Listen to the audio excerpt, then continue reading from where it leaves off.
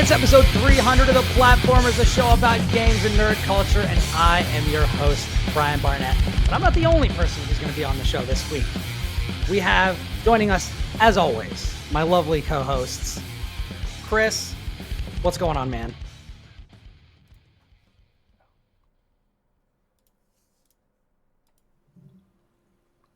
There I am. Hi, I'm Kris Cornelise, aka Delphi, regular pain in the ass. Was waiting for my camera to come on to the Twitch screen. And joining us always is Will. How are you doing, Will? What's up, everybody? How's it going? We got Lucas on deck as well. What's up, gamers? You moved your desk for this. I know. Wait, capital G gamers or lowercase G gamers? Whatever makes you feel the best in your heart. Yeah. And joining us for his Platformers podcast debut, a stranger perhaps to this show, but not to any of the people here. This dude is awesome, and if you were at PAX West, you may have heard him screaming profanities at me from across the Polish party for my Persona partner predilections. It is Cam Hawkins. Oh, you can't make me laugh like that right before, right into me introducing myself. What's up? I'm here. I'm ready to talk about video games, and yeah, you have bad best girl takes in Persona, but you know, that's a whole other thing. The heart wants what the heart wants, Cam. I can't control it. And we're gonna talk about a best girl later on in the show, because I said something, was it last week or the week before, about Shadowheart, and I will say, oh yeah. Now she's not the best girl. I like her though, and I was no-no'd, and in my game she's solid. She's solid as a rock. But anywaes, well, here's the thing. Here's the thing, actually, really quick. So, like, since that point, I did I played a little bit more ball. I did play a little bit more Baldur's Gate, and I was just like, while she's not my favorite, I'm starting to understand why people like her. Like, I definitely understand it. Makoto, I don't understand. You're wrong about Makoto. Well, he is not. Okay, you take that back. Hold on. No. We have litigated this before. No. Begun the waifu wars have. All right. Feels like old times already. We're gonna Persona after that. Yeah, we will get to it. We will get to it. Degenerate. It's a different podcast for a different day, ladies and gentlemen. It is a different podcast for a different day. We are here for a very particular reason, and I will get to that reason as soon as I feel like now we kind of have the spirit of who Cam is. But if you have not seen his stuff before, which, like, shame on you, Cam, introduce yourself to our listeners and viewers and let them know where they might have seen you before. Yeah, in the past, I've done writing for any major video game site you probably know of, IGN, Game Informer, all that stuff. I now, as a full-time job, am a PR marketing manager at Apogee Entertainment. So I'm kind of like on that side, but I am still talking about so I'm not writing about video games. You're not going to see any bylines from me for the foreseeable future. But I am doing stuff with Spawn on Me, with Khalif Adams over there, talking about games and things like that. So I can still stay in that space because I love like giving my opinions on video games, and I don't want that to stop. So that's really exciting. Going into the new year, having gone into the new year, starting to do that, and I'm also writing a book on Kingdom Hearts that's going to come out sometime next year. We'll see when, but it's still very much a work in progress. But that is the window I can give y'all is probably sometime next year. Is there going to be a chapter on Heal on X? Because there should be. Clearly, that was a wild thing that happened yesterday where people started talking about like where they put Shortcut Cure on their controllers for Kingdom Hearts, and some people were saying I can't with some of these people. People were saying not X, and I'm just like, what? Like, that is, the people are like, oh, triangle, and I'm like, because triangle is green and heal is green. I'm like, okay, like that's the most like logical one that I can like understand, even though I disagree with. But then other people are like, oh, square and circle. I'm like, y'all need help. Y'all need help on that. But the meme, y'all need Jesus. This is League of Legends. Do you put your flash on D or F? The discussions all over again. God.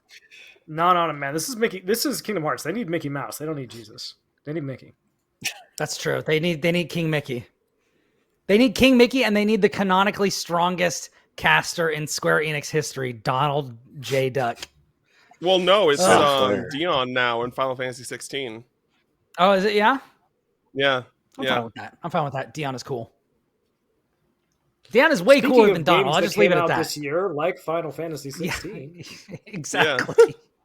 Exactly. All right. Anyways. So with all those introductions aside, now we can get into the nitty gritty. So just so you know, this is the 300th episode of the Platformers Podcast, which I cannot believe. This is crazy. This is wild. And it also happens to coincide with our episode on the Game of the Year 2023. So we're going to be talking about a lot of different things. We're going to be talking about 2023 across the board. We're going to talk about our favorite games. We're going to talk about games that didn't quite reach that top echelon, but are definitely worthy of your consideration. And we're going to talk about the things that we didn't get enough time with, or we didn't quite get to play, but we really want to. And that's where we're going to start. So we're going to start with a category called Missed Connections. So this is going to be each of us. We're going to go through each of the hosts on the show. We're going to talk about games that either we tried and loved, but didn't have time to get back to, and we definitely are going to make it back for them, or ones that we just didn't have time for at all. But this is the category where we're going to be talking about the games that feel like they should have been our stuff and might have been contenders if we played them, but there was just not enough time because 2023 was ridiculous. Like, as we're going to have enough time. We just don't. We don't have enough time. But anyways, I'm going to get us started. And I'm going to get to 6 games real quick. So one is one that I actually intended to get to before the show, but Baldur's Gate 3 just grabbed me by the lapels and said, you got to finish me. And that is Talos Principle 2.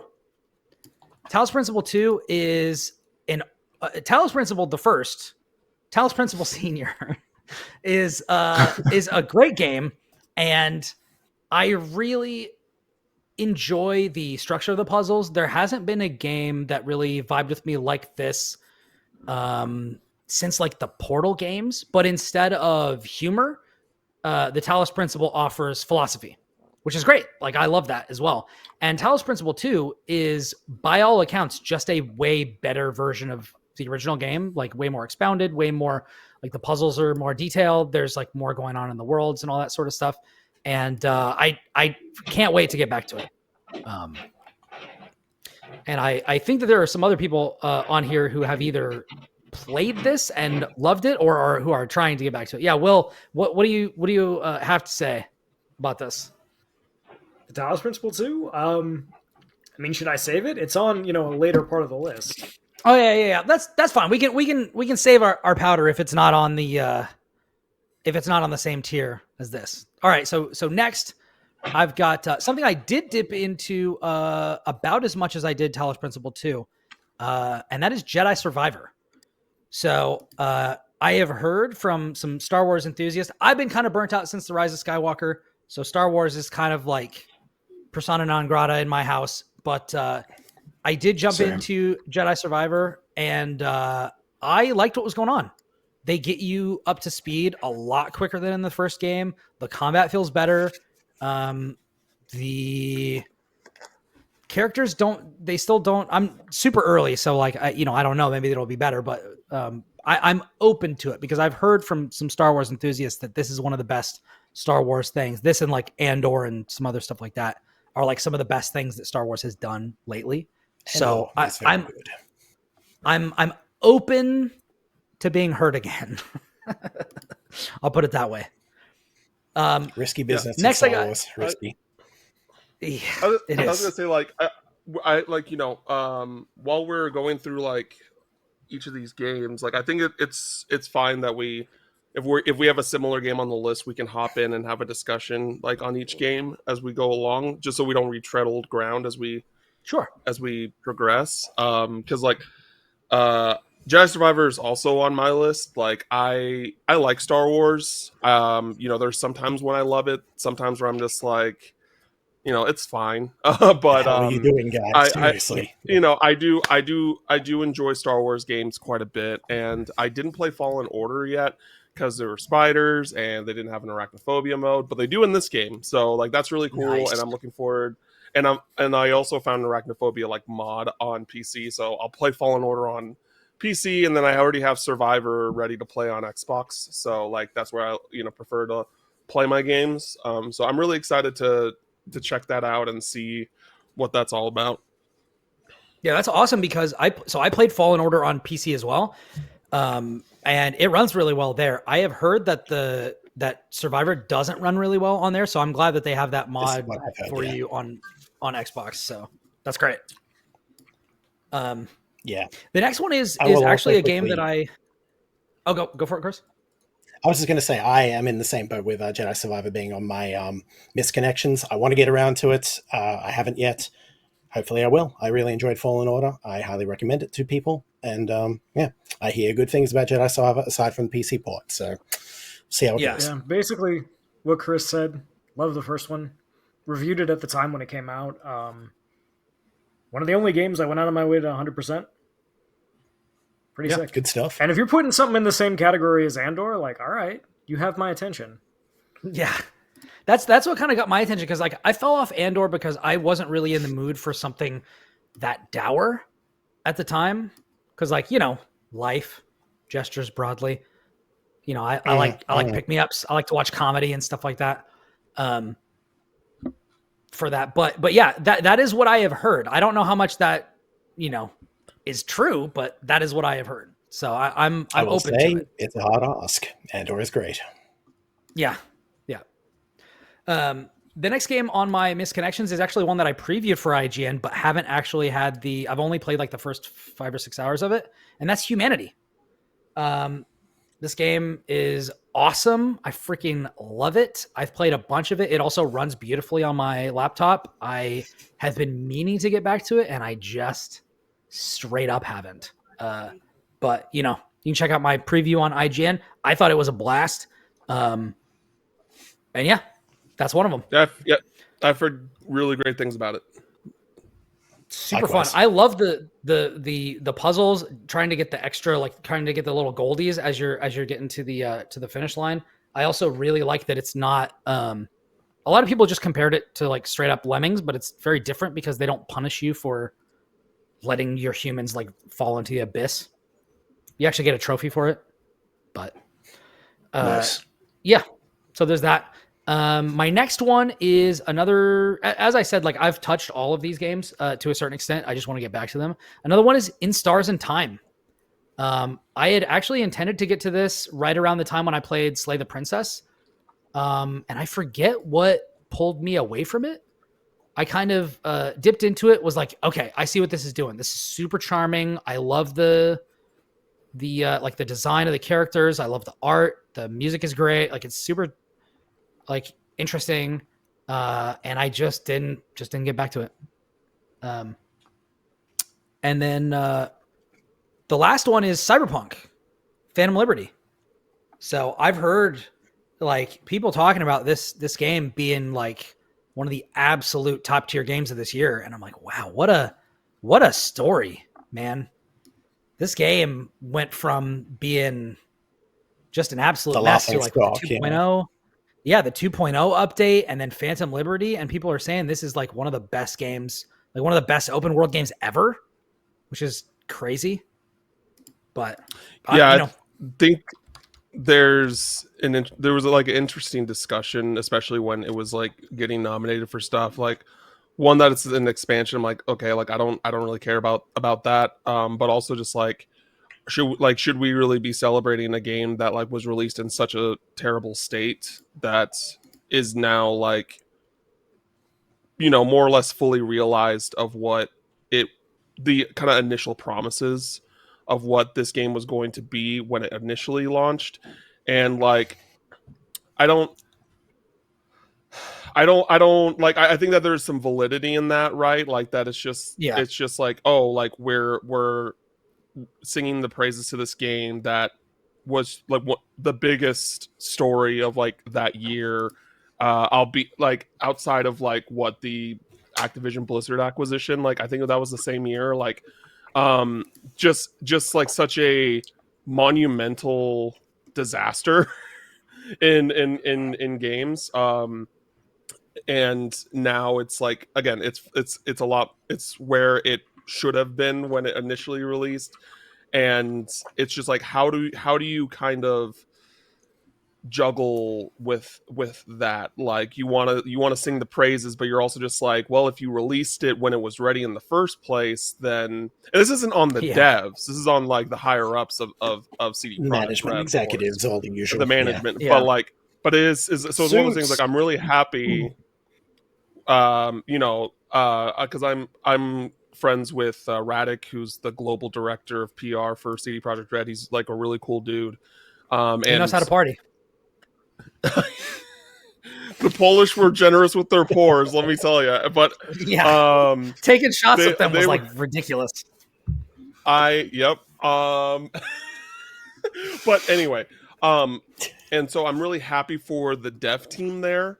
But there is still like that reality of like, hey, y'all release this game in like a unacceptable state for most players, but now it's gotten to this point where like it is like fully realized, and it is like, for me, it was definitely on my short list for game of the year, and I still haven't even gotten to finish it yet. I need to go back and finish it. Likewise. It's one of those things where it's like, of course, celebrate the game for kind of getting back on track, but like giving it a trophy in a category that barely makes sense. That was laughable. That was laughable. Ongoing game, yeah.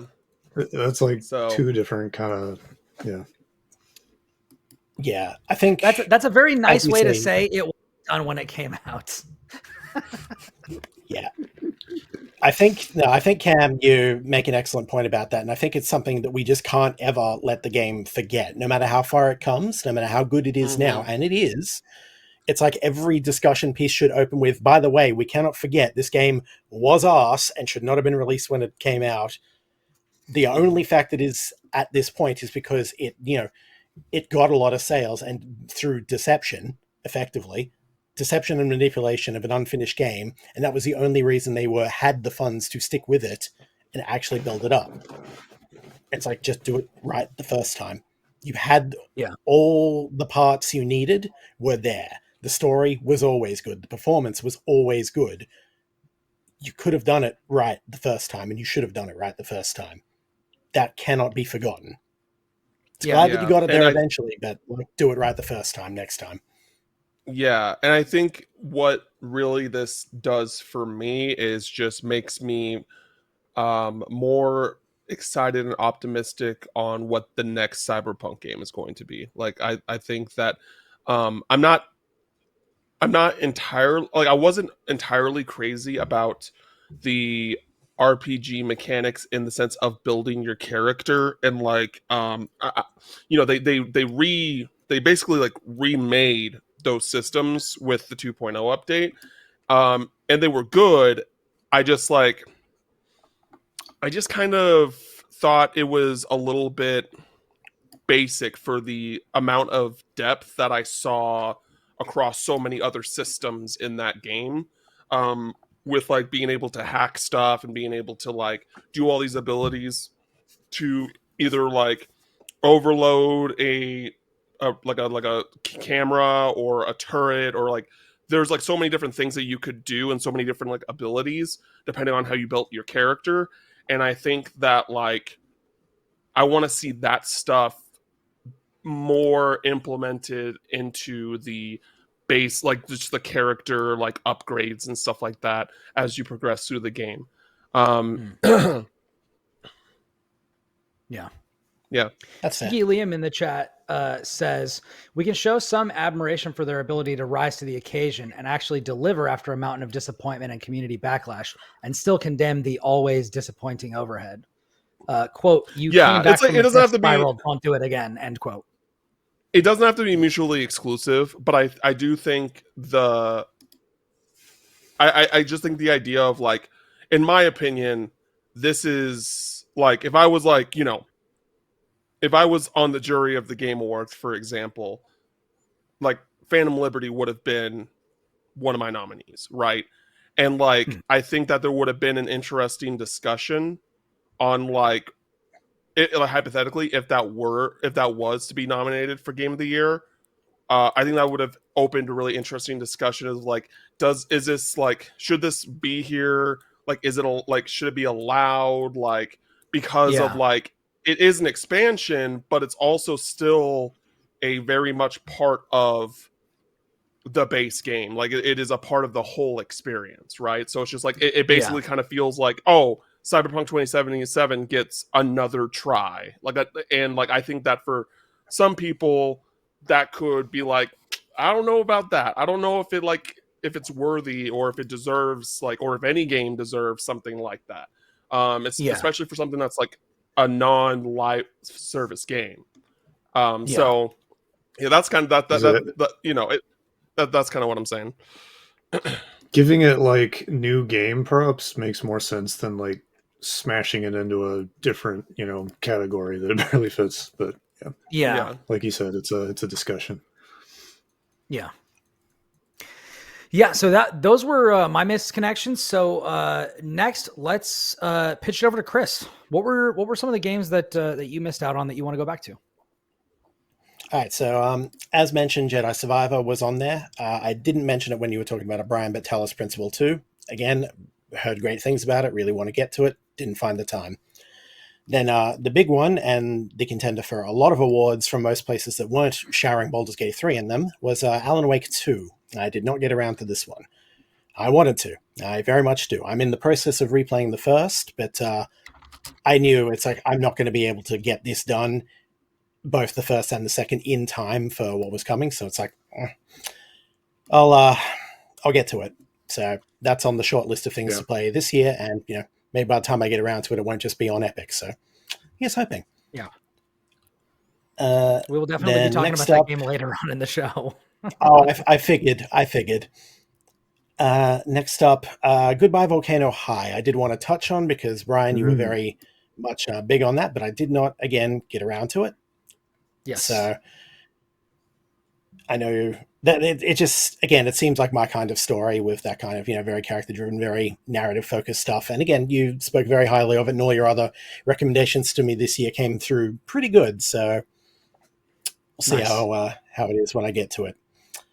Then very quickly... go ahead, sorry. I did want to talk about this actually really quick. So I this is actually a game I wanted to get to too, that I previewed for IGN, and that game was a little bit tough to demo. Like, it's kind of not even like, it's just like a hard game to like kind of just get a splice of it, and it's just like, okay, like, talk about this game, because it's so like narrative focused. And I think that the thing that I thought that was the most interesting about it is that like I graduated high school in 2012. And 2012 was like the year where people thought like there was like this whole idea of like, oh, is the world going to end, right? And like, I got married that year, and that was a conversation then as well. Yeah. Yeah, and while I never just really like, I'm getting married, and then the world is going to end. Yeah, so I never really thought like it would actually happen, but it was just one of those things where like there were like those kind of like conversations like, yo, what if this actually happens? What if we graduate high school and then we're gonna die? You know what I mean? Like, and I that was the thing that like I kind of mostly attached myself to about this game, and so I really do want to go back to it and actually play all the way through it, because even my buddy Ken Shepard, who's a writer over at Kotaku, like, he played the same demo as me, and he really didn't like it. But he still wanted to give it he thought like, again, like it's a hard game to kind of demo off. But then he played it, and now it was one of his favorite games of the year. Like he loves that game. So I'm really excited to take a look into it, like down the line, where I have like a small amount of time where I can try and knock something out really quick.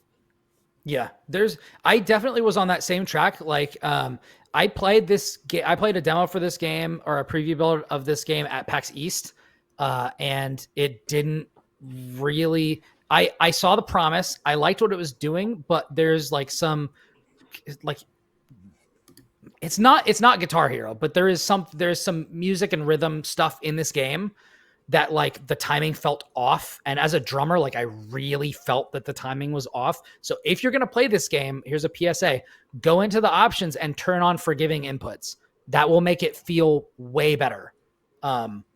So do that. But also, like, when I played it there, I was like, I see the promise, but I don't necessarily. And then when I got the full version to review for this podcast, it really clicked with me. And it also is, I think at the time my review for it said there are many great games this year, but only one made me ugly cry. And it was this one. But this is also, it might not have been this one. I can't remember. But this game did make me cry. I know there was at least one more that I can think of that you ugly cried about. So that was Venba. Oh my god. Yeah, Venba made me ugly cry. This one did make me cry, but it's also like very. This year is it was the pretty first crying. It was clean, organized crying. I cried beautifully. But this is also like the first year that I've actually been like working as a vocalist, and the game is about a vocalist and about singing and about all that sort of stuff. So there were a couple of games that came out this year that are like very kind of felt like they were written to me in a very powerful way. And so that, I'm excited to have you guys play this and talk to you about what you think. So. All right. So with that out of the way, there's two more misconnections I've got. One being, and both of these will, I'm certain, come up again later in the podcast, but FF16, Final Fantasy the 16th. I don't have a PS5. It's getting a PC port eventually. I'll play it then. There you go. And then the Monster Clive. The Monster Clive. Yep. And then the last game is one that they're going to put you in the contraption, dog. And the last one I did actually touch and want to play a lot more of it, because it rules, and not quite played enough to really, give it the full time of day, but that is Armored Core 6. So I played far enough to beat Voltaeus post-nerf, shame. But that, it's like, cool, I didn't get completely filtered. That's important for me. Yeah, it's great. It's beautiful. It's fun. It feels just super rad to play, to tinker with. And just, I really can't wait to get back into it. And yeah, it's good that it's back, really. And with the Dark Souls money thrown behind it at last. And yeah, that's it for misconnections for me. Nice. Will, you're up next. What are the games you want to get back to? So, I mean, there are several games that you guys are going to talk about that I haven't touched yet. I'm just going to stick on the stuff that I started and didn't finish. So I want to get back to Super Mario Wonder. I haven't actually started the full game, but we played enough of it at PAX West that I was like, I got to get to this, and it just didn't happen. There's a copy of it sitting back there somewhere that my wife got me for Christmas, but just haven't had time. But I think it's an excellent platformer based on what we played. It's very colorful. It's very fun. It's very Nintendo. They do Nintendo things. I get happy. Like, cool. Super Mario Wonder. Want to play it. Still haven't finished FF16. Want to go ahead and do that, even though we did do the spoiler cast on it. Just haven't had time to go back to it because there have been other things. Still think it's a pretty great action game. I'm looking forward to being disappointed by that ending. Shout outs to Ben Starr. What an all-time shout outs to Ben Starr, the best thing to come out of that game. Yeah, for real. Also, Hi-Fi Rush, which I think is also like low-key one of the better games this year that Microsoft was just kind of like, here you go, you want this really cool thing, and then it just came out and it was like, where was this? Why did you guys not talk about this? This rules. You put all the money into so, Ghostwire Tokyo for marketing and such, and then you just let this just pop out. I don't know if it was better or worse for it, but this game is amazing. Where is like it's amazing. It's an honorable mention for me. So yeah, it is amazing, and I'm looking forward to talking about it a little bit when we get to honorable mentions. And then finally, Baldur's Gate 3, which again I've played. I'm about 30 hours into it, but that game is like 100 hours long, and I had to make a choice, and that was yeah. And I've been playing it with a friend of mine, so it's also like what we can both play. So those are the ones that I really want to get back to. Yeah. Good stuff. Yeah, we will definitely talk about at least one of those games later, but yeah, it's good stuff. Lucas, what are your misconnections for 2023? Yeah, so unlike y'all so far, mine are all games that I did not touch whatsoever, and deeply regret it, for various reasons. So first up, we got Labyrinth of Galleria, the Moon Society.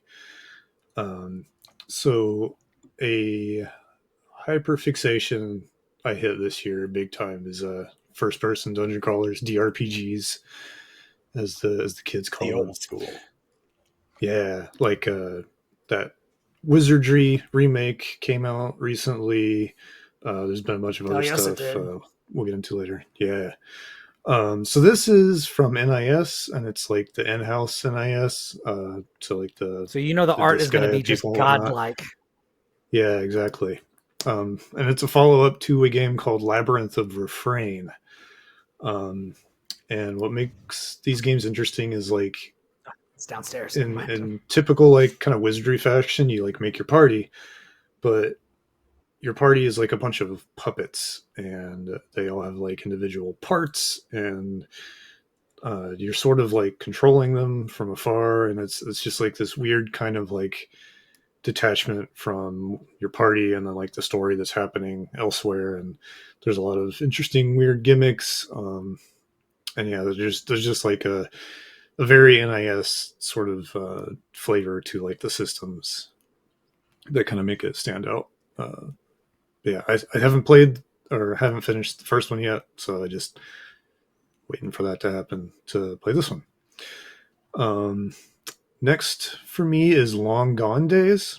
And you guys talking about Goodbye Volcano High reminded me of this, because similar for me, it's like this is one of those games that like pops up in announcement streams for like 2-3 years in a row before it finally comes out, and it's just like, yeah, man, this game looks awesome. And then finally the time it does actually come out, and it's like, oh shit, it's out, and then I don't have time all of a sudden. Yeah, man, I sure would have been like right there to play it the first time I heard of it. Yeah, this is an RPG, and it's very much about like real life war. And I really don't know a whole lot about it, but it looks really cool. The art's really neat. Apparently, like language barriers is a big part of it, and it just seems like a really interesting kind of grounded stuff that you maybe wouldn't expect to see with a game that looks like this. But yeah, I don't really have more insight. Go ahead. Yeah, I've actually been following this game since like it first got like revealed. It's been like in development for I want to say like 5 years now. Like it's been a minute, yeah.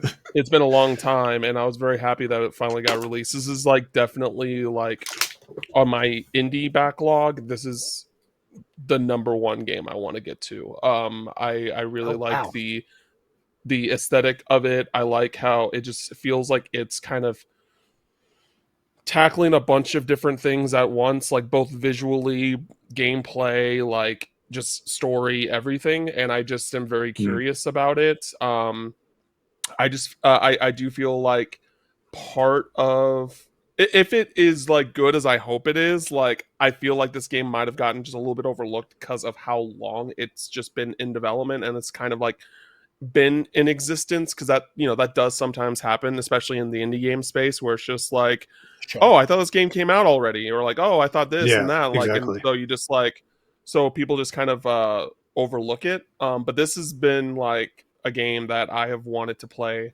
since it was first announced. And this is something that I really want to get to this year. Wow. It Okay. looks excellent just from the trailer. I've played this. I have a review key for this, and I played it and dropped off because you guys hit it on the money. Like it is tackling some like interesting things. The art is great. The thing that had me kind of bounce off it is like I didn't vibe with the combat at all. But yeah, so I'm really interested to see what you guys think of it when you get into it, because like it does have like the characters are interesting. It is also like very. You hear a lot of the time, like boots on the ground when you're talking about like military shooters or like military games, but that's more about like a combat style where you're not doing like wall running and stuff like in Titanfall. It's more like, oh, you're heavy like a actual soldier would be. This is boots on the ground, like thematically, which is you're a grunt in the army, and this isn't like, feel how you want to feel about certain mainstream games that make a ridiculous amount of money every year. But this isn't like propaganda, or this isn't glossy or anything like that. It's dirty and messy, and it gets into the nitty gritty of like the horrors of war and being a person who has to perpetrate these sorts of things. And I feel like from that standpoint, like it's worthy in and of itself. But that's interesting. It looks like it takes itself really seriously in like a really fulfilling kind of way. That's the vibe I get. So next for me, I can kind of blow through these two real quick because I just like they're games I would like to play but didn't. First one is Spider-Man 2, and that's there I think for obvious reasons. It's like the big Sony game. I have ups and downs on this depiction of Spider-Man in general. And they're not my favorite Spider-Man games, but I'm still like really interested in what happens in this one. And Brian really talked it up in ways that made it sound pretty cool. So I want to play it eventually. It's just like, it's a $70 that I did not have the day it came out. So had to cut my losses there. Understandable. It's a great popcorn game. Yeah, exactly. And there will certainly be a time that's perfect for a popcorn game, but not yet. The next one is like, holy shit, the new Detective Pikachu game came out and just completely whizzed right by me. I really enjoyed that first game for what it was. The movie having a child the perfect age for it was a lot of fun. So just like seeing that they got to like kind of revisit the concept and do it again was really cool. And then just it came out and I wasn't there to catch it when it came out of the oven, and then it just flew right by me, and I'm just like, damn it, I sure would love to play this game eventually. And that's it for that. I want to play this as well. I haven't played the first one. Again, Ken Shepard, big Pokemon guy, big Detective Pikachu guy. He's the only person I know that's played this game this year, and he said that it was good. Like, he enjoyed it. He says it felt very much like a part 2 of like, not like a sequel, but like a part 2 of like the Detective Pikachu story. And like it does use some plot threads from the movie in the game, which is interesting. I'm very curious to see how that like translates. But yeah, I definitely like plan on playing this once I have the time to do so. Oh man, is there like a mental place type board in this game? Oh man, maybe a Mind Palace. I might have to play this. I just love Pikachu's voice. Where, while I wait for Alan Wake 3, we're gonna have to play this one. All right, and finally, the part I've been looking forward to the most. Here we go. The moment we've all been waiting for. The final game on my misconnections list is Mon-Yu. Defeat monsters and gain strong weapons and armor. You may be defeated, but don't give up. Become stronger. I believe there will be a day when the heroes defeat the Devil King. Great. Greatest Can we game just name say it ever. right now? That's game title of the year. Can we just say it right now? Done. Oh, yeah. Yeah. There we go. It's the official. This is the official announcement. Game title of the year, the Platformers Podcast, 2023. There we go. Real Shin Megami Tensei, Devil Summoners, Rider Kuzunoha versus Soulless Army, energy here. Who up? Ridiculous. Totally just taking the piss. Oh man. But yeah, like this is another one of those DRPGs. Like I said, this is something I really got into this year. And this is from developer Experience. And this is a really fascinating developer to me, partially because they started out at this small company. They made one of the very first Japanese wizardry spinoffs back in the day on the PS2. And that small developer did not make it past those two wizardry games, but then they started their own thing.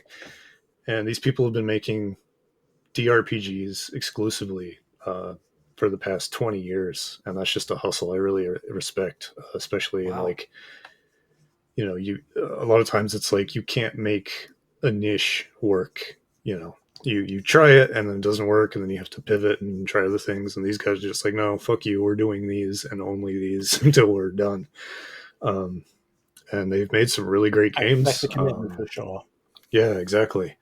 You may have seen Undernauts that came out I think last year.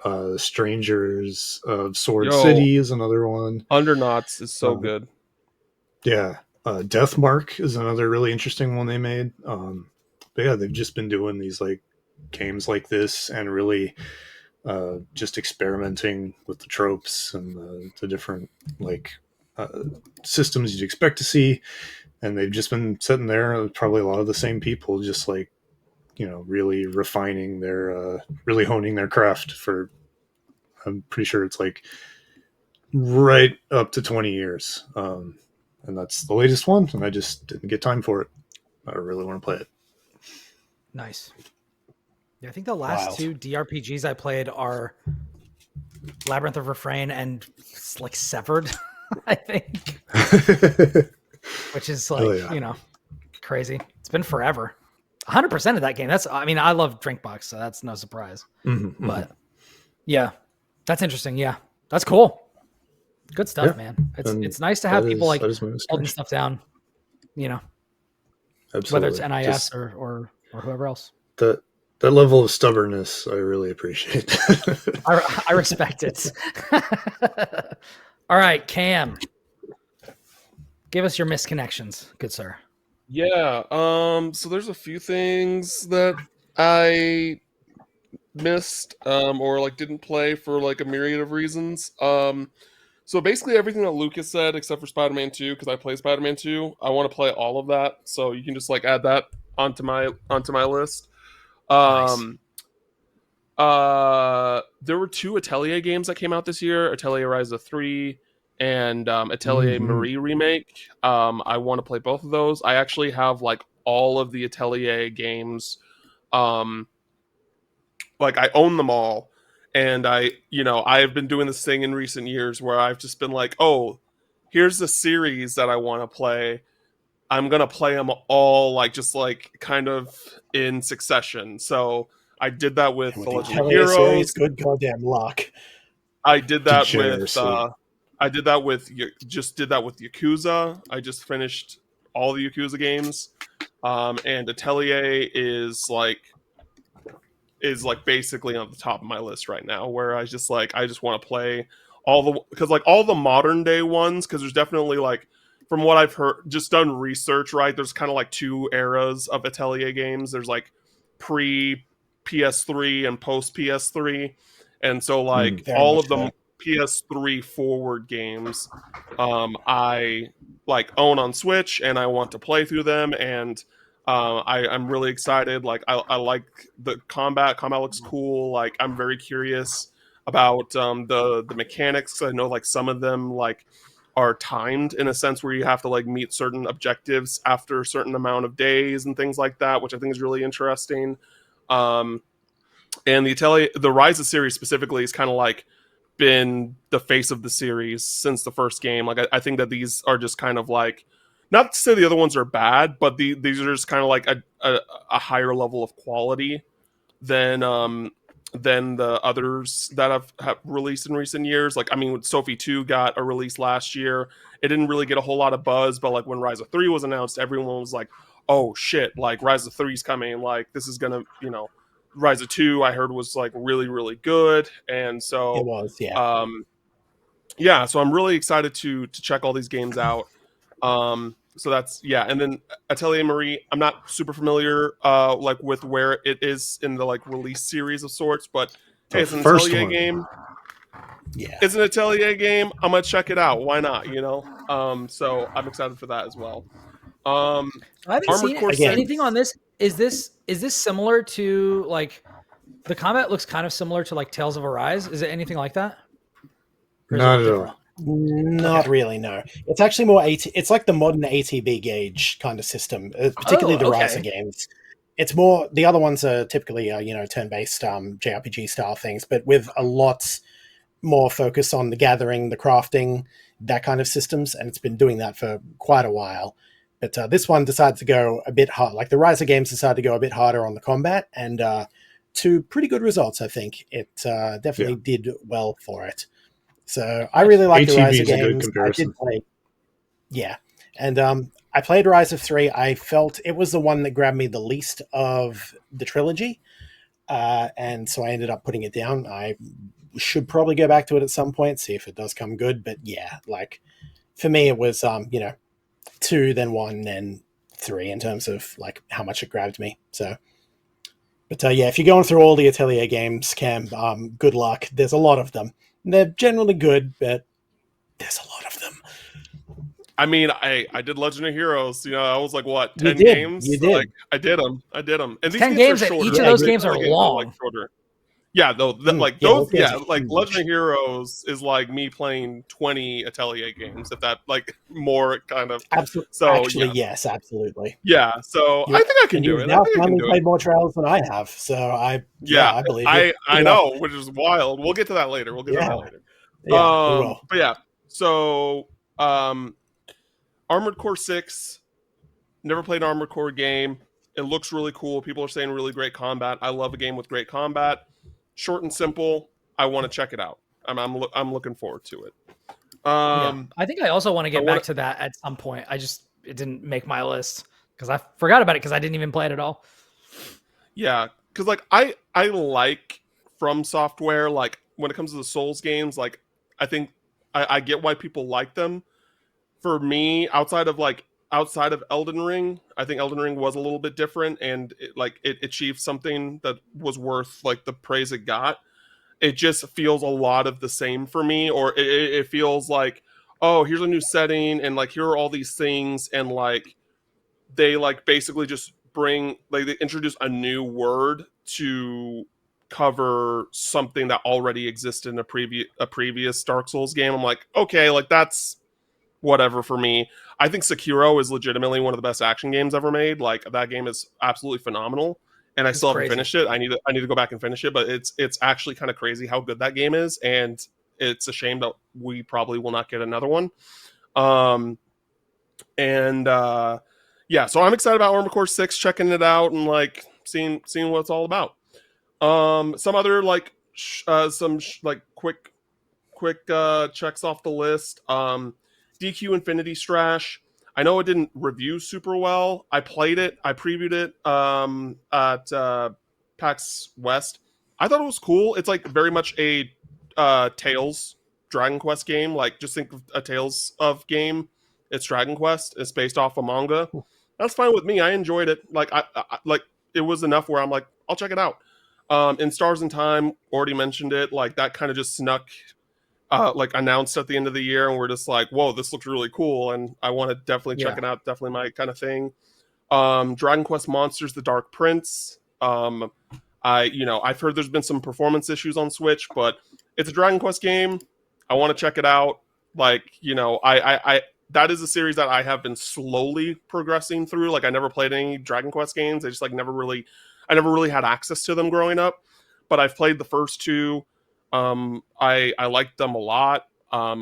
And I know that those aren't like really the two like that get the big praises. So if I liked 1 and 2 that much, I think I'm gonna really enjoy the heavy hitters like 3, 5, 8. Like, I'm really excited for those. As I slowly play through that series, and yeah, Dragon Quest is then, okay.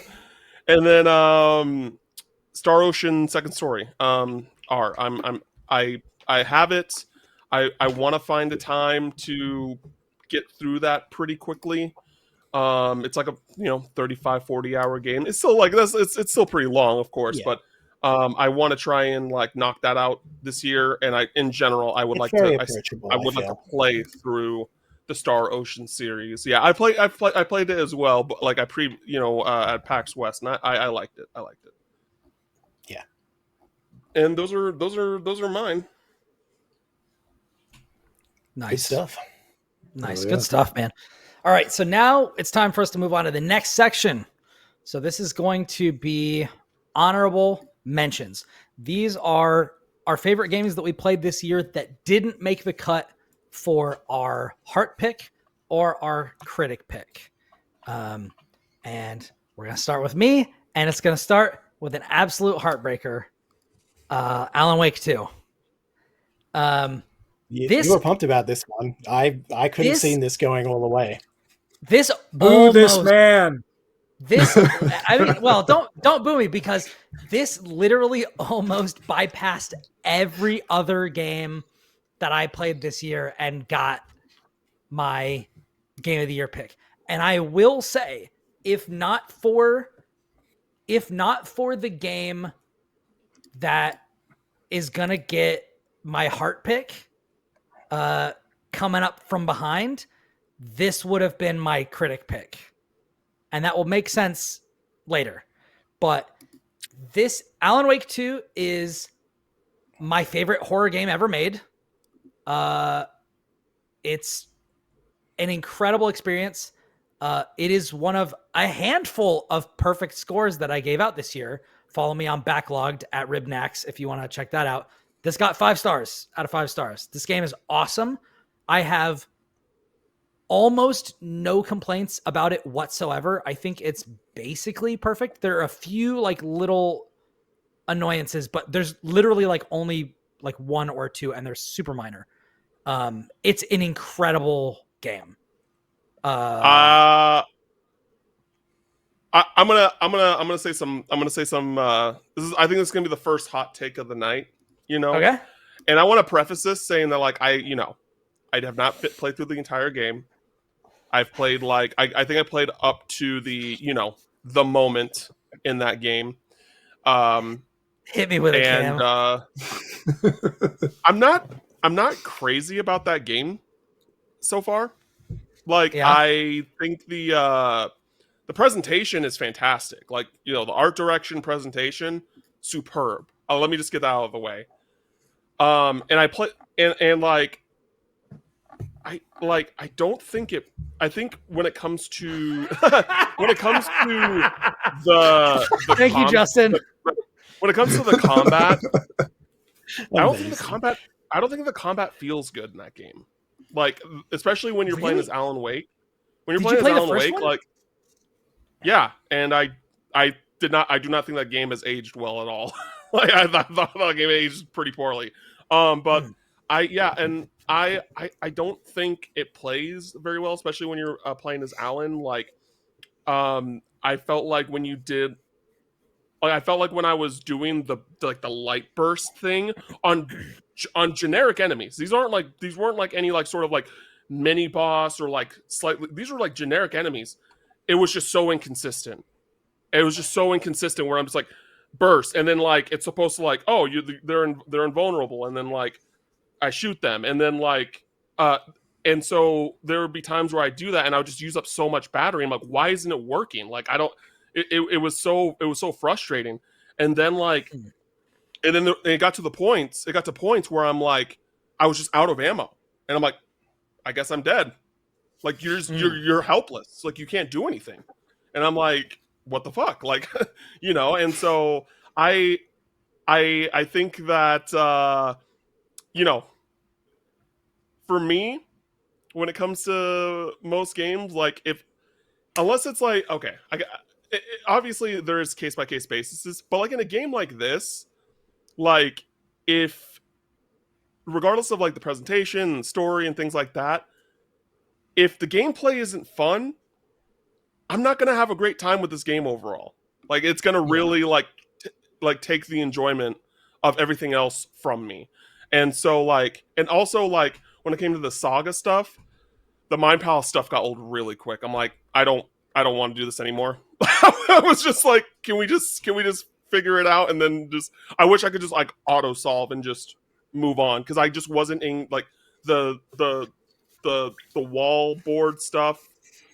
It didn't interest me. It got old really quickly, and I was like, okay, let's just figure it out and let's go to the next thing. And maybe it's just like, hey, this game, those aspects of the game just weren't for me, but I just did not. Those things just did not gravitate towards me, and I know I'm still relatively early in this game, and if I'm feeling this way about some pretty fundamental gameplay elements, I don't know how I'm going to feel about playing through the rest of the game. And so that's kind of where I'm at, because I was interested in the story stuff of the first Alan Wake. That was the thing that really gravitated me into playing the second one, outside of people, giving the praises of it when the reviews came out. And so I haven't really like openly said to anyone yet, like, hey, I don't know if I like this game. I don't know if I enjoy this game. And so, which makes me upset, because I played, because Control was another one where like I liked Control, but like when people said it was a Game of the Year nominee, I thought that was the wildest thing I've ever heard. I was like, that literally got my Game of the Year that year. For saying that. Yeah, no, that's no. When IGN, for example, gave Control Game of the Year, I was just like, am I just in a different headspace? Like, again, like there was some fun stuff about it, but it just didn't feel like there was like a lot of inconsistencies in like the combat and the movement and like all these things that were just so, to me, fundamental, that like, it's cool, the presentation was cool, and like, there was really great art direction that Remedy has been known for a few games now, but if the game isn't fun to play, or if it's inconsistent, or it doesn't like that stuff takes away like my enjoyment of a game, like I guess more than most people, I guess is the best way to explain it. And so that's how like I have felt about Alan Wake 2 so far. Again, there's some great stuff in there, I'm not gonna lie. I'm not trying to discount that, but there was just the gameplay just really kind of put a bad taste in my mouth. I want to go back and finish it, but also because of how I feel, it's not like a priority for me right now. Like I think once Control 2 comes out, or because that's probably going to be their next game, once they announce Control 2 and Control 2 gets close to launch, that'll probably be the point where I'm like, okay, let's go back to Alan Wake 2. I want to finish Alan Wake 2 and go from there. Yeah. Brian, you activated this man's trap card. I did. And I have some things to say about this, because I was right there with you, Cam, on the Mind Place stuff. One thing that I learned is that if you solve the stuff in the world without going to the Mind Place, when you pop in there, it'll just auto fill all of that stuff where it should go. And she'll just be like, okay, I did that, we're moving on. Because like I found that to be a little bit fiddly. There's also stuff, and I am a much bigger fan of what was going on with Saga than I was with Alan. In fact, I played all of her stuff just like start to finish without even going to him until I needed to.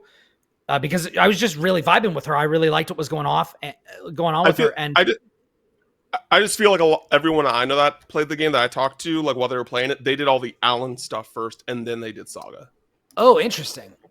Yeah. No, I found her stuff way more interesting. I found his stuff a little bit more fiddly, and also like dealing with like setting scenes in his kind of areas was kind of a little lackluster in a way. Like I liked what it was doing, and I liked the vibe when you did the right thing, but the kind of like series of trial of error stuff that you could find yourself in if you were like looking for one particular thing, or if you were trying to be more completionist, did get like a little annoying, particularly because there's no fast travel. I mean, there's like the driving from area to area, but like if you want to go from like, there's a scene in a hotel, and if you want to go from one floor to another, you got to run and you got to remember where the stairs were and whether you could actually get there from here. And that like got a little annoying, but I will also say like, I definitely did find the combat a little bit lackluster early on, but it's because I missed a gun. Actually, I missed 2 guns early on, and then I had to go back and get them because I was like talking to somebody and they're like, yeah, you know, you're supposed to like have this. And I was like, wait, what? I literally only have the pistol right now.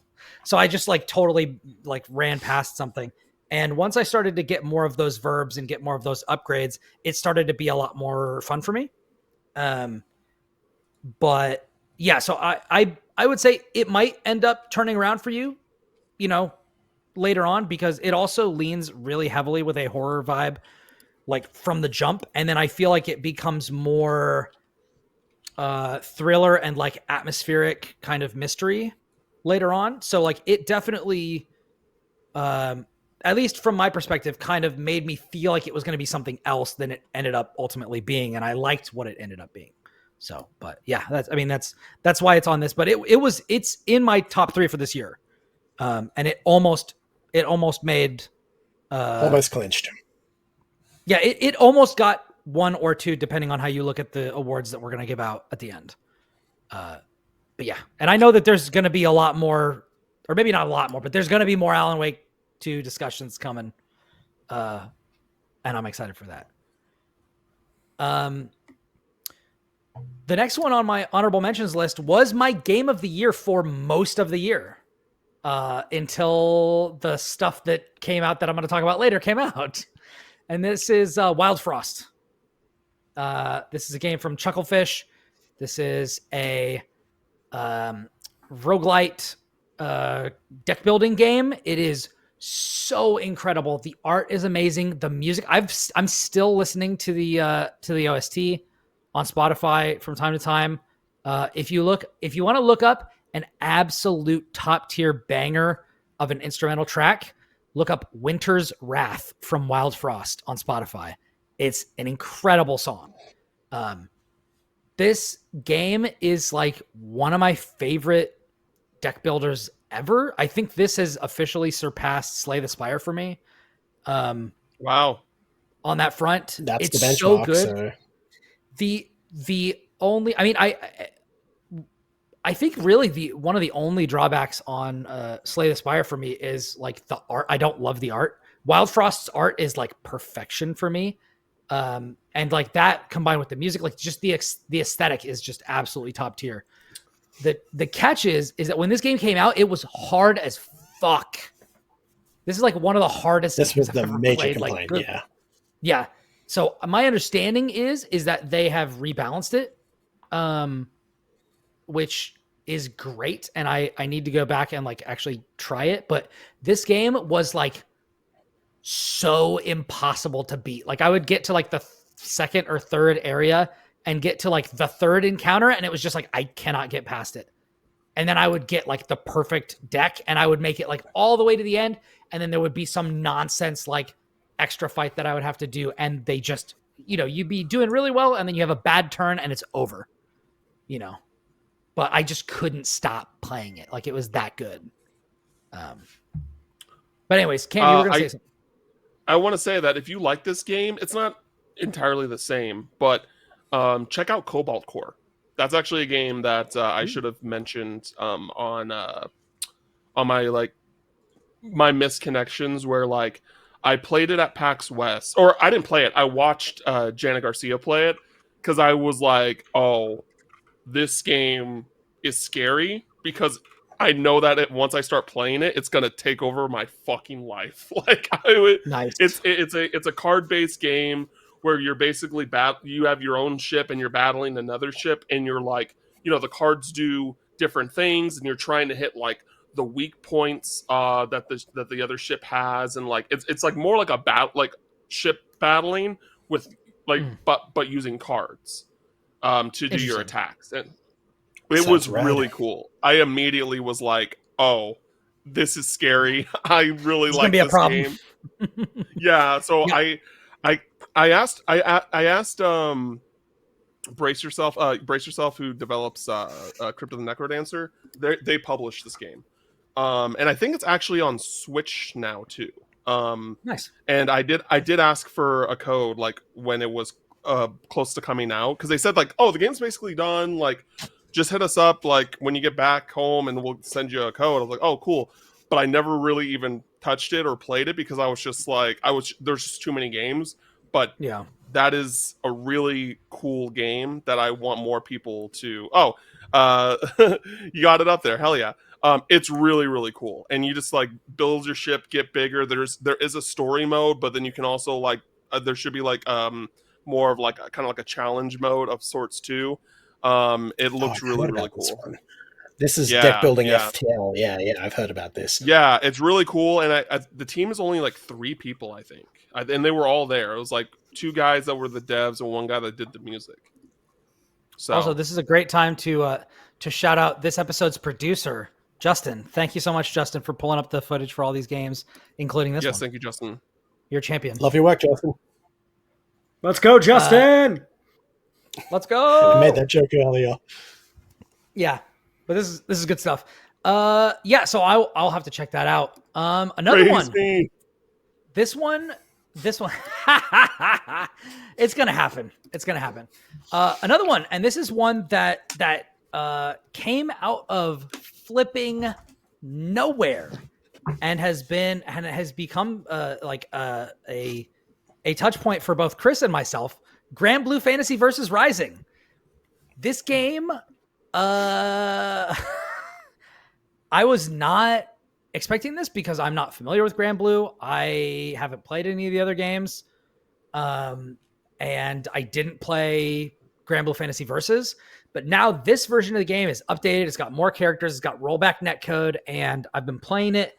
And I cannot stop thinking about it. I love this game. This is one of my favorite fighting games right now. And it is so fun. It is one of those games where I will hit Kris up, and he lives in Australia. So we're making these connections either in the morning or at night for me. And it's like, all right, let's hop in the lobby. Let's play. And before we know, 2 or 3 hours have just disappeared. 2 or 3 hours, 50 matches, and the skin on my thumb. Yeah. It's a good game. It's real good. Yeah, it's great. Like, and it's been really, really cool to jump into this game that I know nothing about. I don't know anything about the IP, and just that not mattering, because it's just about getting into the games, win or lose. It's just about having a good time, which is not something that I can say, like, as a fighting game enthusiast, that's not something I can say about every fighting game. Like, some games and some characters you can play, and whether you win or lose or whatever, you're just having a great time. And that's definitely how this game feels to me. You know, whether I'm playing my claw boy, Seox, or whether I'm shooting people with Zeta beams from across the screen, I'm having a blast, you know? And so this is absolutely one of the best fighting games that's come out in recent memory. And I can't wait to play more. The 2 DLC characters that have been announced, I can't wait to try. Like, it's awesome. It's awesome. 100%. This was a short list for hot pick right up until the final moment for me. Absolutely. Just did not expect this to click as well as it did, but I love it. It's the most I've clicked with a fighting game since something in the Soul Calibur franchise, which is basically my go-to for that. And it's just really good. As you say, it's fun, win or lose. It's pretty. It's got a really good roster. It's approachable, but doesn't like sacrifice the skill ceiling to do so, which is a huge thing as well. And yeah, had a blast. Want to go back to it. Yeah. And 2B's coming. Yes, 2B Oh, is yeah, coming. she is. And she looks so good. She's Her doomed sword to be a is guest character in other people's fighting games. enormous. Her sword is Forever and enormous. I'm Yes, really her sword is enormous. Chris, I'm really curious to see if 2B replaces Zeta for me. Because like her normals are That'll be just interesting. so huge. Which is like I don't understand why they didn't do like what is it, A9 or something like that? Or AB? A2. A2. A2? A2. Might be A2. The long haired girl with like the giant Yeah. sword. Yeah. A2. Yep, A2. She's awesome. She's the better She's- character, but 2B is the face, so it is what it is. Yeah. Yeah. It's a shame. But you know, we do what we must. Maybe she'll get a costume. That would be cool. Maybe. One That'd thing be I've cool. noticed about Granblue, they do love their costumes. The costume for They do. Siegfried is incredible. I'm not playing as Siegfried. I'm playing as Cecil from Final Fantasy IV. Don't talk to me. But Or Artorias from Dark Souls, or you or know, Guts from Artorias. Berserk. Actually, Artorias is a really good comparison. That's actually probably a better one. But I saw that helmet and I was like, oh, this guy's a Final Fantasy Dark Knight. Oh, here we Yeah, go. Here it's we go. very We got epic. 2B. We got the 2B Yeah. footage.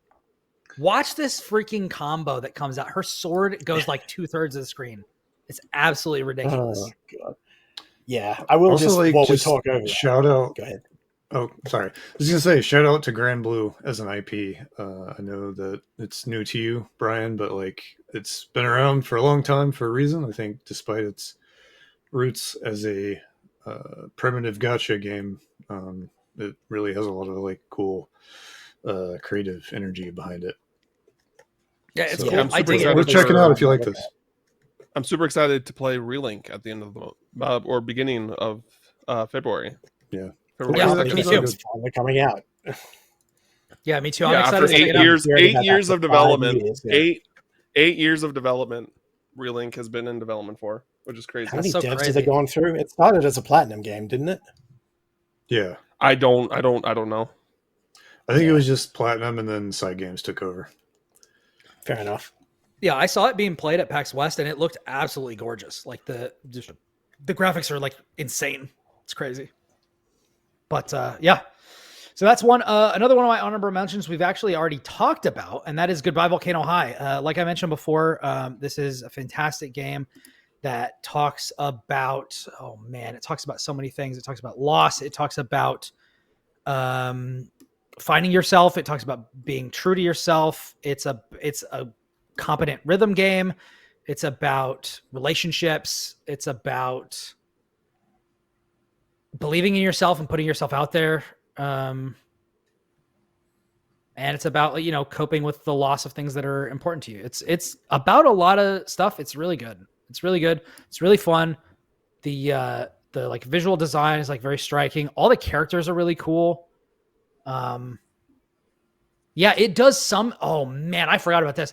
It does some things with dialogue choices, with like the way that it highlights the different options and kind of the effects that it puts over different options, that really makes you feel about saying the things that you could say that the character feels, which is something that I hadn't really seen done before, where like if the character is really nervous to say something, like something will be like juddery, or maybe it'll blink out, or it won't become an option for a second and then it'll come back. And then you can kind of see through the presentation, Oh, that's cool. the character is like, should I say this? Maybe. Yeah, I need to say this. No, I can't say this. Oh, maybe I'll word it some other way. And like the options will like just change.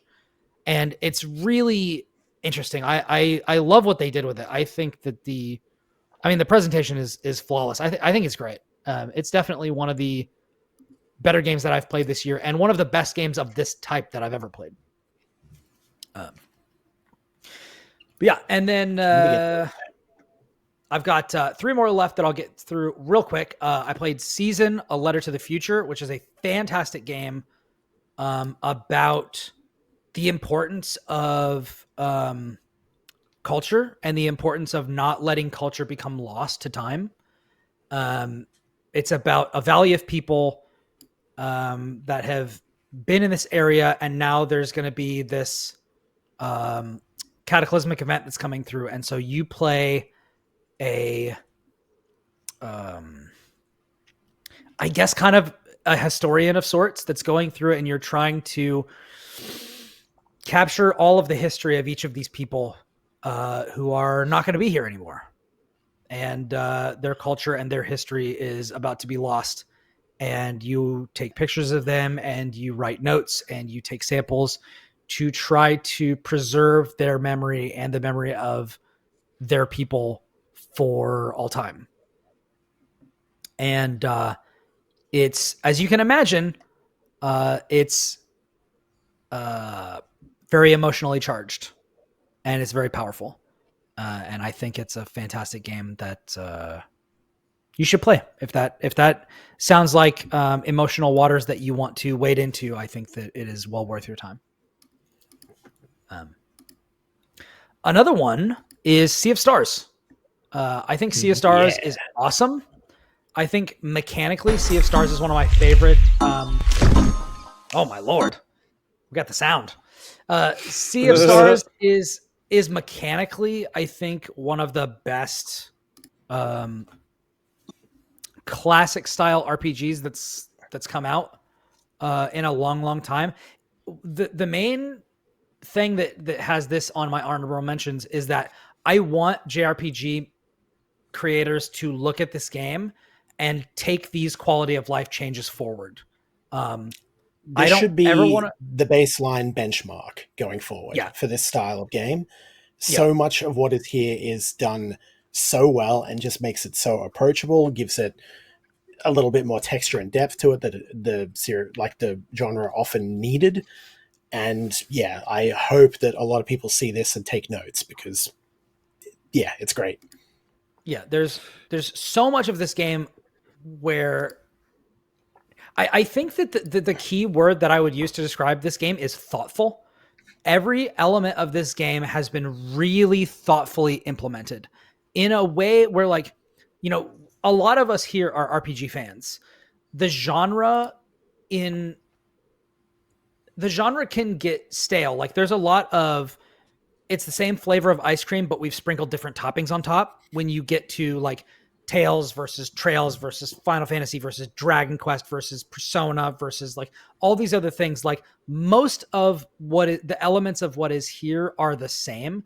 And a lot of times, like, the improvements won't be for the genre as a whole. They'll be for like specific entries of a series. So like Persona 5 will have different things than Persona 4 or Persona 3, but it won't necessarily move the genre forward. Whereas Sea of Stars, I feel like with its broad sweeping quality of life improvements over the genre as a whole, like adding more interactability to the combat, a la, you know, Legend of Dragoon or something like that, with like precision execution on the skills, having your basic melee attacks fill a function of giving you some of your MP back or giving you like a charge that you can use to do like an empowered attack and these sorts of things. Having, when your characters die, you can raise them early or you can just wait and then they'll just come back. Like, there's a lot of things right here where, like, I feel like Sabotage looked at, okay, we're going to examine every aspect of RPG games and ask ourselves, why is this here? Does this need to be here? And is there a way to meaningfully improve on this? And they basically improved on like everything in a way where I'm just like, if I play another like kind of bog standard RPG that doesn't have a lot of these quality of life improvements, I'm imagining myself getting frustrated real quick, because to me, I'm kind of like, okay, Sabotage kind of solved a lot of problems. And basically that's all I want to say. Like I found the plot to be interesting. Although I know we've talked about the writing not being like necessarily super forefront, but I think that it does have cool characters. I think that it does have really cool things that it does with like its universe. But mainly it's just like, this moved the genre forward.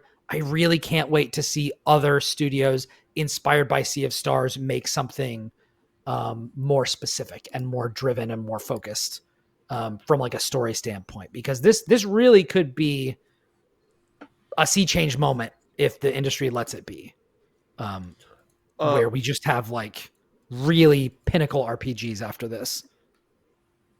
I agree with most of what you said. Sea of Stars is also on my honorable mentions. I probably it's like I think it like critically it is like on my short list for game of the year. Like I think that like it is some again like if I was on the Game Awards jury, I would have nominated Sea of Stars for game of the year. It's not perfect, but I Yeah. do think that like even with the year of Baldur's Gate 3, I think Garl is the best character of this year. Not even close. It's not a competition. It's not a discussion because he is no because the he is what makes that entire story work in I every agree. aspect. Like and it's not like it's not even like beating the game. It's like you have to complete the game. You have to complete the game to like see everything that that character has to offer and why like that fundamentally that game does not work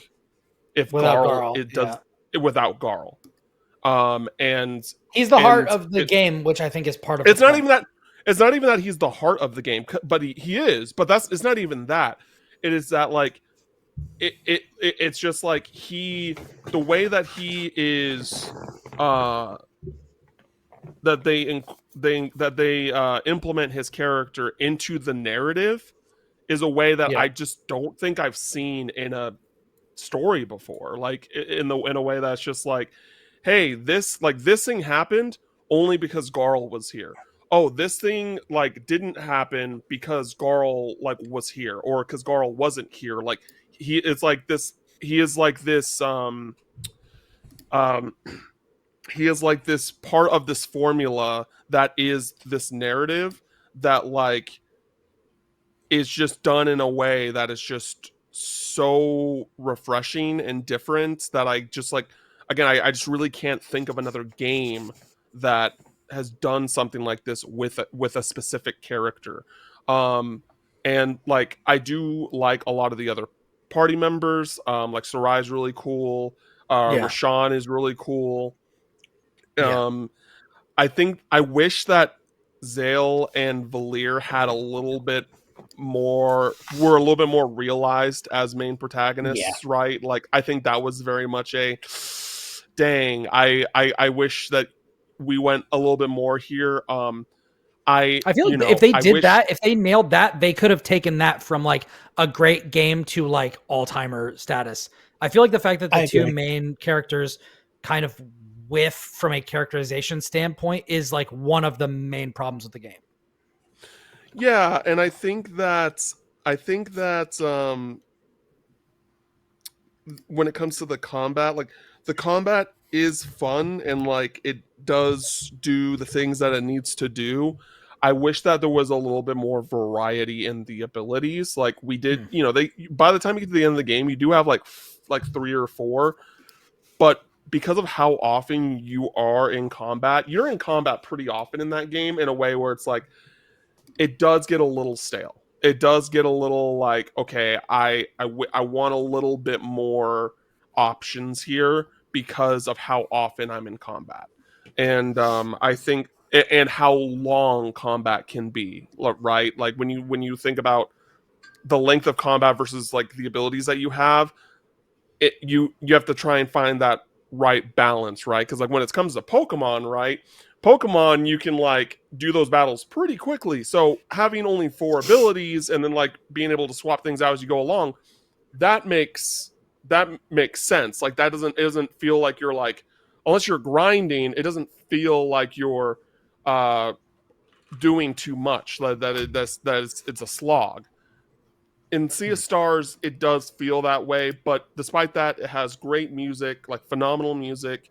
I love the variety in boss battles. Like the boss battles are so good in this game. Incredibly memorable moments. Again, a lot of stuff with Garl, and like that's just like the thing is that you just can't like really talk about this game at depth without like spoiling what makes Garl so special. And then like when you're literally traveling the Sea of Stars, like that Yeah. was like the probably the most memorable moments for That was a me. Like masterstroke moment right there for sure. yeah, it was so good. So it again still has its issues, still has some stuff where it's like, oh, you have to like collect the rainbow conches. I'm like, I don't want to do that. There's like, oh, you got to do this. I don't really want to do that. So it's not it's not perfect, but you can definitely tell that there recommend it. Yeah, there's a lot of you should do it, because when you complete the game, you have to complete the game to get the full experience. Like, did you like Brian? Did you complete the game? Like, did you? I did do not all get the to like the true ending and all that sort of stuff. No. Oh, well, that's why you feel this way about Garl. That's all I'll say. Like, Well, I feel positive about Garl. I know, but like, if you saw the rest of the game, the true ending, the gold path, you would be like, oh yeah. You would agree with me. Maybe I'll have to go back, but like I don't see him beating Karlach as character of the year. I'm just gonna put it that way. Oh, listen, I love Karlach. I haven't finished Baldur's Gate 3, but I already know Karlach is best girl. That's my best girl. If you didn't finish, like, trust me, dude.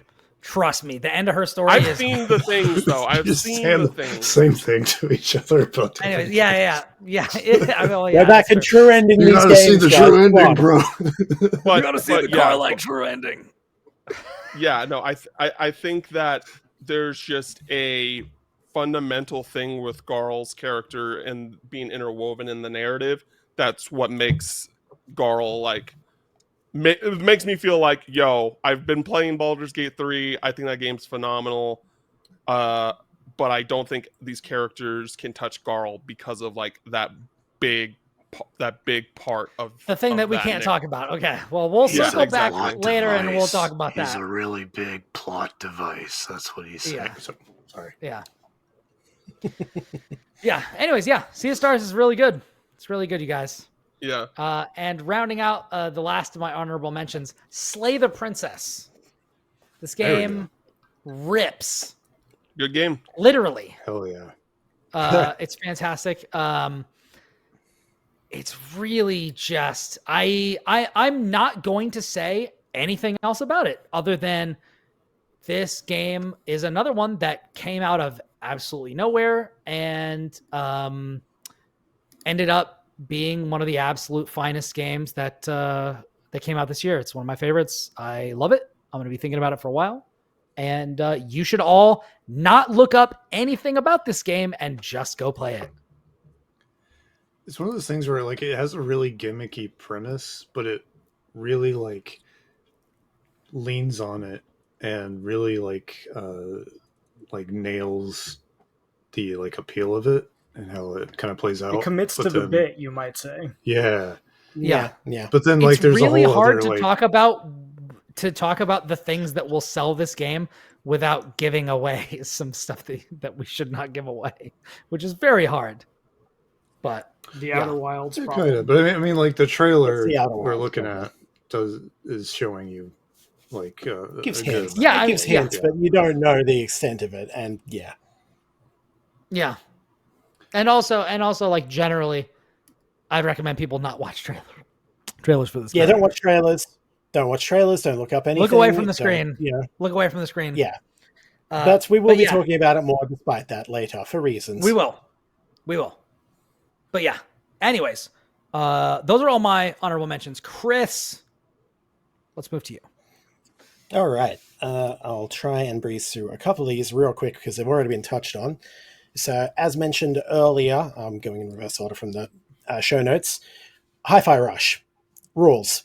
Didn't play as much of it as I would like, but played more of it than I did Armored Core. It's awesome. It sounds great. It looks great. It plays great. I really dig the premise. There's nothing else quite like it in terms of, character action plus rhythm game. And fantastic. Just came out of nowhere. Early start to the year. And yeah, I really want to go back and play it multiple times, in fact. And the reason I didn't is the main reason I don't with a lot of these character action games is that I get compelled to get really good ranks. And it's like, okay, but I could do that better then, and then just get stuck in place and spin my wheels and then just go, I'll come back later. So game rules, so yeah, awesome. This is a great year for hyphenates. This is we got Hi-Fi Rush, which is the character action plus rhythm, And then we got Goodbye Volcano High, which is the visual novel plus rhythm. So Mhm. if you like rhythm games Rhythm. in your other genre, then If you got the it's a rhythm. good year. Good year for you. Lucas, your what's that hot Lucas? take? Yeah. All right. So, Hi-Fi Rush, everything in the whole game is timed to the music, is like the God of War, no cuts, except it's not bullshit. Yeah. That's facts. That's Yeah, right. facts. That's facts. That's facts. I don't think that's a hot take. I think that's pretty cool. Why would you say something so controversial? It's so brave. Yeah. It's so cool. Just every little animation and everything that happens in the cutscene just timed with the music, and you can just like it's not subtle, but it's so cool that it's not subtle. Yeah. Yeah. And it, It's- and it, there- it encourages you to get into it as well, because it's like, yeah, I want to do Mhm. well. I want to stick to the rhythm. I want to, do all that. It's just And you're rewarded really for good. doing it. Yeah. Absolutely. It's But it's not, very but you're also interesting not punished too bad for not. You can just Yes. enjoy it without. Yeah. One thing I think is really interesting that just came to my mind is a lot of games or movies or television shows will have characters point out stuff that sucks. They'll be like, oh man, this again. Like you'll get into a fight in like an RPG or an action game or something like that. And they'll be like, why can't I lose these guys? And it's like pointing out when something is not good as if that like fixes it, which it doesn't. Lampshading a So- problem does not fix the problem. Go and fix the problem if you identify this. Please. Exactly. Yeah. But Hi-Fi Rush is like the opposite. They're not pointing out things that suck. They're drawing your attention to a thing that's really cool and then continuing to do that cool thing. And Yeah. it's one thing to like do something well. It's another thing to, like Usher, say, watch this, and then actually nail it. You know what I mean? Mm-hmm. It's like a call. It's like Babe Ruth's called shot, or like, all right, I'm gonna do varial kickflip into dark slide down this 20 stair rail. Watch me do it, And then doing you it. actually stick the landing. It's like that's like a whole nother. It's one thing to like do something well. It's another thing to show off that you're doing something well, call it out, and then nail it. Like that's To have that very kind impressive. of confidence. Yeah. And that's like hi-fi rush.txt, I think, Mm. which is cool. Yeah. Tango nailed this one. Absolutely. Mhm. Let's see. Next on my list, I'll skip one to go to Street Fighter 6. I think we've touched about it this time yet, but it's very good. It's right out the gate. It is probably the most complete package that a Street Fighter has had on launch, because there's been some very shaky launches and took a while to get there. But yeah, it's really good. The mechanics are fairly solid. It's the presentation and sound and style is on point. Really glad I got there. This is There's only my here boy on as the a screen. precursor. You got But on I'm the only wrong bringing this up train now. to Memphis. But I'm only bringing this here because it's... God damn it. One day Chris will be Yeah, allowed to shout out- speak. No, it's not even that. I'm just laughing too hard. But yeah, that said, this game is only here on my list because I feel like Granblue did everything I like about Street Fighter better for me. So it kind of got supplanted at the last minute. But I've Wow. still got to give shout outs because it's good. I'm glad to see it back. I wish the World Tour mode wasn't so grindy and dull. It's a good Yeah. concept, but oh boy. Yeah, it's rough. yeah. That is the weak point of that game. That and the microtransactions, which are out of control. Yeah, the microtransactions and the skins and presentation and everything, it really digs into the goodwill that game earned from me. So that sucks. But again, and then, yeah, Granblue is then next on my list as a very close, almost heart pick because, yeah, it took everything Street Fighter 6 did for me and then did it in a way that personally I enjoyed more. So most fun I've had in a fighting game for a while. So, yeah. Next on my list is Dredge. this one, again, another early one in the year that kind of took off in terms of like indie game, gets big attention, and deservedly so. It was really cool. It's a little fishing boat game or whatever, where it's eldritch horrors and Lovecraftian as hell. And it nails the atmosphere, it nails the vibe, the writing, the tone. All of it is pretty much just pitch perfect from start to finish. It's got decent variety and intrigue and mystery in how it does things, and I was compelled pretty much the whole way through, and then has a really, really neat ending that is genre appropriate no matter whether you get the good or the bad one. And yeah, had a blast. Haven't checked the DLC for that one yet. I hear it's more of the same, but adds a new area and such to it that just slots in nicely. But yeah, very good game. If you haven't heard anything about it, check it out. I highly recommend it. Did anyone else here play it, or? I did not play it. I heard amazing things about it, but so far as I know, it does not have a no scary creatures that come from the sea mode, because that would probably just be a different game. Yeah, it would be. Yeah, isn't that crossing over with the fellow Dave the Diver? Yeah, Dave the Diver. Yeah, that one I didn't get to, but yeah. So that was Dredge, and again, recommended. So next up is Warhammer 40k Rogue Trader, the latest CRPG by Owlcat Games, who did the 2 Pathfinder games. I have still not finished this game because it is monstrously large, but it is awesome. It is buggy and it is janky, but it is awesome. And yeah, I really dig what they're doing in terms of like aesthetic and writing. It's really sharp. It's improved on a lot of things that Owlcat Games have been working on improving in general. It's 40k is its own animal entirely, and I love it for all of its ridiculous over-the-top extraness. And this one does Rogue Trader does a really good job of nailing that and putting you in there, and without feeling completely disempowering or anything like that, because yeah, you're kind of hardcore as far as characters in that setting go. Rogue Traders be. So yeah, looking forward to getting back to that one, and we'll get to it at some point soon. And unfortunately, this one probably got overshadowed in the CRPG space because this game called Baldur's Gate 3 happened. A couple of people have been talking about it. Tiny little indie game, Baldur's Gate 3. You've never heard of it. Yeah, multi-dollar company. You know how it is.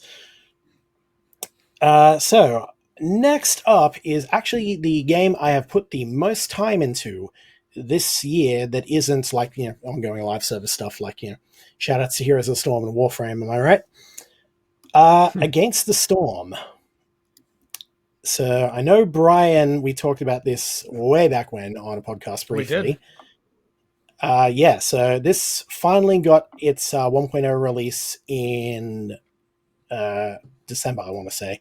So it's freshly off the presses and such, but it was in early access, came out in early access previous year, and the devs were very forward and said, so here's the roadmap, here's what we want to add to it. We're going to update this every Friday, every second Friday. And then they did that for the entire early access period without fail, hitting everything on their roadmap in a timely fashion, adjusting things based on feedback, adding extra stuff, and just improving the game every step of the way. So I really want to give shout outs to them for that, because super impressive.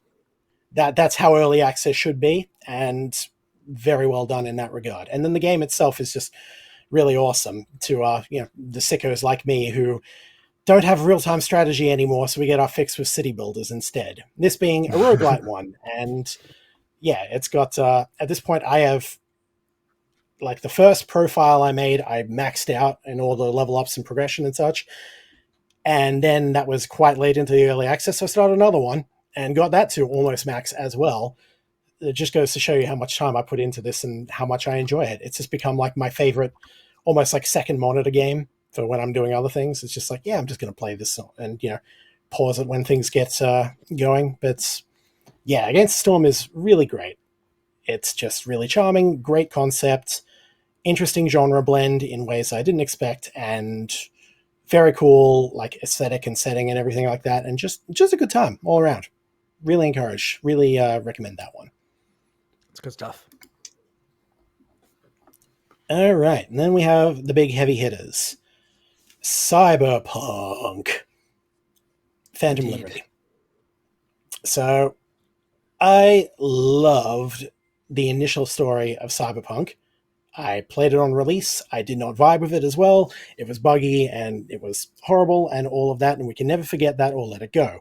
I then came back to it about 18 months back, or 18 months after that point, and while it was slightly improved and still a bit janky, I really connected with the story and the characters and the world in ways that I was not expecting, and just followed that through to the conclusion and just was really impressed by what they had managed to do. And it was really did suck that it got overshadowed by the everything, and that in a lot of ways the story does not match the game. They did not make the right game for this kind of narrative story, just because like that's a long story in and of itself, right?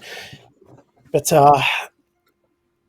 yeah, and then they did the 2.0 update, and I went right back in and played it all again and had even more fun. Like, the systems now do so much more to deliver the promise that was initially there. The various builds and such are much more interesting, engaging, and not just, plus 1% more better a stat. And it's really, really good what they've done with the base system. And then to top it off, the Phantom Liberty expansion, the new area and gimmicks and such included in that. I'm still in the process of getting through that, which is why it's probably not higher, but I did consider it for a while because what's there is just super, super impressive. It's always really compelling to just inhabit the character that is V and just explore this world and talk to the people in it and go through those adventures. It's fascinating and compelling in a way few other games are. And there's a lot of effort put into like little moments and character things because of its first person nature, in where conversations are, the way they're framed, the way characters move around and look and everything. They put so much effort into how it presents in the best possible ways. And there's nothing else quite like it. And it really is good that the game eventually did get to shine as it should have been released like that in the first place. CDPR management. Get on that. Great game. Love it. Can't wait to get back to it. Judy is my homegirl. Nice. I'm a Pan Am guy. Sorry. I respect it. Like, there's no wrong answer here, right? I respect it. Let's see. Next up, harkening back to the long spoiler cast we had on this Platformers podcast a while back, Diablo the 4th. This, I don't know why. Okay, I take that back. I know exactly why it gets the flack it gets, but I do not want that to completely overshadow what is here. The campaign in Diablo 4 makes up for so many of the shortcomings of the live service, and they are shortcomings, right? Like, I can't argue that the seasonal model has taken its time to get going. The always online stuff doesn't necessarily add a lot, but everything else about this game is fucking impressive. The way it looks, the visuals, the tone, the aesthetic, the music, the sound. Ralph Ineson, Year of Ralph Ineson, absolutely kicking it off. The story is really well written, does gothic and does like oppressive and moody and bleak without feeling completely hopeless. And it just manages to land in a really good balance and a bittersweet tone that's, frankly, I was just like, I'm super impressed. This came out after Diablo 3 and everything else, Activision Blizzard has done, which we must not forget, or for, not hold them accountable for it. But, ye gods, this was a game. And I'll probably go back to it, in another season or so. I did play the first season, but it was just too fresh, I feel. So I didn't click with it as well, and it wasn't all that much to it in terms of new stuff. But man, this was a hell of a campaign, and I really enjoyed it, and I'm still thinking about it. So yeah, shout outs. Great game. Yeah, it's a really fun game. I've been doing this lately in the season journey and stuff. I've been meeting up with Josh and Elaine, some friends of mine, and just kind of hanging out for a few hours at night, running around and doing kind of seasons journey stuff. And it's been a really fun kind of like chill but not mindless game to play and hang out with people, which has been really cool. So I dig that. It definitely fills its own niche. I don't know that this is one of those games. I feel like at this point, it's not one of those games that I'm going to play by myself.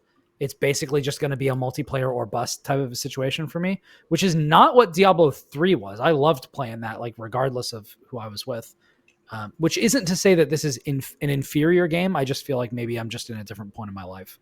But yeah, it is definitely one of the best games that's come out, and I do feel like it has been improved a lot, particularly in this season. And we'll see what happens going forward. I would have played a lot more Diablo 4 if there was an arachnophobia mode, because I was really enjoying that game. I knew there were spiders in it, and I was just like, I can't do this. Can't do this. But I was like, I would have played so much of that game. Like I was like, oh, yep, these are doing all the right things for me. And then I was just Blizzard like, nope. Loves its spiders. Yep. So unfortunate. Yeah, they really do, and that's a shame. Like there, in Diablo 3, there was like an entire zone that was like almost oops, all spiders. Like, you know what I mean? Yeah. Yeah. It's just like, damn, like you gotta have love for my dude Cam over here. Come on. Good. To Chris's point about like everything that went on with like Activision, Blizzard, you know, I mean, it wasn't just happening this year, but we certainly heard about it all this year. It feels like a miracle that that game came out on time when they finally had a release date in the shape it came out. Like everything about Diablo 4 and, you know, like the press and stuff before that just had disaster written all over it. Just from like the revolving door of like creative leads to scuttlebutt about like development restarting twice or whatever. It's just like it's crazy that it shipped in the shape it did. Like in the same conversation we're having with Cyberpunk, where that game was a disaster when it came out. This game, that's what we were all like expecting for Diablo 4, but yeah, exactly. Yeah. Instead, they reserved that for Overwatch 2. Yeah. Hey, I had to get. I love Overwatch 2. But Overwatch it's trash. You can at least accept the fact that so much of it is a failed product, no matter how fun the core was, which they've just taken from one and made arguably worse. So yeah. That's for another podcast. That's for another podcast. Yeah. We'll have you back for that one, Cam. We'll you know, you can craft your thesis on this one, and we'll definitely decisions were made. Yeah. Is that the last of your honorable mentions, or do you have one more? I got one more. It's again, little game you might have heard of, The Gate of Baldur's the Third. I've heard that one. Yeah, I've spent many a podcast dunking on a lot of aspects of this. I've spent many a podcast praising a lot of aspects of it. And I don't think, again, I still stand where I stand on. I don't think it is the overwhelming, undisputed masterpiece that everyone seems to claim or think it is, both in terms of just CRPG generalness and what it actually is itself. There are flaws, there are problems, there are issues, particularly in Act 3, where just all sorts of writing problems kick in and are committed, and it just ground down the whole experience for me. But those first two acts I had so much fun with at pretty much every stage, both in the early access and in the actual game, solo or multiplayer. Good or evil, however I've managed to play it and fuck around with it, it's great fun, and I have to give it credit where it's due. They have done really well in that regard. I just wish they had stuck the landing for me. And that's what it boils down to. Game's great, though. I'm so excited to talk about this game later. I've been wanting to sit you down and talk about this for ages, and we don't have the time for it. We won't have the time for it this week, but I will do a TLDR, and then next week we'll really get into the nitty-gritty. We'll really get into it. All right. Yeah. But yeah, that's barring a few unfortunates I've probably forgotten about. Shout outs to you if you know. Other than that, that's me. That's honorable mentions for me. So if there's a couple of omissions there, well, you probably have an idea of what's coming up next. So over to you, Will. You've been sitting patiently. Hit us. I have been very patient. So the funny thing is, Kris talked about a lot of the things that I'm also going to throw up for honorable mentions, but I'm going to do it for different reasons, I think, in a lot of cases. So I will stick with the stuff that's been talked about it and go through it pretty quickly to add on why I think those games are special. So I'll start with Street Fighter 6. I think we're just in a renaissance for fighting games. I think, Tekken 8's around the corner. Granblue is really good. We've got Strive still going strong. We have, Evo DBZ hosting retro games. Yeah, in like DBFZ just got rolled back. Marvel 3 was at Evo this year. We're in a great time to be playing fighting. Melty Blood is cool. The new Unis is around the corner. It really is just like a great time to be a fan of fighting games. And I think Street Fighter 6, while not my favorite 2D fighter by any stretch, and I have some problems with the way that it does things, I think it's deserves its flowers for, making it accessible to people to just pick up and play, having really good teaching tools, excellent online, and just being very, very user-friendly in a lot of ways. There are things about it that I don't like, which is why it's not higher. I don't like the menu system. I don't particularly care for Drive Rush as a mechanic. And I think the story mode is terrible. Straight up, absolutely terrible. I think World Tour sucks. The biggest disappointment for me. It's such a good promise, I think it... But... Yeah, it has some really cool ideas. It's a great way to learn the game if you've never played a fighting game before, but if I wanted to go play a bad Yakuza game, I could just go play a Yakuza game and have more fun. You could just go play Yakuza 5, yeah. Yeah, I could just go play a bad Yakuza game and have more fun. But I do think it does a lot of stuff really well, and it has exceptional netcode. So shout out to Street Fighter 6. Also, in the same thing of stuff that has been talked about, Diablo 4 should have been a disaster. By every conceivable metric, should have been a disaster, and it isn't. It is really good, really well made. I think the story they told was really excellent. I wrote about this for Into the Spine's End of the Year wrap up, where I said, Diablo 4 is about a game that asks you who you are after you lose, because Diablo is a very bleak series, right? You don't win in Diablo. Winning is you get to keep going. Trust all the inevitable, yeah. Yeah, you hold off the worst possible thing, but it's still really bad. And I think as one notable series from this year said, getting old means we're still here. Yeah. There's no long-term winning in Diablo. Everything in Sanctuary is terrible all the time, but you can have little victories, and I think that Blizzard did a really good job of introducing us to characters that I definitely cared about. Year of Ralph Ineson, telling a really compelling story in that universe that was both bleak and hopeful at the same time, and darkly kind of beautiful. going back, in a lot of ways, and going back to what made Diablo 2 feel the way that it felt in terms of tone. I talked about this at the time, but I think this is the kind of the sequel tonally that people wanted for Diablo 2, and they nailed it. 100%. It is a really well-made game, and they've gotten better about doing the seasonal stuff. The first one was kind of hit and miss, and they've listened, and it's gotten better. So shout-outs to Blizzard for making a sequel that was good, that should have basically been impossible, because it's Diablo. People are going to complain no matter what you do, and it was good. Yeah. So, absolutely. On to the other thing that people have talked about, and then I can talk about stuff that nobody else has talked about yet. Hi-Fi Rush. Hi-Fi Rush is awesome. That is a game for sickos in the best possible way. It is a rhythm game. It is an action game. It's funny. It's beautiful. It's got kick-ass music. It is oddly heartfelt. It has a ton of replay value, great boss fights. It does everything that it does really, really well, and is an extremely focused game. We've kind of lost the idea of like the AA game, you know, the really focused game that does not have maybe the biggest production values or all this other stuff, but it does what it does really well. And that's kind of what Hi-Fi Rush is, while managing to be a very good character action game in a very unique way that has all this rhythm stuff that, you know, you don't have to engage with it, but it's there if you want it. And that leads to a lot of replayability, a lot of really cool stuff. So shout outs to Tango Gameworks, who has never made a game like that for out of the park home run first try.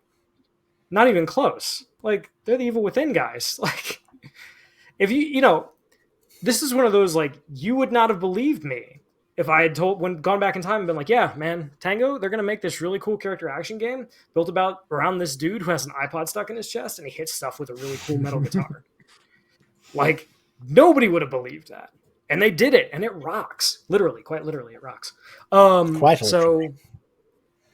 literally. So shout outs to Hi-Fi Rush, which I think people are still kind of sleeping on in this conversation because of the way this year is, but really great game. Yeah. And then I get to talk about stuff that nobody else has talked about yet. Yay. So I'm going to talk about Cocoon. This is really weird. Yeah. A lot of this is like, I would have talked about these, but I realized that my honorable mentions was like out of control long and other people were talking about them. So I was like, I gotta cut this. Yeah. This is going to be too long. I culled a whole bunch. So yeah. Yeah. And I don't want to keep the people here longer than we have to, but Cocoon, is amazing. It is so good. It is like when you talk about game design that is really good at showing you and teaching you, it has no dialogue. It has no text of any kind. You just play it.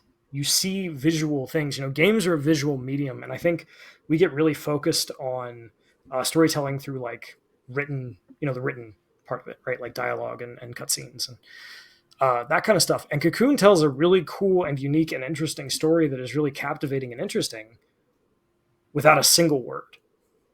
While also being one of the most like mind-bending puzzle games you'll ever play. Orbs within orbs within orbs. You know, if you know, you know. Oops, all orbs. And the fact that it does all this without having to tell you anything. It can just show you like a scenario and you're like, oh, I understand. I have to do this. Right? Like the art of the puzzle game is that it tricks you into thinking you're smart when these puzzles are designed to be solved. Right? Like that's the marker of a brilliant puzzle game is you feel smart, but these things are designed to be conquered.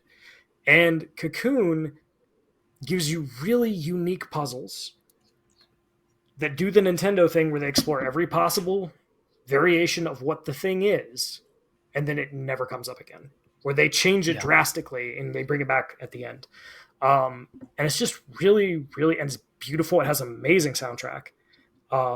It does everything that it does really, really well, and it's only like 6 hours long.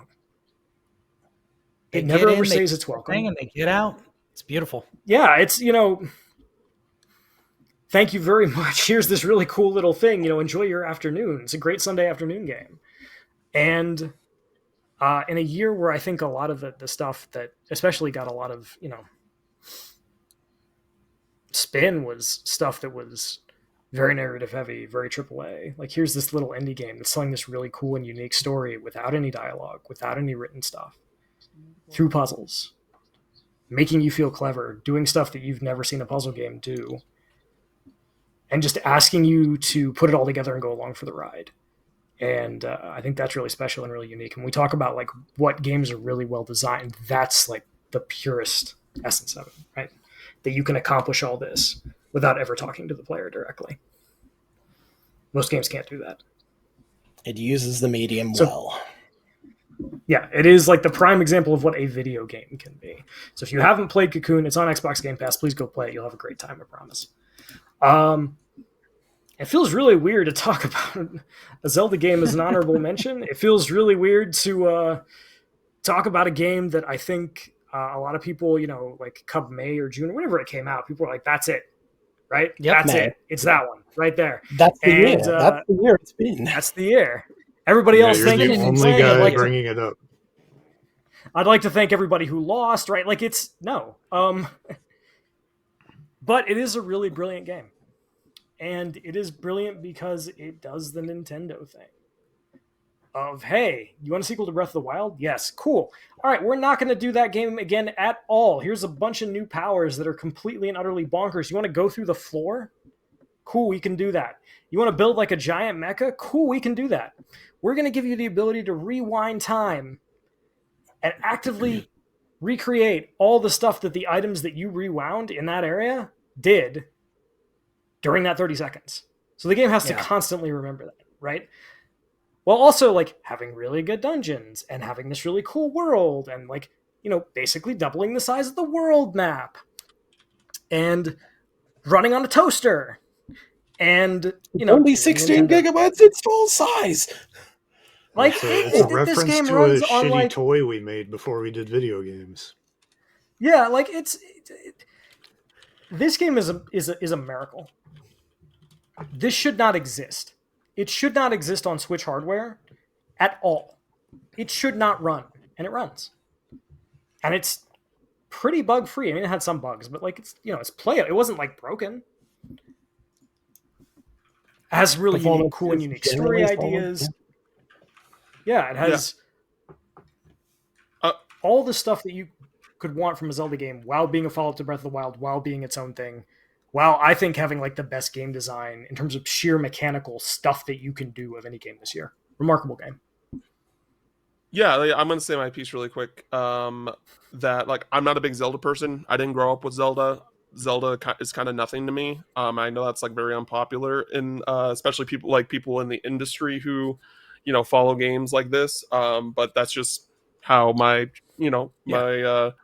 childhood was, and I didn't really care for Breath of the Wild. I think it's a vastly overrated game. Having like actually played a good amount of it now, that I think that like my opinion like did get higher the more I was more positive. I'm more positive on it now than I've ever was, but I still think that I have a lot of issues with that game. And I'm with you on this game fixes or remedies a lot of that. Not everything, but a lot of that, where I genuinely had a great time exploring Hyrule, and like, you know, I'm still not done with it. I want to go back and finish it. It's such a massive undertaking of a game. You know, I loved how that they again, that a lot of the stuff that they heard from criticisms, even if like some people that like really loved the game disagreed with, they like compromised with stuff. Like they didn't like it wasn't like a, hey, we're going to answer all of, you know, the negative comments about Breath of the Wild. We're going to meet in the middle with y'all. We're going to like introduce new things that will make those things that you disliked in Breath of the Wild more approachable without completely removing or completely changing those things. And that's what I think you know, worked out for the best. I know in my opinion, I know that some people still like prefer Breath of the Wild, but I like the, you know, the different like gadgets and stuff that you can do and fuse and like and create, and it feels like a lot. It just feels like a more fun and engaging adventure in this world than what I got in Breath of the Wild. And you know, again, it's not perfect for me, but I had a really, really great time playing it. I'm looking forward to going back to it and seeing everything through. Yeah. And I think, you know, that's one thing that I heard a lot about this game throughout the years. Was this was a lot of people's first Zelda, right? They'd never played a Zelda game. They hadn't played Breath of the Wild, you know, or like this was the game that really like it, you know, this is what clicked for me, right? Like this is the one. I get it now. And I think, you know, I don't think necessarily we should design games around the player. I think we should give the player really interesting choices to make and see what they do. Yeah, sure. Like build a big sandbox, right? Like, and that's what this is. It is the biggest possible sandbox. Here's all these really cool tools.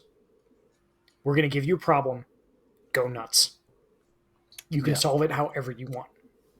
I adored basically all the puzzle shrines in this game for exactly that reason. That was where it shone to me. Yeah. And I think a big thing. I was just gonna say I really liked the shrines in this game, but I didn't really care for the shrines in the first game.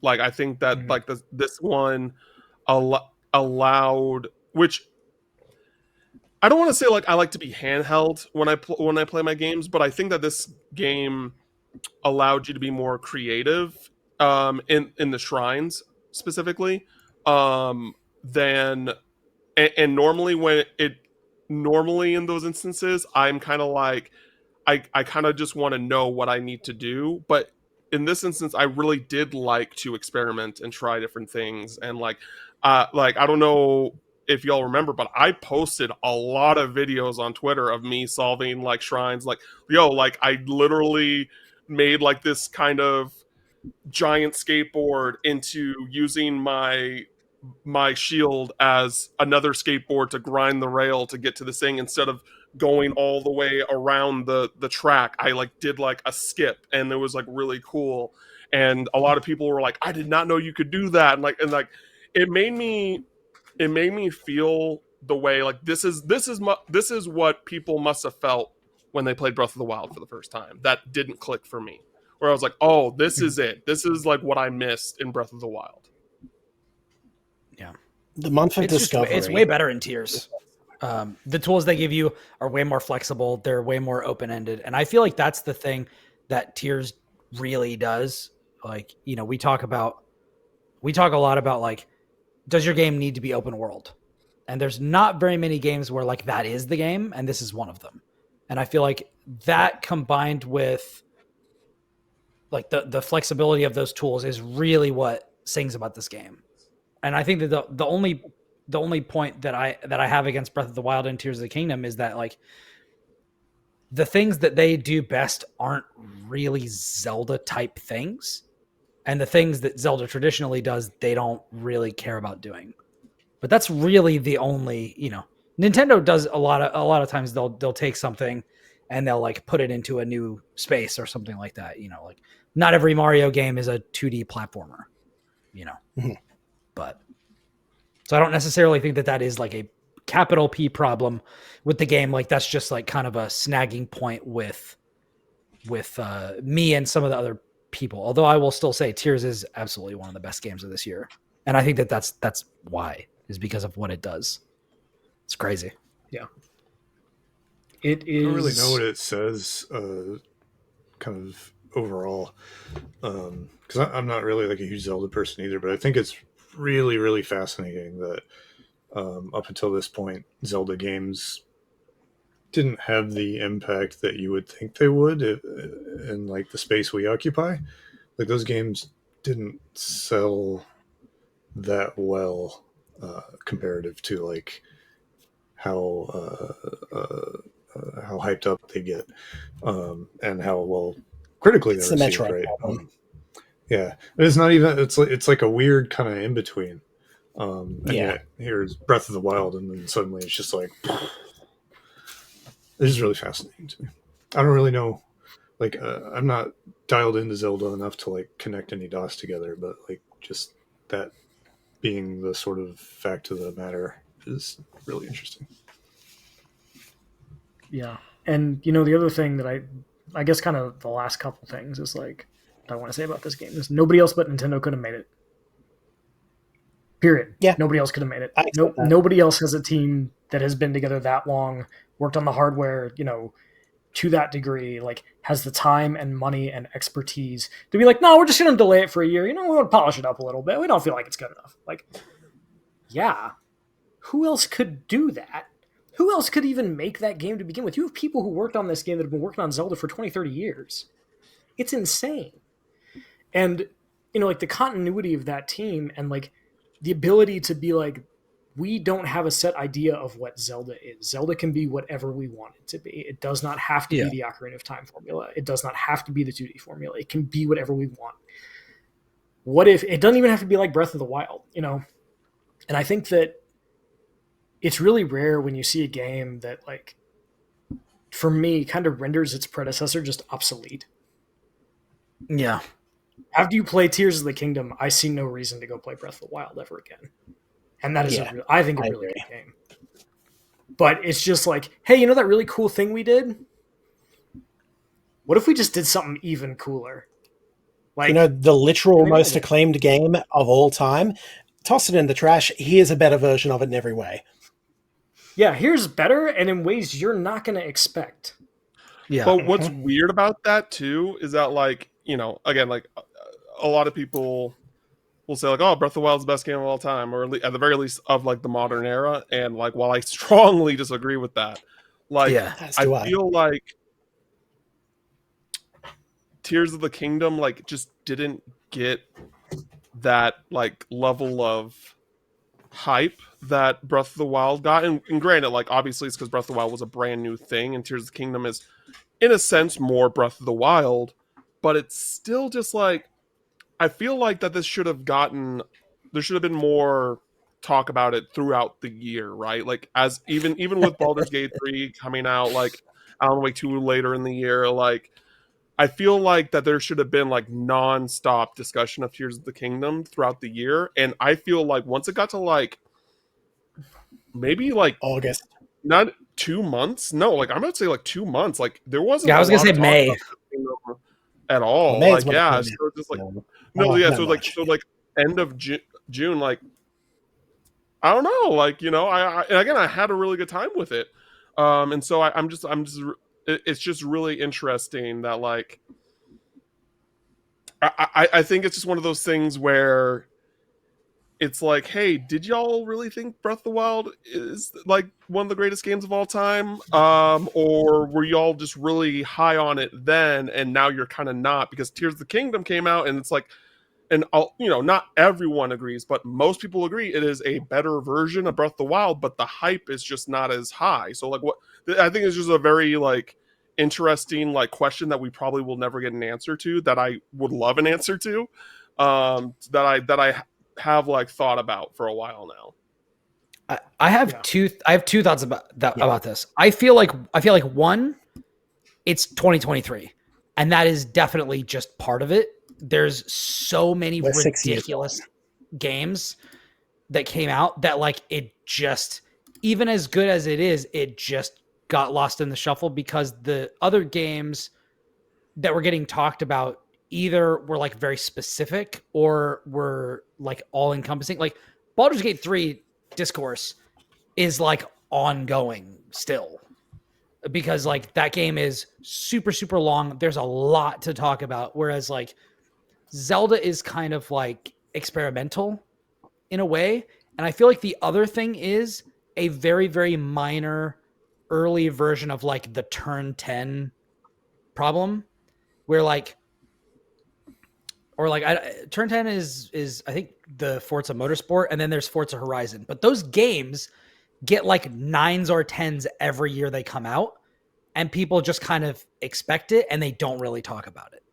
You know what I mean? And I feel like Breath of the Wild hit so hard that like this was always going to kind of happen with Tears of the Kingdom, even if it was better. To the same degree of like, people were talking way more, in my opinion and to my perception, people were talking way more about Spider-Man 1 than they were Spider-Man 2. Even though in my opinion, Spider-Man 2 is a way better version of that game. Like, to kind of the same token.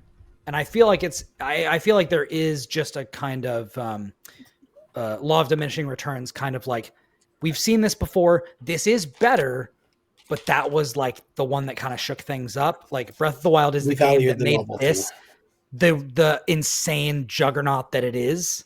You know, I'm holding up my Switch.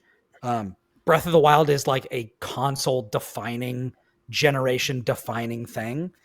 And you can't really get lightning in a bottle twice that way, even if it is better than the first. You know, second chorus, same as the first, a little bit louder and a little bit worse. Like, I don't know if we would see the Switch in as much success as it has if Breath of the Wild did not like launch with it. Not even close. It was the thing that kept it going while they waited for the constant trickle of first party and second party stuff to come out, which is then how it kept its momentum and traction going. But Breath of the Wild paved the way for those. Damn, I just feel bad for Wii U. Yo, man, It was a there's- terrible- there It were was a so terrible many- console with amazing games on it. So many good games. All of And which are there's now still, available on your Switch. there's still some that Almost. are stuck on there, and I'm just like, why is Xenoblade Chronicles X Xenoblade still X there? will win. Yeah. Why Why is is the Xenoblade best Chronicles X version- still there? Thank you. Why is the best version of Wind Waker trapped on this console? Mhm. And What the hell like you this might be a doing, hot take, Princess? but I really want Color Splash on Switch. I think Color Splash is like legitimately a great like game. Like it's a great game. I think it has like better okay, so I haven't finished. I never finished Thousand Year Door because my save got corrupted and I did not want to restart it. But I'm gonna do, I'm gonna do it with the remake. But like, so outside of Thousand Year Door, like Color Splash is my favorite Paper Mario game. Like it's, I've played through all of them. The writing is so good. It's so good. It's so funny. If you haven't played Color Splash, I'm telling you, it's a good game. I haven't played. I'll one up you. I haven't played any Paper Mario game.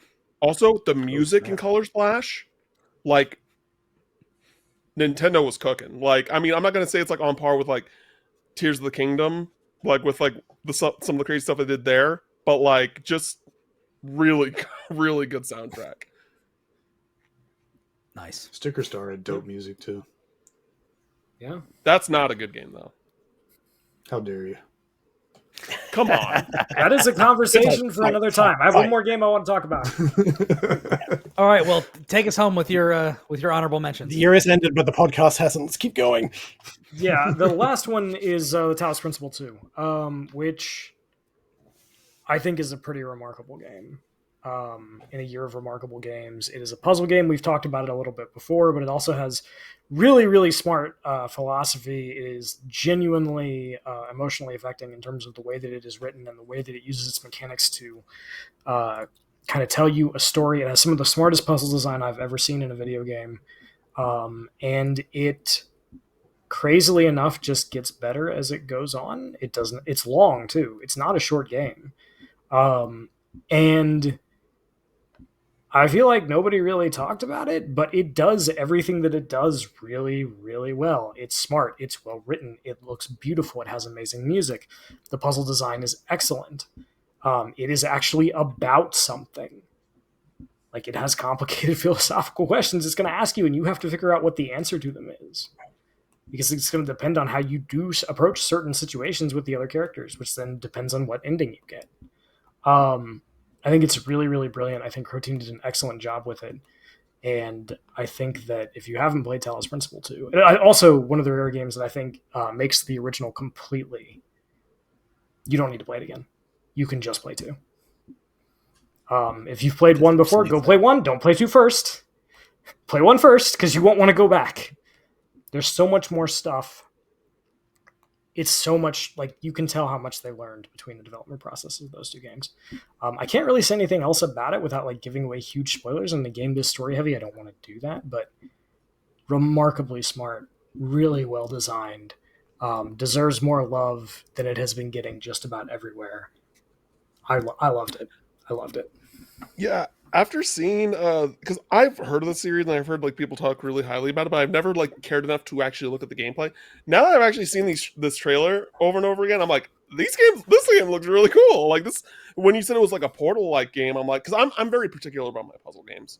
So, Yeah. but like when you said it was like a Portal like game, I'm like, oh, okay, like I'm interested in that. I want to check it out. Yeah. Yeah, it uses its puzzles the same way Portal does, where, you know, the coolest thing for me, and this is in the trailers for the marketing, so I don't feel bad about talking about it, but is the teleporter, because the game has a very strict set of rules about what can go through walls, how you can move stuff through walls, how you can move objects through certain areas. And once you get the teleporter, all those rules are broken. The entire game changes, and you have to basically in the middle of the game completely rework your idea of how puzzles are possible in that game. And it does that multiple times. It is a remarkable game. It is so smart. Can't wait. Misconnection indeed. Yep. Right on. And that's me. Good stuff. And that's Will. All right. Lucas, Oh no, I have to talk. your honorable right. mentions. Yeah, you can't just be a wallflower. You can't just be sitting there. You got to actually speak up, man. Damn it. All right. The people First must up, know. First up is a game we've already talked about a little bit, Atelier Ryza 3. Just to kind of like reiterate what we've already said, the Ryza games are definitely almost like not on the same scale, but almost like a Yakuza 0 moment for this series, in the sense that like it did sort of penetrate through the like mainstream layer a little bit, at least for the series like this. I think it being on the Switch helped. Also, it went out of print very quickly, which was like one of the first Switch games to do that, which I think got a lot of attention. But it's like, so Atelier games, generally there's like, it's got that whole cozy vibe to it. You run around and you pick up ingredients, and stuff just sort of happens to you, in like a very whimsical kind of way. Ryza tells more of a like approachable, almost like anime like story. It puts a lot of emphasis on like its little cast of characters, so it's just like, I think it's easier to kind of digest what it's about, and I think that is why it did so well. And then I think what they did was kind of interesting is like they were like, oh shit, this did really well, let's keep doing this. And they don't really do that super often with this series. Like there hasn't been a 2 since like the PlayStation 2 games, I think. And The Iris ones, I think. yeah, that sounds about right. So with this, they really like lean into, well, what do we do with like a sequel? And then the second one, they're just like, well, let's do a new scenario. We'll put the characters in a different location. We'll kind of give them a new problem to deal with. So when they get to the third game, they're like, well, shit, we did that already. Why don't we like bring them back to where they started and then just like write nostalgia on a baseball bat and just beat the audience over the head with it? And if they've been here since the first game, they're really going to feel that baseball bat when it comes up behind them and hits them on the back of the head over and over again. It is unsubtle. It's ridiculous. Yeah. It's like, hey, remember this part in the first game? Well, you're back here again. Isn't that fucking crazy? Because time passed and it makes you feel kind of sad, but it's also cool because there's new stuff to do. Like, that's the whole game. It's just like, let's improve where we can. Let's really just like beat on the fact that this is the third game and we've never really done a third game before. And let's just like really just like tug at the sort of like the emotional appeal of that. And it's really effective. At the same time, like I think Kris said earlier, he kind of bounced off of it, and I can see why. Because this isn't like a super like compelling series in the way that like a lot of like long-standing story-driven franchises are. It's just like there's only so much you can do. And so I think it kind of like it sort of pulls thin a little bit in that way. But still, it's just like a really, really solid game that really plays with like the novelty of being a third game a lot, in an effective way. And like the whole conceit of Atelier is like you do all these cutesy things, you pick up the flowers and you catch the fish, and then you put together like a bomb that does 1 million damage if you stick with the systems long enough, and that's always really funny. But yeah, They are that's fun that to game. break. Yeah, and they encourage you to break them. They kind of sow the seeds. They're like, here's all these things you can't do, but we're gonna like wave them in front of your face. So that when you can do them, you want to do them, and then when you do it, it's just like, oh my god, I just completely destroyed this video game. Yeah, that And is that's that. at the base level. Now you got to craft it at quality 500 with all the extra points. Exactly. Just Good luck. keep making those numbers go up. The combat system's really interesting too. Like we were talking about earlier, it's like these games are usually turn-based. Ryza kind of made it like an ATB thing, and the way they expanded over time was adding these sort of like chain reactions. So it's like you'll have you only control one character, and you can change who you're controlling, but while you're watching your ATB go up, your homies on the side will be like, it'd be really awesome if you use like a magic skill. And if you do that with the right timing, they'll be like, oh, thanks for doing that. I'm going to give you like a free follow-up attack. And you can just like really kind of bounce off of each other in that way. And again, make the numbers go up. And that feels really good. Yeah. Nice. That is that game. Definitely, like if you haven't played Atelier games before, Ryza is a good place to start. Probably not Ryza 3 because it really Ryza wants 1, you for to sure. have played. Yeah, exactly. Do Maybe don't shotgun them back to back either, because I think that would sort of dampen the impact as well. But what were you saying? do you think there's going to be like a Ryza 4, or do you think that's like kind of like the end of the trilogy? I'm pretty sure they've straight up said that's the last one. Okay, so it's going to be like this, yeah, because like historically they more or less have done trilogies. So I'm just like, I was wondering if you think that that's going to be, if that's there's going to be a new trilogy moving forward.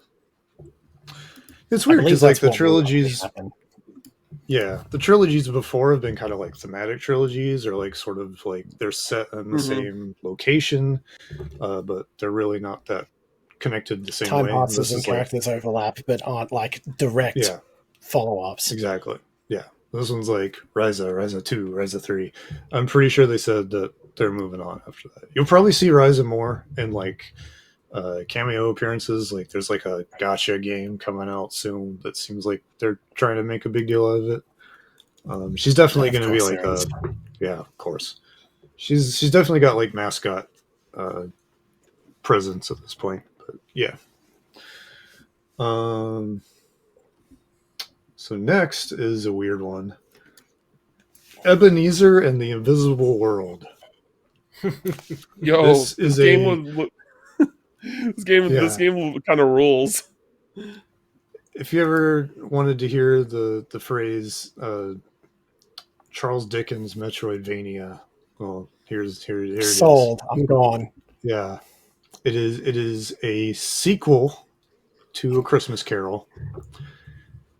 And the best way I can describe the premise is like Scrooge becomes like a hero of the working class by way of like ghost You love powers. to see it. It never happens, but you love to see it. It's like they started off and it's like, okay, Scrooge is being Scrooge, and he's learned all his lessons the first time, and like there's Tiny Tim on the street being like, hey Scrooge, thanks for being cool. But then there's like, here's a guy who's like Scrooge but worse. Tiny Tim, who is not dead. He's not dead. he's just vibing on the streets.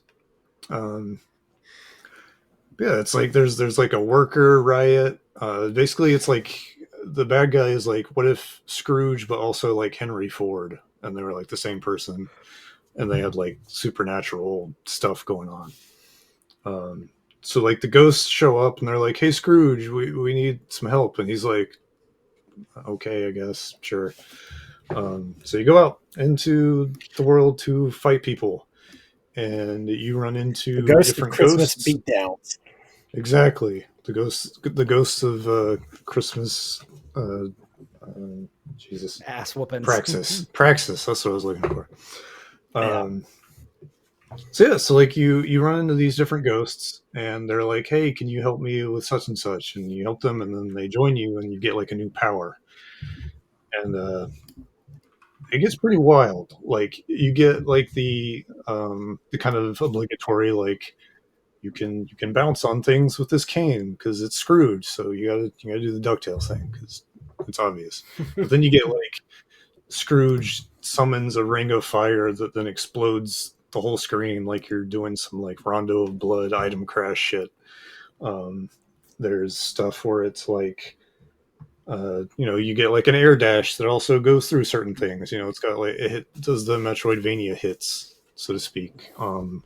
You get like little familiars that fly behind you and shoot at bad guys. And then, as you can kind of see in the trailer here, like the boss fights get pretty intense, and it's just like it really. When you first boot it up, it has these like bright colors and kind of hard edges. It makes it look kind of low budget and dopey.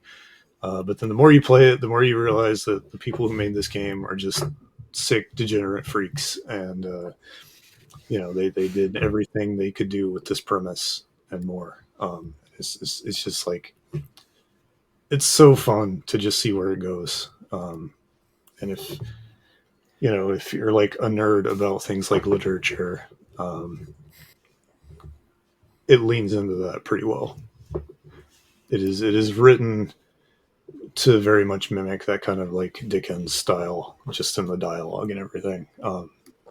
So it's like corny, but really fun at the same time. And then also like it's a really sick Metroidvania with lots of like weird combat gimmicks and stuff. Oh, and also like all the enemies are like, they're like, they're ghosts that are sticking around because they're miserable or whatever. Like Scrooge's old work partner who's like shows up with the chains and everything. So there's these like opera singer ghosts that they fly around and they go like "Oh," every time they like get by you. And there's like, I'm sorry, Cam, they're spiders, but they have like miserable faces on their abdomens, just like stuff like that. It really just commits to the bit, as we said earlier.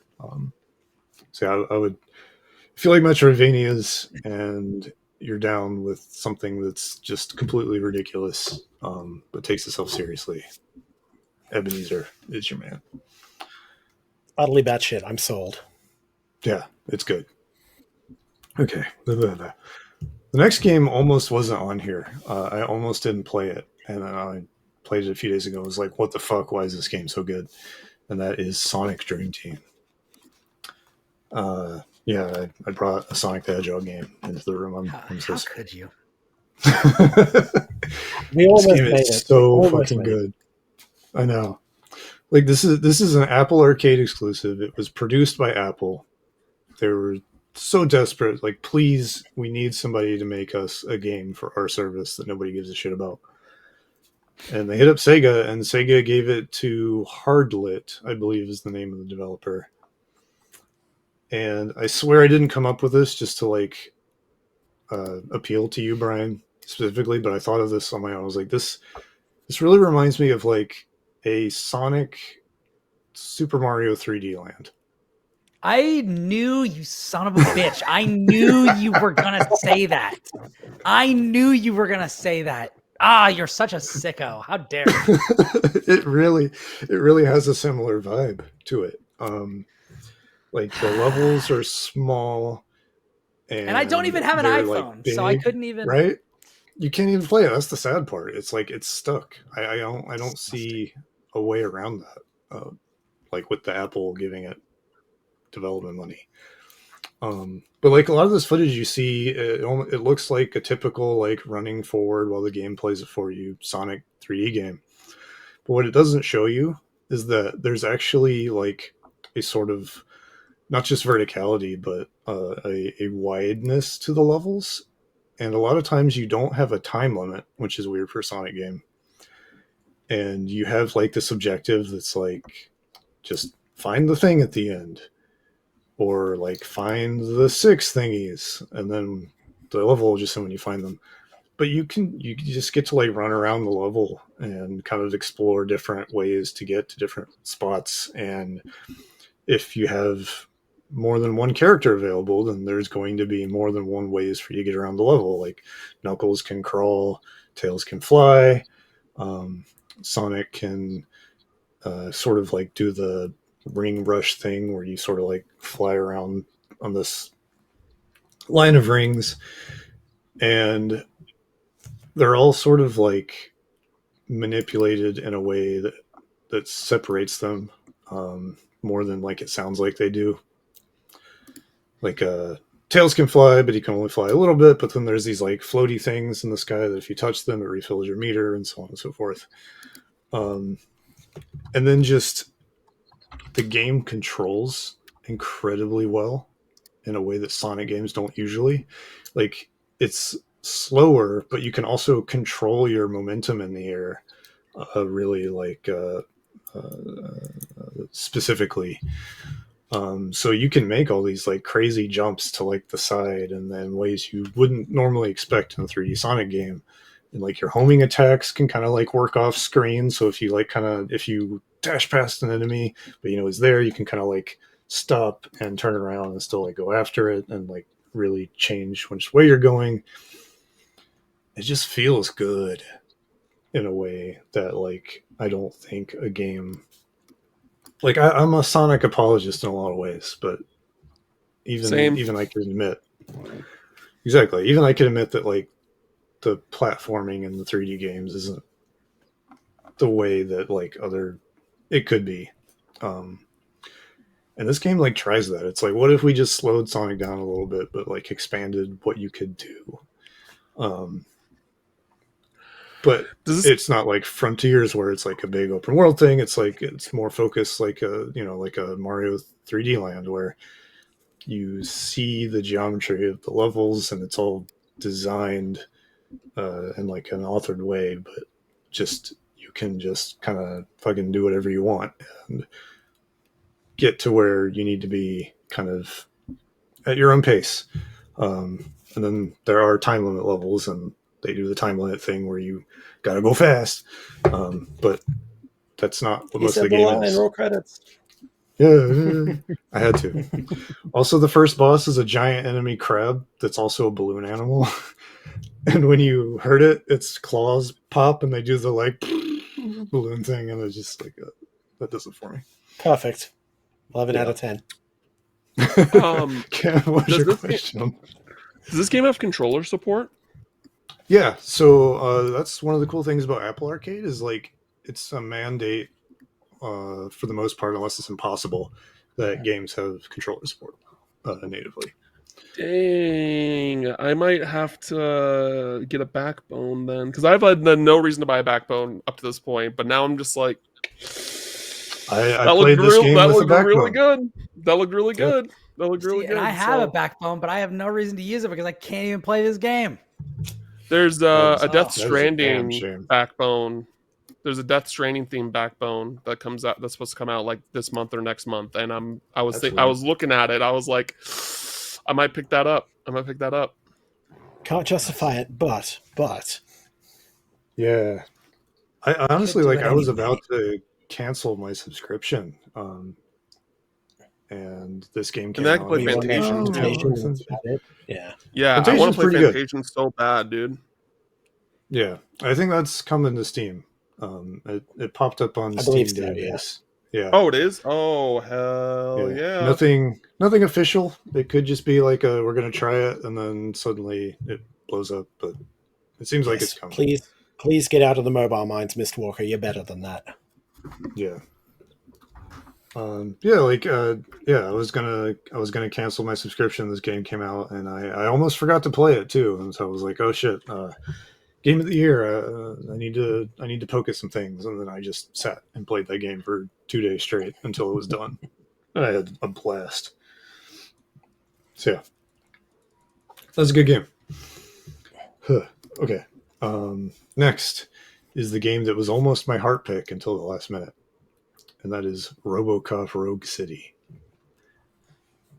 This game is so much better than it has any right to be.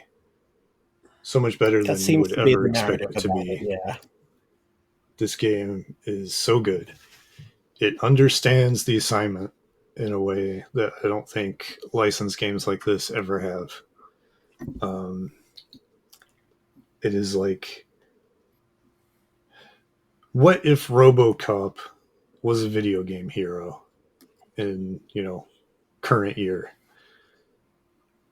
And it is as like goofy as that sounds, and about the ways that it is like, that's a really dumb thing to say, but we should just lean into it. I think that's kind of a theme with me this year, is like leaning into things that are absurd and then kind of like really sticking the landing. I think, to my point, the part that I will never forget of this game, the part that's going to stick with me forever, is early on, you're Robocop, you do Robocop things, you go and murder a bunch of people, you're back in the precinct, and it's very much like recreating the vibes of a Robocop movie, where like the police chief is throwing out his one-liners, blah blah blah, and then it's like, all right, time to be a video game, wander around and pick up side quests, and follow your waypoints, and it's really silly and dumb, and then it's like, hey Robocop, I'm getting real backed up here, can you open up another line? And it's like, what? And then you go over to the front desk as Robocop and open up another line to basically do police customer service as Robocop. It is the funniest shit I've ever seen. It's just like, it's like someone will be like, oh, I need help, Robocop, and he's like, hold on one moment while I look it up for you, and he's like typing at the computer. It's incredible. Revel in the absurdity. I love to see it. I respect it. Yeah. And they even like through the course of the game, they even kind of like try to tell a story about, you know, like AI and why it's bad to like mass produce things even more than you know. It's like you're already doing something horrible with having Robocop and having technology replace police. When you do that and then also try to cut corners to make money, you're just like, it's stop. Why are you doing this? So it gets all the facets of RoboCop that I think even like the IP holders of RoboCop very quickly kind of lost control of. It's like the satire of it, the comedy of it, the like actual serious like implications of it, all kind of coalesce. And then there's also like, also what if it was a video game in like a really stupid way? And that just enhances the vibe even more, I think. Yeah, I love this game. It's so good. It was almost my game of the year. Yeah. Fair. Nice. I'm talking way too much. Next is Dragon Quest Monsters: The Dark Prince. This game just did everything I wanted it to. I love Dragon Quest. You can tell a little bit. There's at least a slime in frame. It's true. There's At one least slime one. in frame, and there's one slime that is not in frame, but that's saw a picture of earlier. Yeah, there's a heel slime head massager on my sound gate box. Yeah, this game, it's a very straightforward. Dragon Quest Monsters is like their kind of Pokemon thing, although Dragon Quest did Pokemon before Pokemon did. Let it be known. It's true. It's true.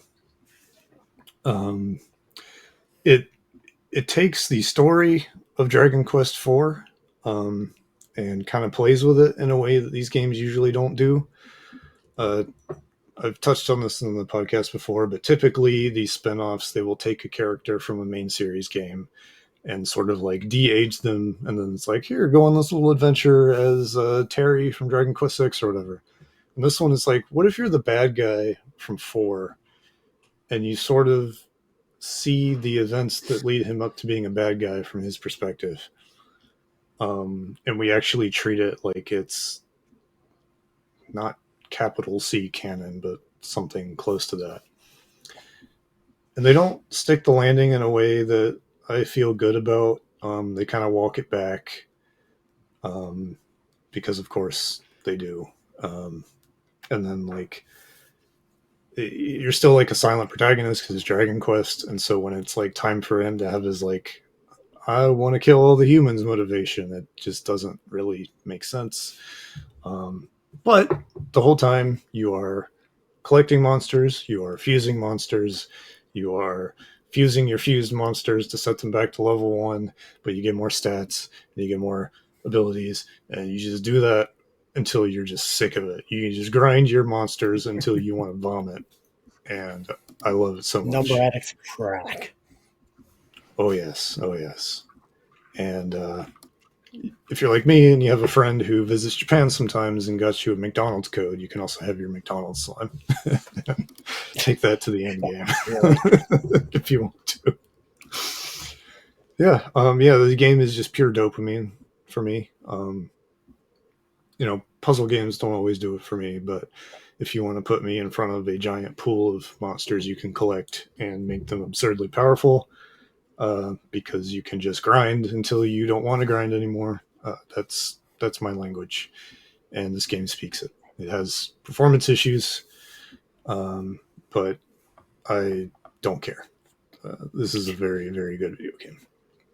Nice. Yeah. Finally, one more, and then I can stop talking. This is a game that really came out of nowhere. This is like my indie game pick. It's called Demon Lord Reincarnation. And once again, it's a first-person dungeon crawler. Yo, this game rules. This game is so good. I've seen this game. This game rules, yeah. Yeah. It's like a combination of wizardry and saga. And I'll explain that in a moment. But it's also got this, like, I don't know, old Macintosh computer aesthetic to it, where it's like black and white, but it's like really grainy around like the edges of like the white colors. It really reminds me of like an old Macintosh that my parents used to have. So just the vibes are immaculate, and also it uses royalty-free art assets in a really effective way. That came out kind of later on, and people are like, "Did this guy steal this stuff?" And he's like, "No, it's Creative Commons," and I just like fucked with it. It's fine. And it looks really good. But basically, you are doing the first-person dungeon crawling thing. You don't get a map whatsoever, so it's like even kind of more hardcore than the average wizardry game in that way. But it's small, so like if you want to, you can kind of tough it out. If you don't want to, you can get your graph paper out. But it's never going to be more than like, I think it's like a 20 by 20 or something. So it's not like so hardcore that you have to be like a crazy person. It's just got like a little dash of that. And you have your team of people, and the way they earn stats and the way they get stronger is ripped directly out of Saga. After a battle, your stats might go up randomly. Like your fighter, if you fight, his strength might go up a couple points. Like I've been talking about with FF2. Exactly. And it has glimmers. And by glimmers, I mean you don't learn skills. That's Saga. Yeah, buddy. You don't learn skills except randomly in the middle of a fight. You just do what your characters do, and they might be like, oh shit, what if I did this though? And then they get a new skill. And you use that skill more, and that skill gets stronger. And it's just like that sort of loop of like what Brian was talking about on the podcast last week of you do the thing that your character's good at, they're going to get better at it by doing it. And you sort of get to tailor your party in that way instead of just like, all right, well, this guy's a fighter, so I'm going to get him up to level whatever, and he's going to get this skill or whatever. It's like you sort of mold it piece by piece as you play. I dig it. I'm gonna have to. Yeah. This was not on my radar at all. I'm gonna have to check this out because like this, like watching this, I'm getting nostalgia because like I used to play like DOS games, and also like some of the first games I ever played on Game Boy were like the Final Fantasy Legend, games and stuff, which are like very like those are Saga, aesthetically similar and that sort of thing. I dig it. I dig it. That's really cool. Yeah, it's wizardry meets Final Fantasy Legend to put it in layman's terms. Yeah, I'm the layman. It's like $7. Oh, that's dope. However you get there, I'm happy. Yeah. So those are my honorable mentions. Thank you for listening to me ramble. I have gotten always a pleasure. Thank you for the rambling. Bringing us home with honorable mentions. Cam, what you got, dude? Yeah, so first one I want to mention, which like is my like number 2 on my game of the year list, like personally, just I for a lot of just personal reasons, is Honkai Star Rail. Honkai Star Rail is so good. I can't believe, like, I totally get, like, I I never like particularly gave Genshin Impact players shit for liking Genshin Impact. I was just like, that's not for me. Like, it's like, oh, people like were pitching it as like, oh, it's a gotcha game and it's like Breath of the Wild-esque. I'm like, nope, I don't want that at all. Yeah, no, thank you. And then I previewed Honkai Star Rail for IGN and during its closed beta, and I was like, this is really good. Like, I didn't want to stop playing. Like, but I knew that like the beta stuff wasn't going to transfer over. I'm like, man, like, but I was genuinely conflicted because you know we're at a point in our lives, right, where like when we use our time to play games, we don't want to waste our time.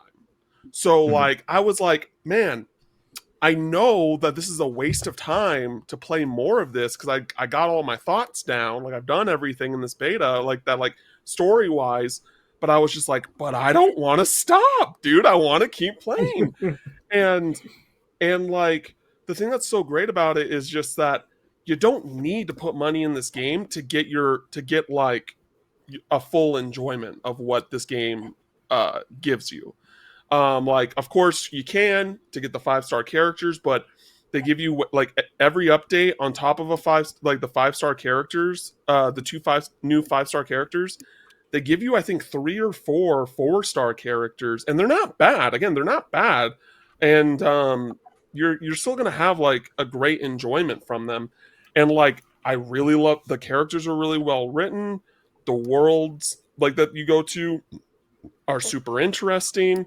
There's a lot of like history and lore there and politics, and like granted, like not all of it is like there are some times where I'm like reading text. There's like enough text where I'm like kind of like my eyes are kind of rolling back, like, oh my god, okay, we're talking way too long. Like, give me, you know, like just get to the gist of what's happening.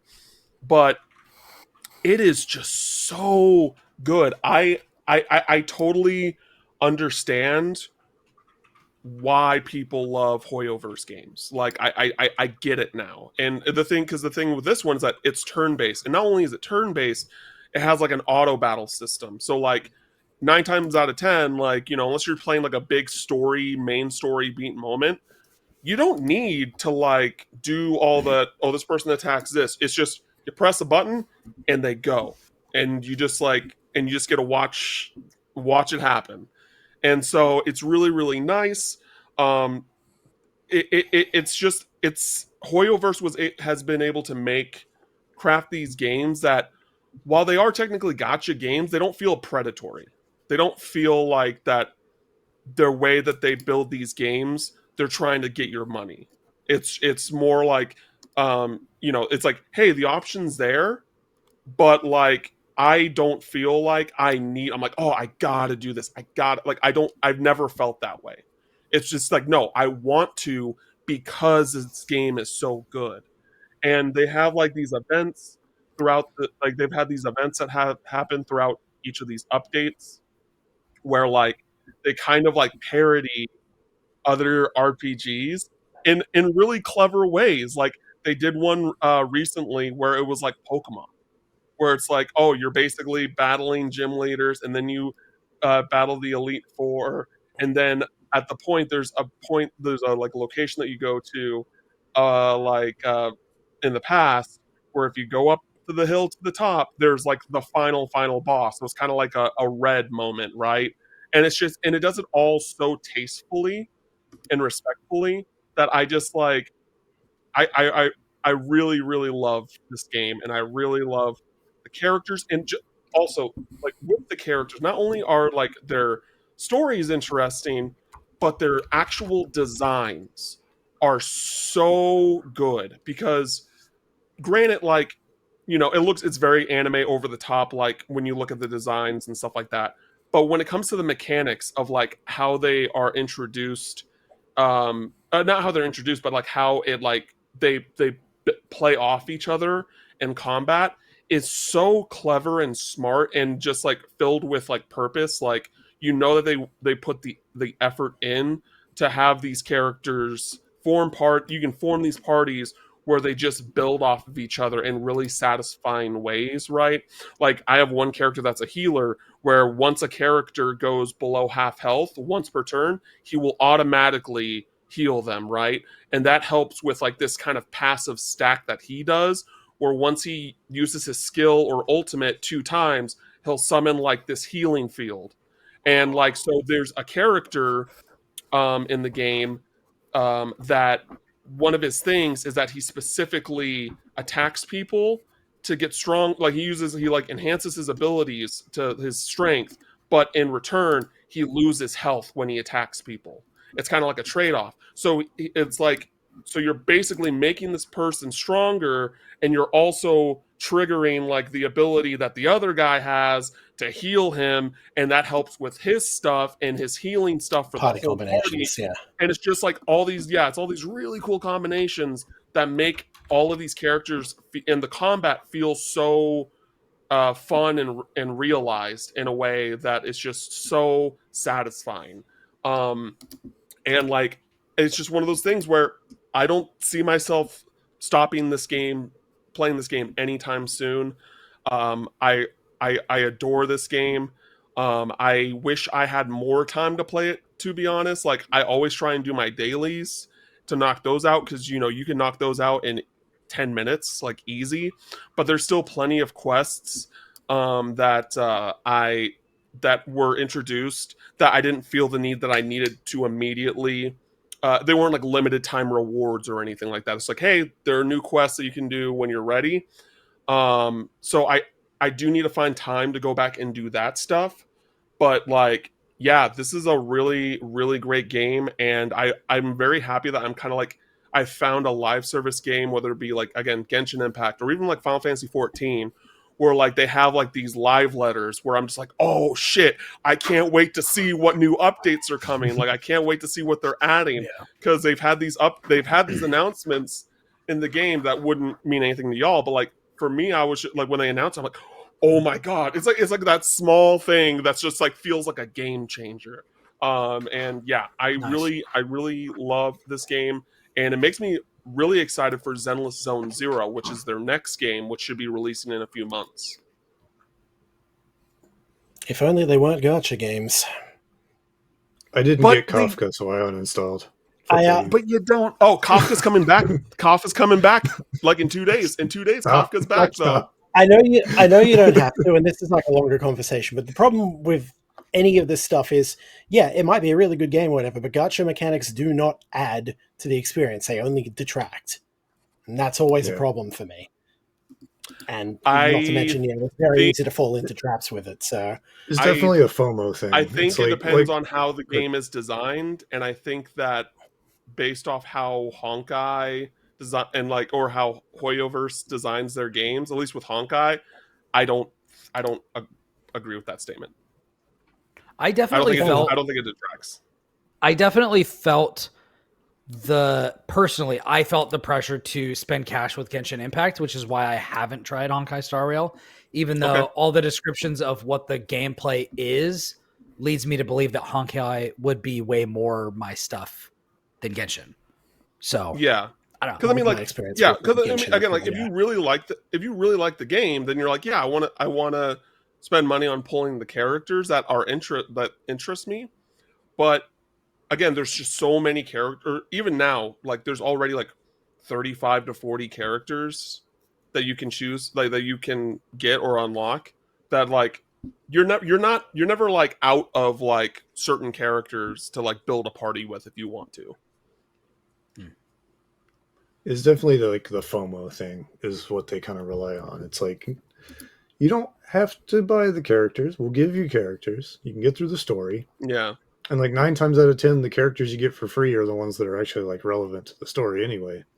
Yeah. But it's like, but this one's the 5-star character that's like the bad guy, and they're super strong, and blah blah blah blah, blah and you only have this if long their to story get and them. So, content is really good, but it's limited and you have a chance of not getting it, well, that sucks, and so you feel pressured. Even because the rest of it itself, the base stuff, is good. You can do good stuff with it. It's just, having the chance to not get the character or to experience that stuff sucks. Even if the rest of it is really good, even if you get through it, having that gacha mechanic and that chance to not is not a good addition to any game. And this is true even of games where it's not like a paid thing. Like I had the same problem with Xenoblade Chronicles 2. I love that game, but fuck that. There's multiple characters in there I've never seen, never will, and that sucks. So, that's my biggest takeaway from it. A+ localization, though. Like, it's great. Honkai Star Rail makes you want to interact with every trash can you see.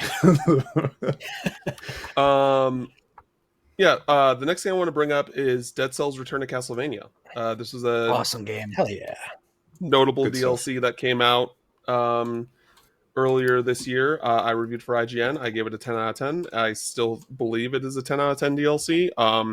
I think that my only criticism or flaw or negative thing that I would say about this game is that I wish that there was more of this perfect stuff. Like it's so great. It's such a love letter to Castlevania as an IP. It does everything very tastefully. It adds its own spin on certain things. The new weapons are absolutely fantastic. Like I still love think about the Death Scythe weapon where you just kill people and they're like, all right, this is my army now that will kill people for me. Like it's so cool. And I already think Dead Cells is the best roguelike out there, and this just makes it's just the continuous thing that that team does, where they just make this 10 out of 10 game even better somehow. And when you think that it's actually impossible, and I absolutely love it, and I wish I had more time in general to play more Dead Cells. Hell yeah. Yeah. This was a game that I really loved. This actually made Dead Cells for me, because I fell off of it on the launch or pre-launch version. I forget which. And then when this came back, I'm such a huge Castlevania fan that I was like, well, I have to try this. And so I got it. And then I went through and actually finished Dead Cells and was like, oh, this is way better than it was before. And then I got to the Castlevania stuff and I was like, this is really awesome.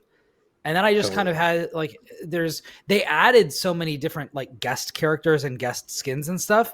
And I started unlocking those and I was like, what the fuck is this? Why is this here? This is incredible. Yep. And I would get new weapons and stuff. And then I was just I had this this feeling of this could be the everything roguelite. This could be the everything roguelite Metroidvania where you just keep adding on to it and just keep pulling really awesome properties into it, because everything that's here is treated like Smash Bros. Ultimate, but of Metroidvania roguelikes. And that was the moment where I was like, wow, I would actually be okay with this game kind of being a hub for one of my favorite genres, because of how well implemented everything is. It's crazy. It's crazy that this went from a game that I bounced off of at or just after the first major boss, I think. It was after the bridge. I was just I don't think this is for me. Very early. And then after all of these updates, after all of these free DLC packs, and then having Castlevania added to it, this was the thing that brought me back, and I'm really glad it did. Yeah, I was pretty over the moon with it as well. I love that the characters are portrayed with they're silly versions of themselves. Richter is just a total himbo, which is the way Richter should be. I think it was really cool to see them dip into the well beyond just Symphony and Rondo. Seeing Shanoa show up was pretty badass. Yeah. I was a little disappointed in the the Richter mode. Like I understood it was just like a little bonus thingy, but I was just like, I wish I liked this more. So that kind of like, I think that knocked it down to a 9 for me personally, because Richter's the man. But otherwise, yeah, everything Cam said, +1. Good shit. Nice. Yeah, but also like the Richter mode. I want to say like you're right. Like that was probably like the weakest part of the DLC of that expansion. But I do think that it just gave me it to me. I was just like, please let them make a Castlevania game. Like Konami, just give them the IP. Let them make a Castlevania game because they can do it. They can do it. If you let them. If we get like Mercury Steam carrying the torch forward on Metroid and Motion Twin carrying the torch forward on Castlevania, I think that wouldn't be the worst world to live in. But it would certainly be better than the world where Mercury Steam keeps making Castlevania. But that being said, Windblown looks really cool. I'm really excited about Windblown. Nice. Yeah. Oh yeah. I'm still talking.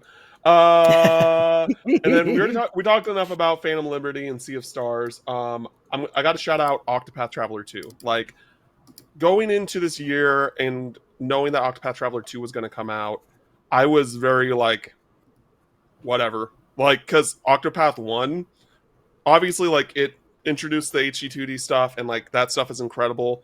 But that game was ultimately pretty disappointing. Like the stories were not great, the characters were not great, and for me, like as a JRPG guy, like I am very much like if I drop a JRPG like completely, where I'm like I have no interest in going back to it, that should speak volumes to people, because I just like I like to be able to say like, oh yeah, I played through all this, I like to experience like all these games like all the way through, but like I could care less about going back to Octopath 1 and finishing it.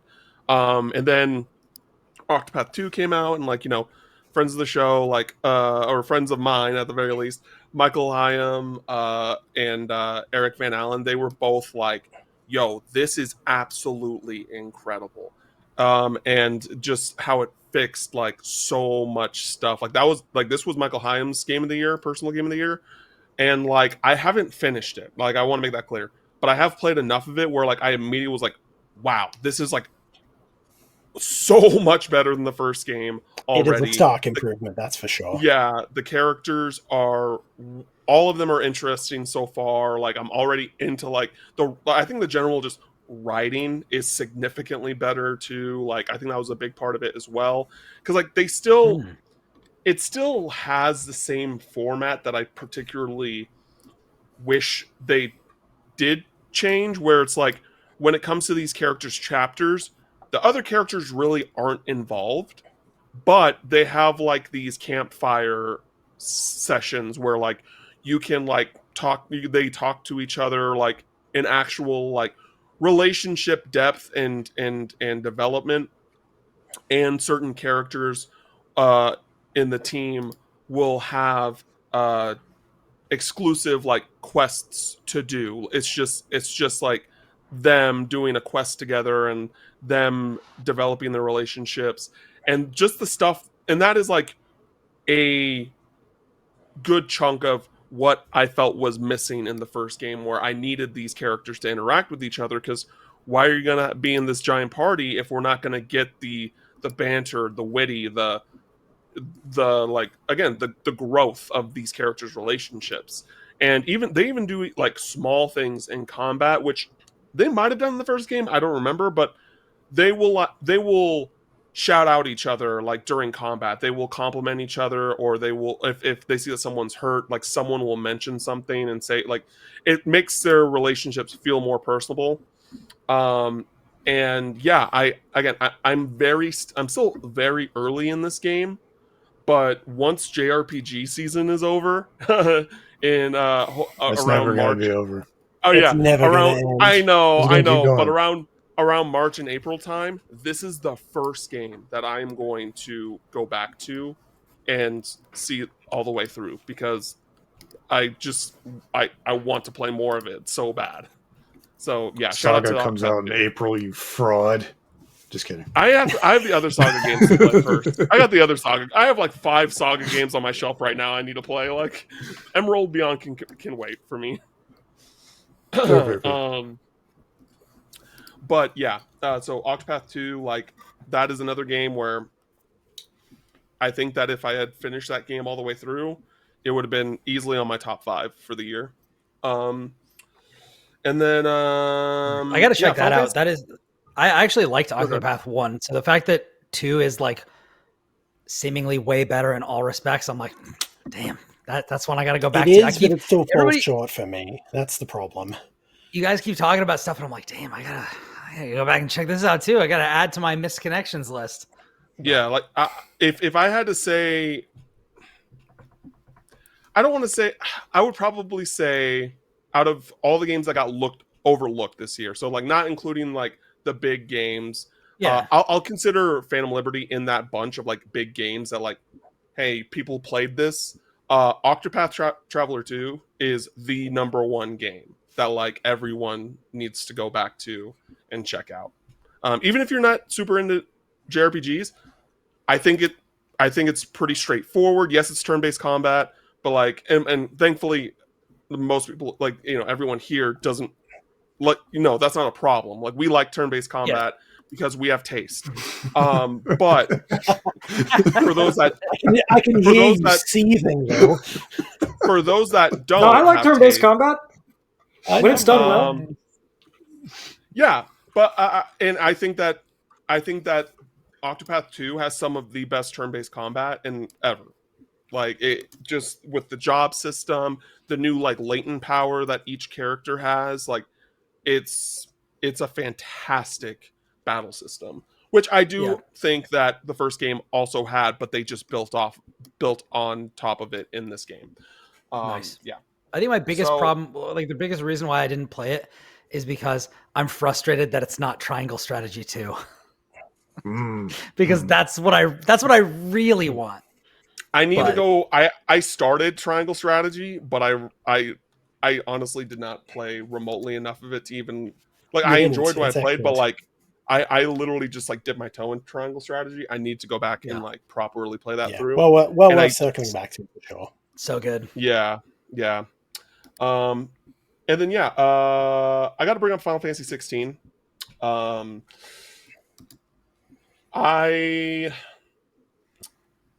think this game in general is very good. I do think that it is wild to me that in 2023 from Square Enix, from Creative Business Unit 3 that is known for, you know, Final Fantasy 14, and from what I've heard, like some pretty good side quests stuff. I can't believe like how generic the side quests were in Final Fantasy 16. Believe it or not, that's actually a problem in FF14 as well. A lot of the very basic side quest stuff is this basic, and like most of the problems that 16 seems to have are also present in 14 in a lot of ways. Okay. So okay. I'm almost not surprised that that's how it ended up. But Okay, interesting. Because I just like first off, I think that the combat in this game is on like top 10 of all time. Like it's so good. It's so good. Like all messing with all the different icons. Granted, like once you kind of find, I feel like once you find what works for you, it's really hard to step away from that, right? Like for me, I was like, you know, I had the Ifrit stuff, I had the Phoenix stuff. I used Garuda's circle just so I could like pull people down and stuff. I used a crap ton of Rama's stuff, like because that did so much stagger. And then near the end game, I did a little bit of of Bahamut's like mega flare, just because it's like, oh, I do a perfect dodge and I fill a bar.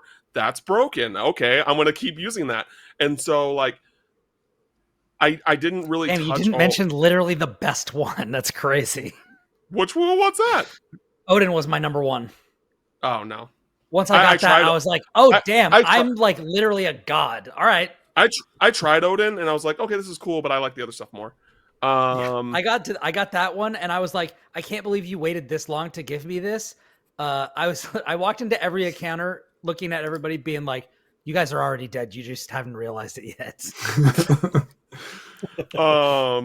Yeah, and so I think combat is great. I did enjoy the story. I mean, the performances are phenomenal, not just from Ben, but like, and I know that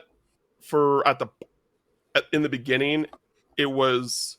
I understand why they did it, but like, shout out to Jonathan Case as Joshua. I thought that his performance was remarkable as well.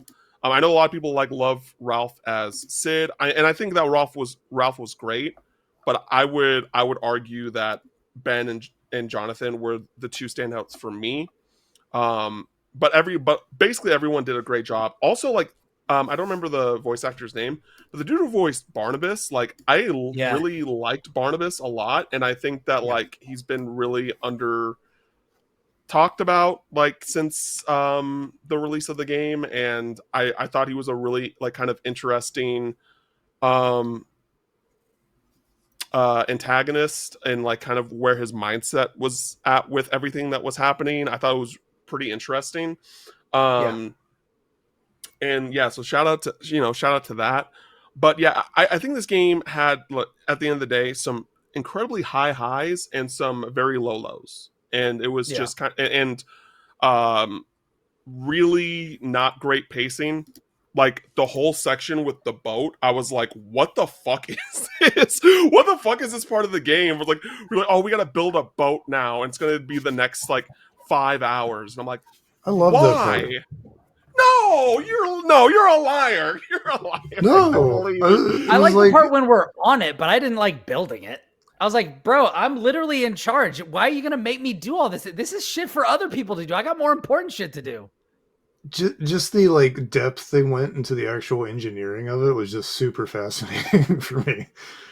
I was just like, damn, they actually sat and thought about how this fucking boat would actually. I guess like so my main issue is that was the big that was the prime example of like my issue with the pacing, where it's just like it was structured the same way throughout the whole story in a way that just like wasn't interesting. It was like, okay, we're building up on fighting this icon, and then we're going back down to the lowest of low, and then we're building up again in a way that was just like, oh my god. And it just got really, really taxing for me when it came to the pacing of the game, and just like, all right, now we're going to do this, and then we're going to wait for how many hours, and then we're going to build up to this, and then it's going to be really cool and epic, and then it's like, okay, now we're back down here, and it's like, it didn't let the momentum carry it forward. It just was very much like a rise and then crash and burn for like, for the entire story. And I wish that it doesn't have to be like, oh, we hit this high and we have to keep going, but like, don't reset us back to square one every time. And that was my main issue. And so again, I liked the game overall. I enjoyed my time with it. I definitely don't have issue with replaying that game like in the foreseeable future. Like, this game is still like on my top 10 for the year, but the pacing and the like, the side quests being whatever were like the two things that I was just like, dang, I really wish this wasn't a problem, because I feel like in most Final Fantasy games, not all, but most Final Fantasy games, the pacing normally isn't a problem. And I just wish that I just kind of had these like really high expectations from just like not from just like it being Yoshi P and like CBU 3, but also like when I didn't play it straight away because I knew that there were spiders. I'm like, okay, but then I got to a point where I'm like, I'm done waiting. I'm just gonna risk it, And so thankfully I was able to get through those segments okay. But I just kind of, there are certain aspects where like I expected more. I expected more based off just like word of mouth and like things like that. That I was a little disappointed in that sense.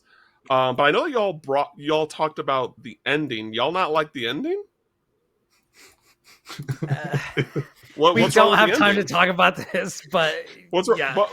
Give me the short of it. What's wrong with the ending? Basically, cliche. Will made a joke, and we were like, "No, that's actually the ending." I literally thought of the stupidest, most cliche thing I could think of, and they're like, "No, Okay. that's actually it." And I was like, "Are you kidding?" And they're like, "No, it's actually that." And I was that's like, actually the ending. Yeah. That's actually the not ending. not to say that it like, not to say that it totally doesn't work, because like I feel like the climax of the game actually, like, it really works. I think it was it was just a conversation that we had on like a 4.5 hour podcast, where it just the ending, because we had beaten it and Will hadn't, like the swerve to the end, to like the postlude, just like kind of was the fly in the ointment for our discussion as a podcast group. But yeah. Yeah, Okay. it's just So like, so kind of for the memes, and you know. it was a highlight reel moment. Yes. yeah. Okay. I liked the ending. Yeah, I like the ending. But yeah, those are my honorable mentions. Nice. And Cam, we're gonna have to talk about that ending when we go off the air, because I want to pick your brain about that, because I got some thoughts and I got some questions as well. Okay. But now it is time. We're on the final track. We've talked about all the runners up. We've talked about all the ones we're going to get back to. Now it's time for the absolute best of the best. So the Platformers podcast does Game of the Year a little bit different from other places that you may have seen. We have two major award categories. One is the Heart Pick and one is the Critics Pick. So I'm going to explain what they are right now, and then we're going to get into it. So the Critics Pick on the Platformers are the games that you would have given the highest marks. These are the games that are the most flawless. So an example that I give is the year, it might not have been the year that we did this, but I think a great way to kind of encapsulate it is Hitman 3 was my Critics Pick the year that it came out, because I can't think of a thing that I would change about the game. It's basically perfect. It's not my ideal genre or whatever necessarily, but something about it just grabbed me and it never let go, and it just hit on all fronts. It wasn't lacking in any one area. And then my Heart Pick that year was Inscription, which is a game that I almost quit playing 3 times, but there was something about it. There was something special, some je ne sais quoi. And it did something that I think is laudable, and I think that it needs to be highlighted, and it was one of my absolute favorite games of the year. So that is what we're going to talk about next. We're going to go into Heart Picks, which these are like the really powerful games that spoke to us, but they have problems. But there is something really special about them that you don't get elsewhere. And then we're going to round it out after we go through with all of our Heart Picks. We're going to go through with our Critic Picks, and that's going to be the show. So we're going to start. I'm going to kick it off. My Heart Pick for 2023 is Baldur's Gate 3. This game came out. This game came out of left field. I cannot believe it. I got hamstrung in Act 2. And the funny thing, I'm not going to get super detailed about this because Kris and I are going to go in very deep detail next week on this. But I think Baldur's Gate 3's Act 2 is by far the weakest part of it. When I hit Act 3, I was like, oh, it's a Baldur's Gate. And I was so excited because this actually, the thing that Baldur's Gate does, Baldur's Gate 3 does in Act 3 is very reminiscent of what Baldur's Gate 2 does. And that was the point where I was like, oh, it's my friend. My friend finally arrived. I've been waiting. I've been throwing this party, waiting for my best friend to show up. And they finally showed up. I'm going to fight you on this so hard, but it's going to be so interesting. Also, that is when a lot of the character moments, which Baldur's Gate 3 does a couple of things exceptionally well, which is why it's getting so many accolades this year. 1, the character work is exceptional. 2, the voice acting is fucking bonkers good and extensive. It's everywhere. Everybody is talking to you. The voice acting from, what is it, Auntie Ethel or whatever, all the way on to Best Girl Karlak, who has like one of my favorite character, like, I wouldn't necessarily call it an arc, but like the relationship progression that I had with her throughout the game from start to end is just perfection. I love it. I absolutely love it. The decisions that you get to make in this game, you know, I finally played this game a little bit more thoroughly. I started, you know, trying to think outside the box, and I had some weird stuff happen. I had a glimpse of what everybody was talking about. I did some absolutely ridiculous things. I talked my way out of like 4 boss fights and then talked my way into having one of those bosses fight another boss for me. And it's just like, it's just crazy bonkers. And I love it. It has some problems. I think the main, there's a major decision that you make in Act 2 that you don't realize is a major decision. And that caused me to lose 10 hours of progress and really soured my experience with this game. However, going back and fixing that and then actually exploring it like on its own terms and giving it a second chance, like I was able to get through it. And I think the fact that you can screw things up so thoroughly is, it sucked in that moment. But I also think now that I'm on playthrough 2, because I started this game up in earnest, and then it was kind of like all I thought about, and it was all I wanted to play until I finished it. And I finished it before showtime. Like I actually finished it with 2 days left over. And instead of going and playing other games that I missed, like Jedi Survivor or something like that, I just started up another playthrough and started playing Evil and started playing The Dark Urge and started seeing the things that they have updated even in Act 1. Like they've improved it even since I started playing it, like substantially, and added new scenes and added new voice acting and added like all this other stuff. And now that I'm playing as the Dark Urge and I'm playing as Evil, like there are a lot of times, even so far, so early in Act 1, where like I'm role playing as this character that they've written a specific story for, and it's making things so much harder and so much crazier than I thought. And that's kind of reframing my understanding of like that big problem I had with Act 2, where like the game is going to let you screw yourself over, but it's also about failing forward in a way. So like not reloading if you screw up a roll, just being like, I'm just going to let it rock. And this is the story. And it sucks. And it's like, I did something in the first act of my first playthrough that made it so that I had disadvantage on perception checks for the rest of the game. And that sucked, dude. In a game with so many traps and so many like things like that, like when you walk into a place and it's like perception check failed, and I'm like, son of a bitch, something bad is about to happen to me, you know? And that just became like what the game was.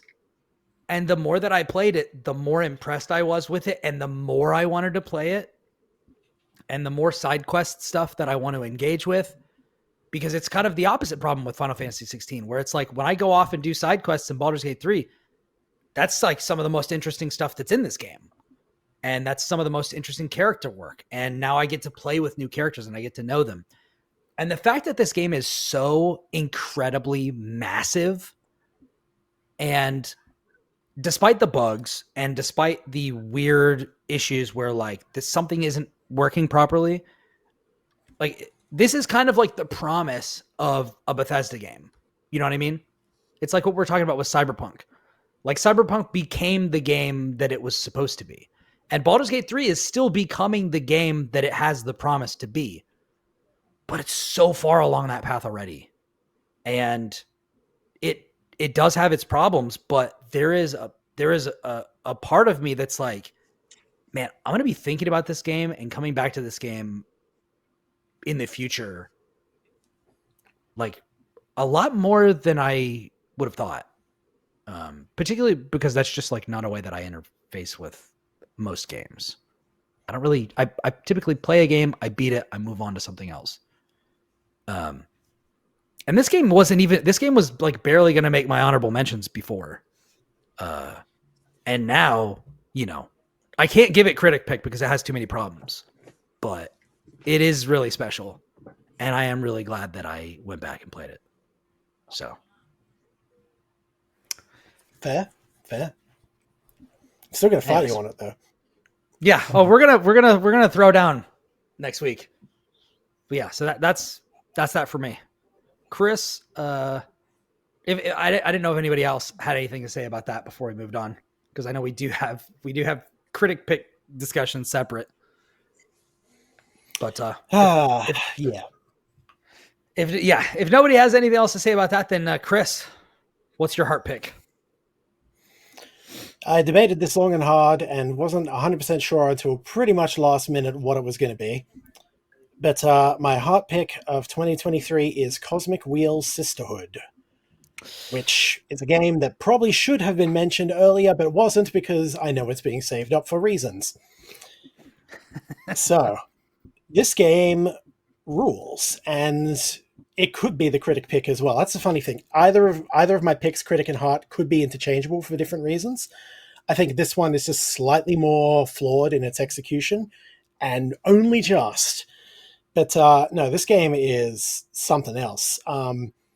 The aesthetic, the character writing, the soundtrack, the premise of, building, basically crafting your own tarot cards and changing the way everything goes and exploring this really fucking weird setting and coming into this character's life so far into it and experiencing all this stuff, both past and future and present, and how it all shapes and being able to shift it. Once I started playing it, it's like, damn, I don't want to play anything else. And this came out at the same time as Super Mario Wonder, which everyone else was playing. I'm just like, but have you seen this crazy witch game though? Yep. So yeah, it just it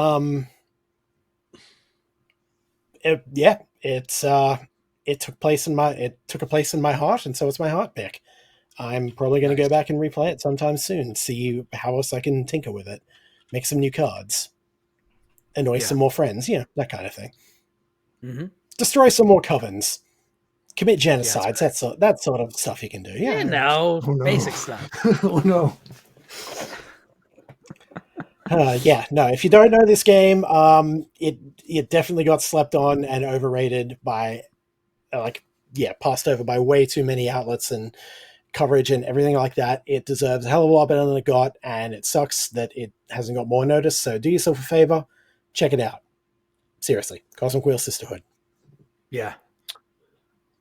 Yeah, I have. I did not know about this game, and but it's made by the Red Strings Club people, and Yep.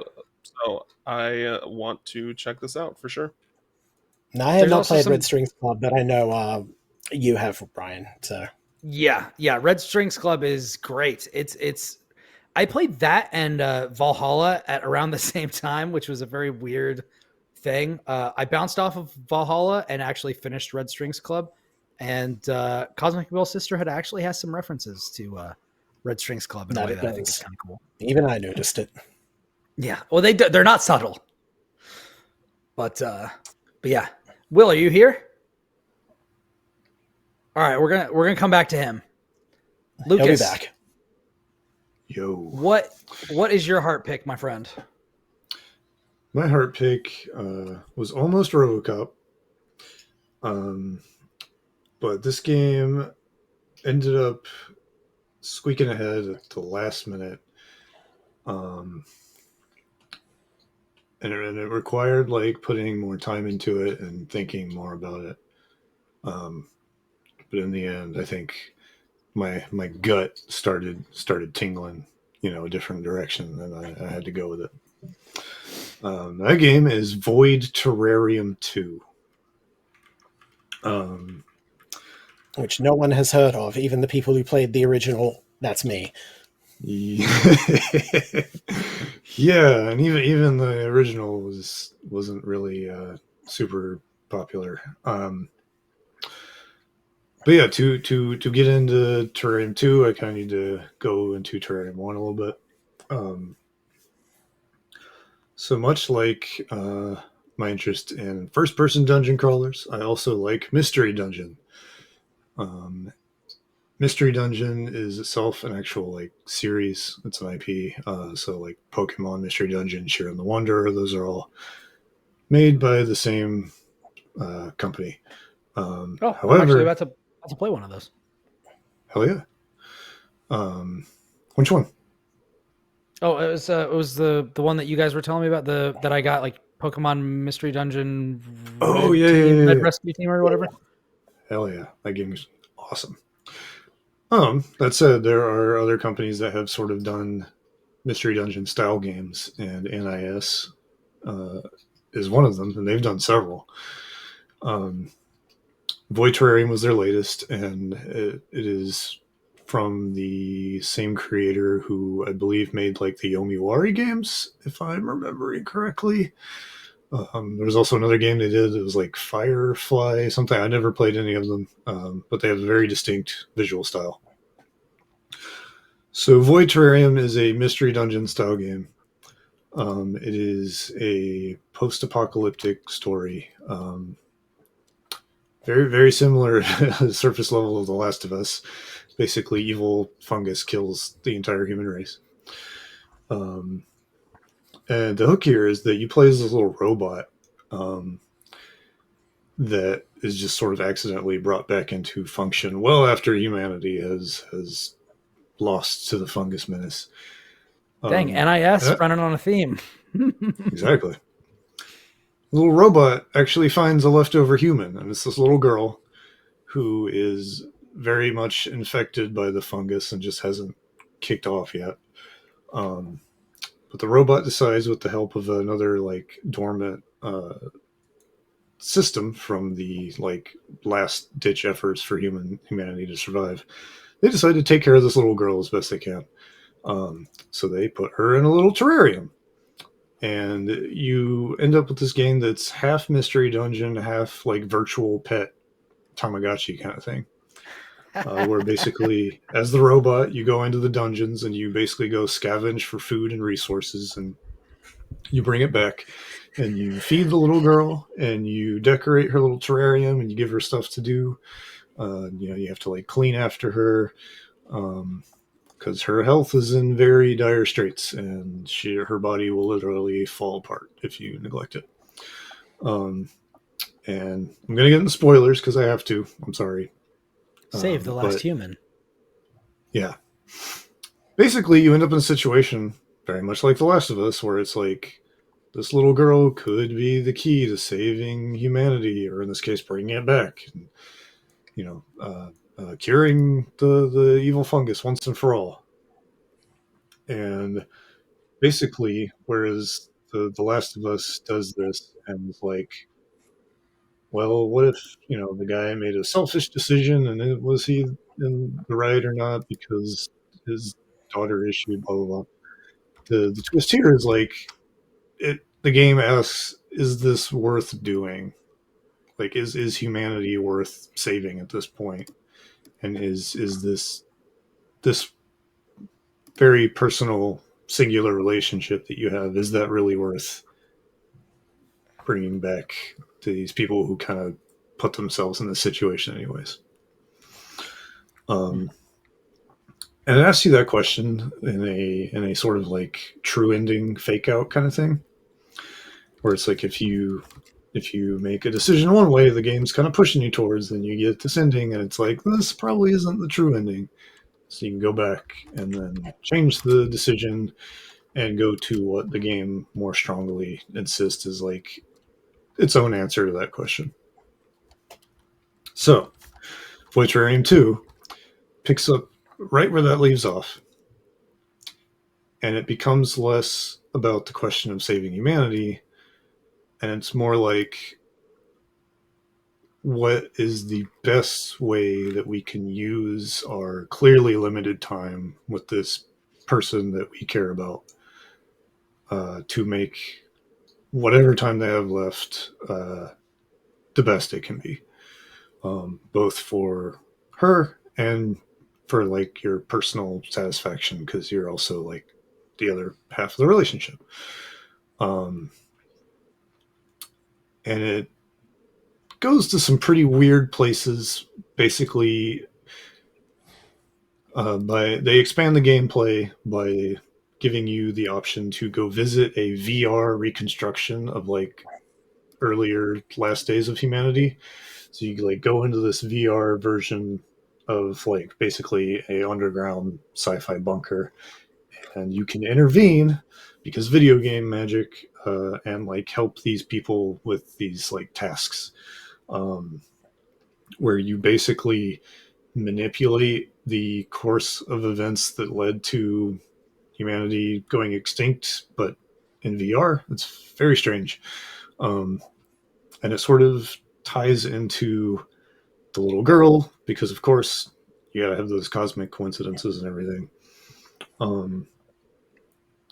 And for a long time, it just kind of felt like I was just doing the same thing, but like with some goofy gimmicks. And that's kind of where I was like, I enjoy this game. It's a mystery dungeon game. I like it. I like the vibes. I love the art. I like taking care of the little girl, and when she gets some bizarre illness, going to find ingredients to save her. And there's a really cool progression loop where it's like the stuff you get when you go scavenging and you build stuff for her. That's where you get your like stat upgrades. So like you level up when you're in the dungeon, but once you leave, you go back to level 1.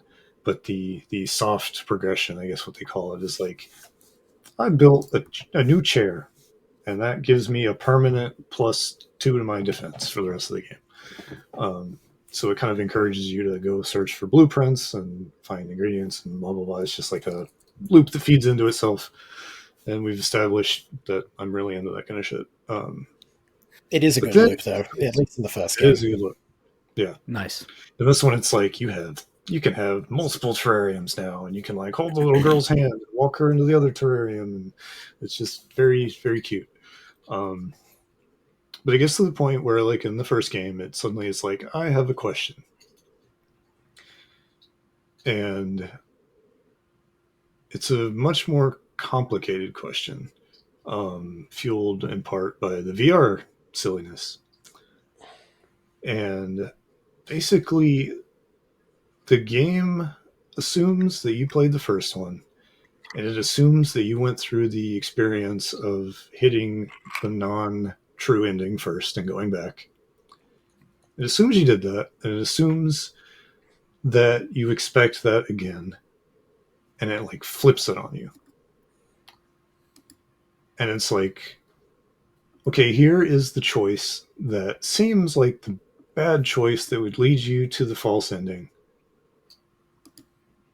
But then if you make the other choice and you go through and you fight the extra dungeon and you fight the final boss and you get the ending, and there's a little twist to the ending where it's like, this seemed like a happy ending, but I'm not sure. And then it goes, the end, and it has this like code gimmick, and then it says false in a bracket. And it's like, wait a second. But I just did what you had me do last time to get the good ending. And this ending is a lot less clear, but you're also telling me it's the bad ending or the not true ending. But is it the not true ending? And if you go back, and it really fucks with you, because if you don't save, there's no like going back to right before it. So if you really want to see what the other ending is, and you didn't like basically predict that and make a different save, you have to start over. It doesn't give you New Game Plus like the first game did. Mean. Like, and it like does that to you on purpose. It's like very clearly like, it's not that we didn't think of New Game Plus because we already did that shit before. We're doing this to you on purpose. And if you go back and you go through all that, and I didn't do that shit, I just went to YouTube, but you know, it's a really ambiguously like not better ending, despite being like the hidden true ending. And it's like a really fucked up situation. And it's like, that's the spoiler part I won't get into, but it just sort of like leaves you like it's hard to even reconcile with what the choice is in the first place, if that makes sense. and it's just like I don't know how I feel about anything that just happened. And it was already kind of a complicated thing last time, and now I just like I don't feel good about anything, but at the same time, everything you did to get up to that point is clearly like good and valuable. And so it just it's like it takes the situation you're in, and it's like, well, we're doing a sequel, so we have to make it more complicated and throw more shit at you. But what if we just sort of like turned the entire like payoff upside down on you? And I was just like, man, this is fascinating. Holy shit. I'm like, I finished the game and I feel good about finishing the game, but I don't feel like I'm done yet. You know what I mean? Like emotionally. I'm just like, damn, this video game really did that shit to me. You know what I mean?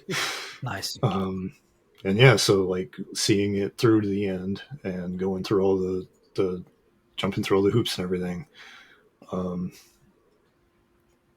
it bumped it up. It bumped it up to my heart pick because I was like, man, this game has really like challenged me in like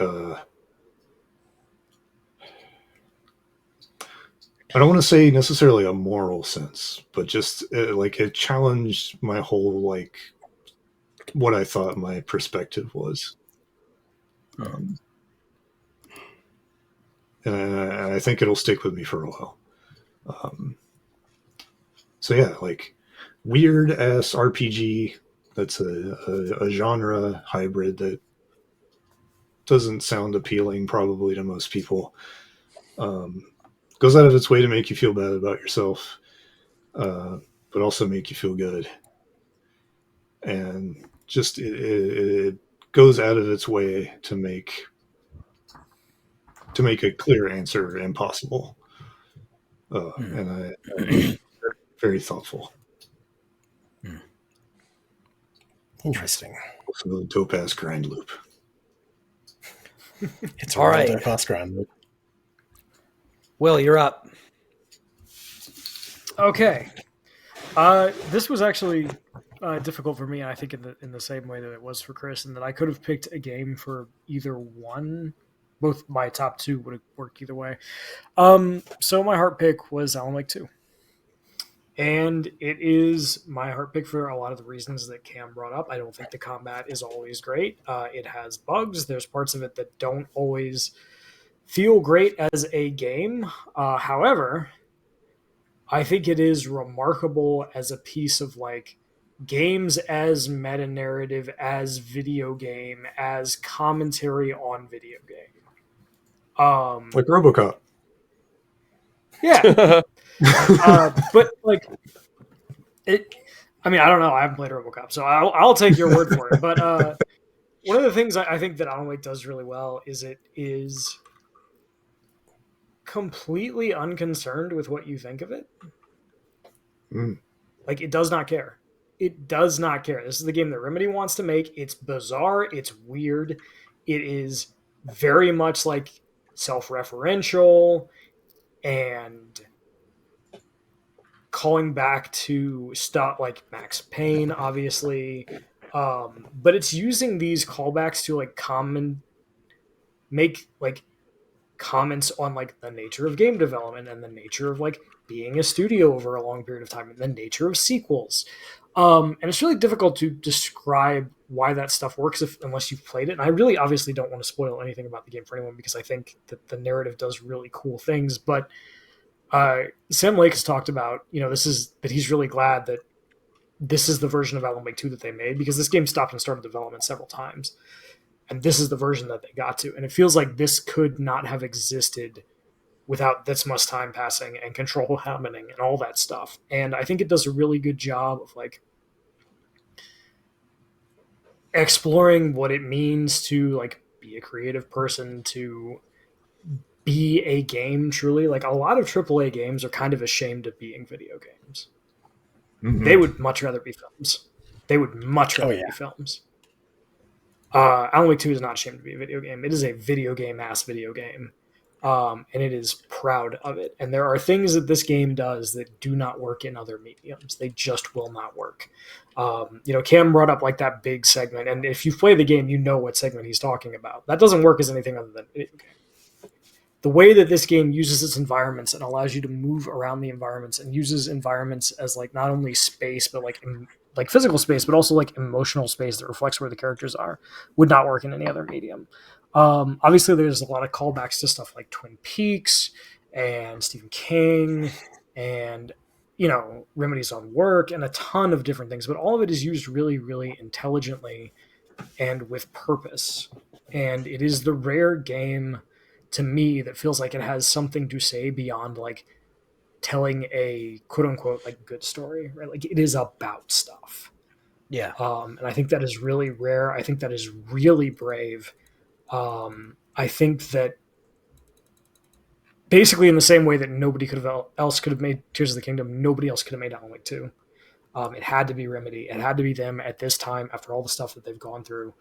And it is just a remarkable achievement in terms of what it's trying to do and how often it succeeds, which is basically all the time. The gameplay parts are the parts that hold it back, but like the ambition of it and what it's trying to accomplish, like with its narrative and what it's trying to say, like that stuff is basically perfect. And the character work too is good. Remarkable. Like I don't think that many AAA games are that ambitious, and B, I think very few of them nail it, and Alan Wake 2 does both. It is really cool and really unique and really special, and there's nothing else like it. And thank God for Remedy, because nobody else would have made it. Yeah. I can't wait for Alan Wake 3. Like, that's great. That's great. Yep. Hell yeah. And I love it for being that thing. So yeah. Yeah. Okay. It is very what it is, and I love it for exactly that. Yeah. Cam, what's your heart pick? Yeah, my heart pick and my personal game of the year is The Legend of Heroes: Trails into Reverie. You've come so far. I'm so proud.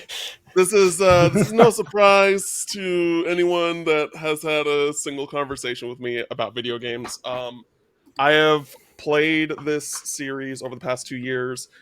Kris, along with Scott White, who's a freelance writer over at RPG Site, and when we were at DualShockers, they pitched the series to me, and I was like, "Oh, this sounds really interesting." We bullied you into playing it because you're big into RPGs and haven't played it. Yeah, and I was like, no, but then I looked into it. I'm like, this looks really cool, and from the very first game, I was absolutely obsessed with this series. And over the past 2 years, I've played all 10 games now. I reviewed this game for Game Informer. I gave it an 8.75.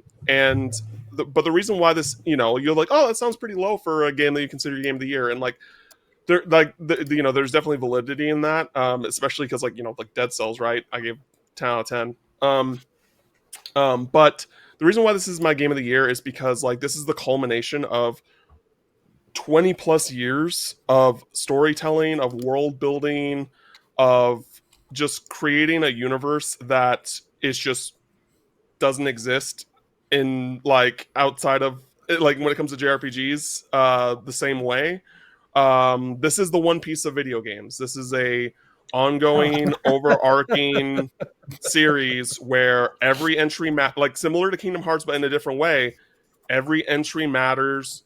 That like the writing of these characters is just so rich, and it's just I could literally go on for an hour talking about this series as a whole.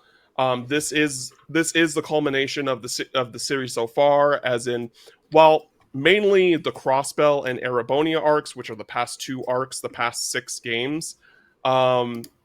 It also like closes the curtain on the Liberal crew a little bit as well, where it's just kind of like we get the epilogue, we get the wrap up of these this giant cast of characters.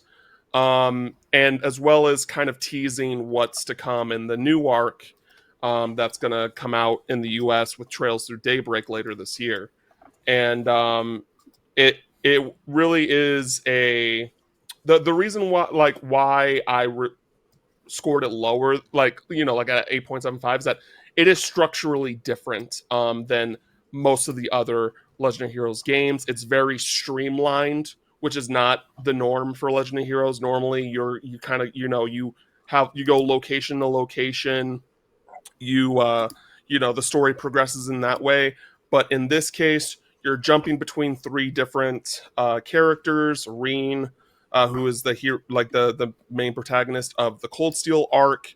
Lloyd Bannings, who is the lead character of the Crossbell arc, and a new character simply known as C, and who's the masked guy that you see if you're watching this video. I wonder who it could be. And yeah, it's really, really incredible how just the series isn't perfect, but they nailed it. They have achieved something that you just don't see in video There's nothing games. else quite like it. The amount of world building, character writing, and the fact that it's remained consistent through 10 games, 20 years, however many spin-offs and such, these characters are still those same characters, and they have grown and developed in ways that is believable and awesome.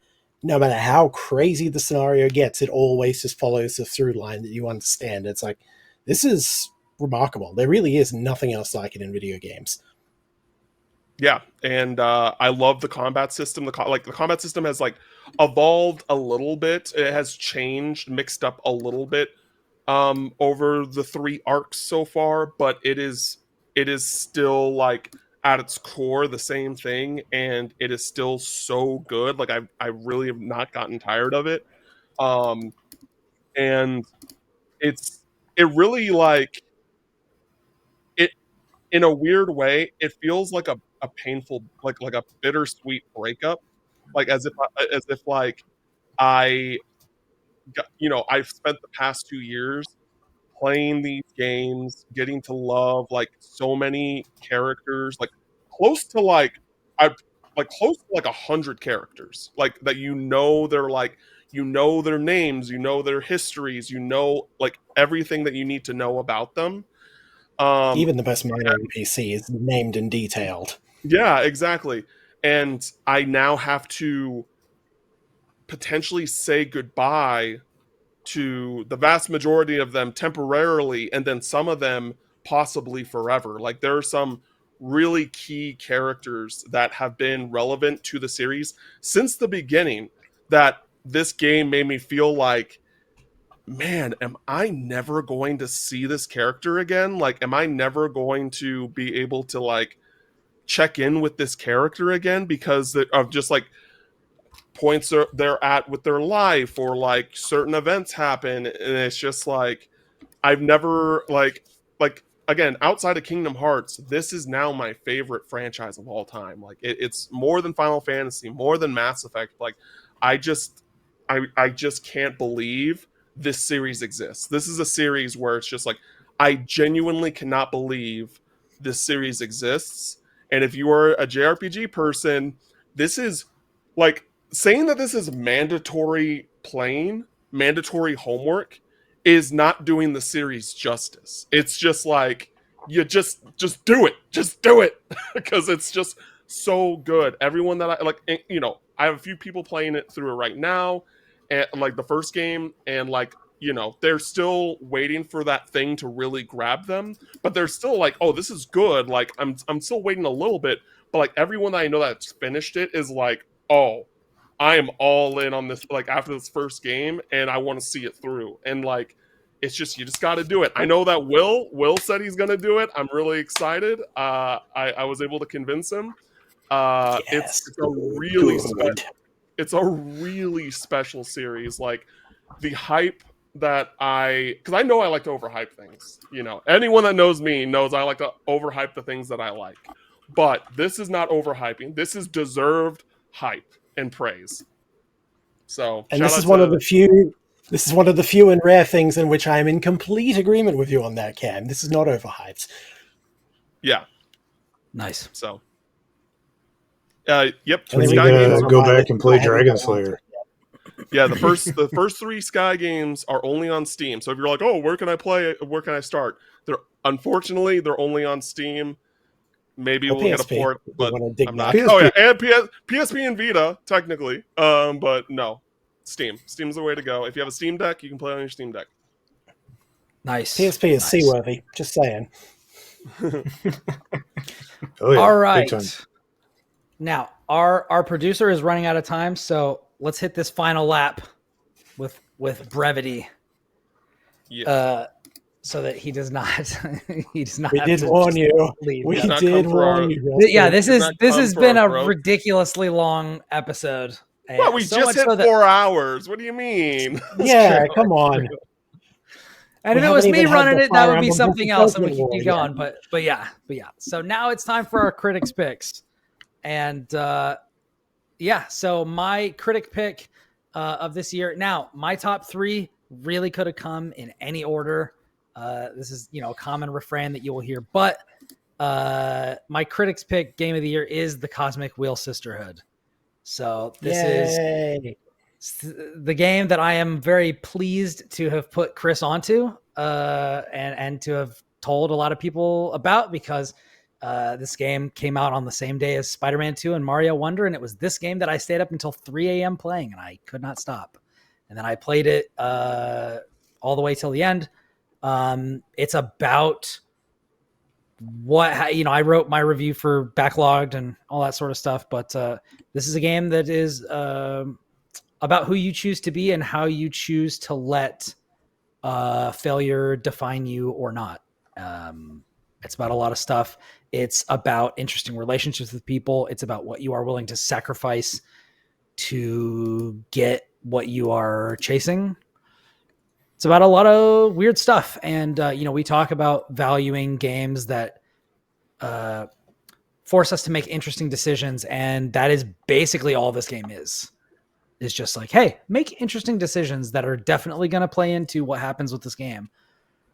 It's also like fascinating world building. I'm a sucker for good universe building.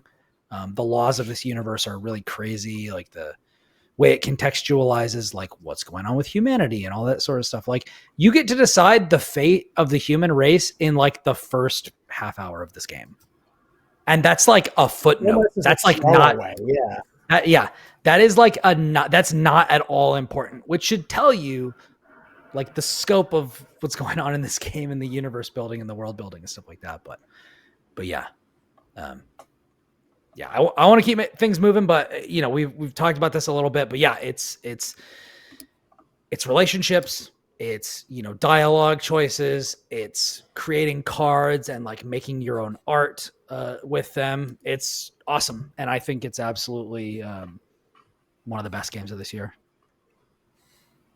So, Kris, what's your critic pick? You're on a path through the woods. At the end of that path is a cabin. In the basement of that cabin is a princess. Slay the goddamn princess. That's where I ended up. Pretty much from the moment I played this game, I walked away going, holy shit, this is incredible. Just, the writing and design is really sharp.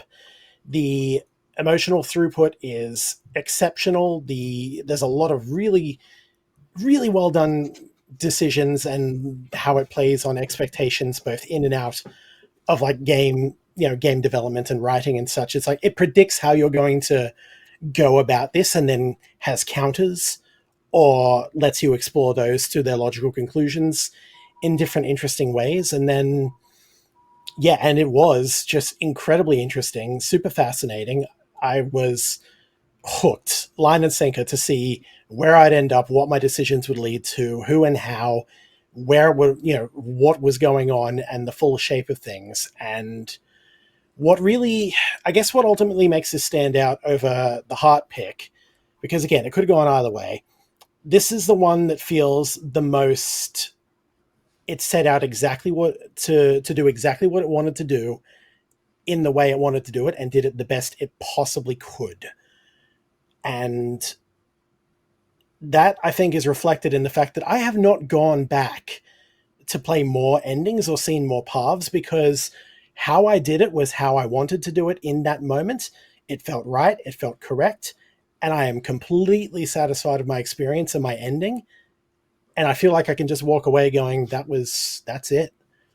I don't need to see more for the sake of it. It's like, this is an experience that was as it should have been, and I adored it. I really, really adored it. Yeah. And so, yeah, while I ummed and ahed about what was going to be the second choice here, this was from the get-go. There was no question. Slay the Princess was my pick of the year, 100%. Love this game. Go play it. Don't look anything up about it. Don't let me spoil you on anything more. Off you go. But first, listen to Will's take. I'm back up again already? So soon? Crazy. Yeah, we're trying to sprint through this. So I know. My critic pick, I might talk slightly longer than anybody else, because it hasn't been brought up, and I don't think anybody else is going to talk about it. My critic pick is Armored Core 6, Fires Rubicon. So Armored Core means a lot to me. The first PS2 game I ever bought was Armored Core 2. And it's been away for a long time, and it was coming back, and I didn't know how I feel about it. And Armored Core 6 is basically perfect at being an Armored Core game. It is fast, it is extremely skill heavy. It requires you to know how to build your mech to fight the things that you need to fight. It has several endings, at least 2 new game chapters. They've been nerfed a little bit, but it has great boss fights. It has probably one of the best arenas that the series has ever had. Tons of customization, and the thing that really got it for me was that it's actually like stunningly well written. And it's not going to get any props for that because it's an Armored Core game. But most games do not put you in the shoes of a mercenary and then are like, yeah, you're a fucking monster. You are a monster for most of Armored Core. You are a tool to You are not a good person. You are a tool of corporations. You kill a kid piloting a test AC to deliver to somebody, and then you immediately get hired by the people he was supposed to deliver it to because they have an opening on the team. And you go do work. Damn. Because you're a piece of shit mercenary. And it has really great character writing. Now, again, you don't necessarily have to end the game that way. You're interacting with the other characters. You can, at certain points, make different choices. But like, the enemy is not like the other guy in the big mech. The enemy is capitalism. The enemy is the other corporations that are strip mining this planet because it makes money. And all the guys in the mechs are just trying to survive. And, sometimes you're with them and sometimes you're against them. You'll run with one guy, one mission. You'll have to kill him a little bit later. Because that's how it is. You're a mercenary. And it does really cool and interesting things with that. And you have some really fantastically written and voiced characters. V4 Resty, what a legend. And it's all dialogue. There's no characters. There's no emoting. It's people talking. Because you never see basically faces. don't It's robots. You never see faces. You see their emblem that is affixed to their mech because you basically are a mech. Your pilot is so fucked up that basically he cannot exist outside of the cockpit. Because that's what it takes to pilot an Armored Core. And it does some really cool and interesting things with that. It has fantastic set piece moments. I think the single best individual moment of the entire year is in Armored Core 6, and it's I Won't Miss, and if you know what it is, you know what it is. And it does all of this while being all the things that I said before. It's exceptionally skill heavy. It requires you to know your build. It has a ton of stuff for you to find, multiple story paths to take, multiple New Game Plus paths to take. And it rewards you for both digging into its story and figuring stuff out, because it's a From Software game. It does not tell you everything up front. It expects you to pay attention. And if you do, there's a really great narrative there. And if you do, you're going to find a lot of really cool stuff to build a really cool mech. So it does both. It's an excellent video game in terms of just the sheer, enjoyment of piloting a mech that weighs, God knows how many tons, and smashing it into another mech. It also has a really cool story about, like, what you will do to other people to stay alive in a world that is fucked by capitalism. It is a fantastic game. From could not have made a better sequel to Armored Core 5. And if you haven't played it yet, you really should. Nice. I look forward to getting back to it. It's a fucking great time. Nice. That's why it's a misconnection. Yeah. Okay. I gotta follow that up. Great. So Street Fighter 4 came out, I think, like not long after I was out of high school. And I wasn't really like into fighting games that much at the time. But like it came out at the perfect time where I was like starting to get dialed into like communities and things like that, and so I just like really got into Street Fighter 4. Played the shit out of it with friends, played it online. Never went to any tournaments or anything, but just got so much out of that game. And then I got old. And I just like, between being busy, between becoming a parent, between writing for a living and the muscles in my wrist falling apart, I've just never been able to engage with the fighting game as I did with Street Fighter 4 ever since. So Street Fighter 5 was actually kind of like painful for me, because it was so much more about like executing and memorizing really complicated things to even stand a chance in that game. So as much as I wanted to like it, as much as I enjoyed like it visually and things like that, it just like I had to just like watch it flow by pretty much. And like I'd casually play like Guilty Gear or Dragon Ball and stuff, but like never was able to hit the same kind of like investment. Street Fighter 6 comes out, and I'm almost not looking forward to it because I'm worried I'm gonna like hit that same wall and just feel like garbage. But it like dials back just enough to where it's like, oh, this feels familiar. Like this feels kind of like Street Fighter 4 again, in like the ways that like make sense to like the way my brain kind of formed around 4. Like it's a little slower. It's a little more about like reacting to things. Like you don't have to have your amazing combo strings or anything. Like as long as you can like, get out of the way and then punish and do enough of a little baby combo, you're still doing enough damage to like do well. But also because it lands the way it does with like fully featured with a really interesting roster. More people are playing it. I'm able to like play it casually with people, friends with, which was just out of the question with Street Fighter 5. So like, I caught the fever again in a way. Not the same way because I'm still old and falling apart, but pretty close. I don't even care that World Tour is bad. Like, I didn't touch it. Fair. It did everything it could have possibly done for me as a new Street Fighter game. Also, it finally moved the story forward past Street Fighter 3. That made me really happy on a different level. I was just like, God damn. Finally, the story is moving forward. even though in Street Fighter that means very little. To me, it means a little bit, because it's not like, well, we're gonna like push it in here somewhere between 2 and 3 again.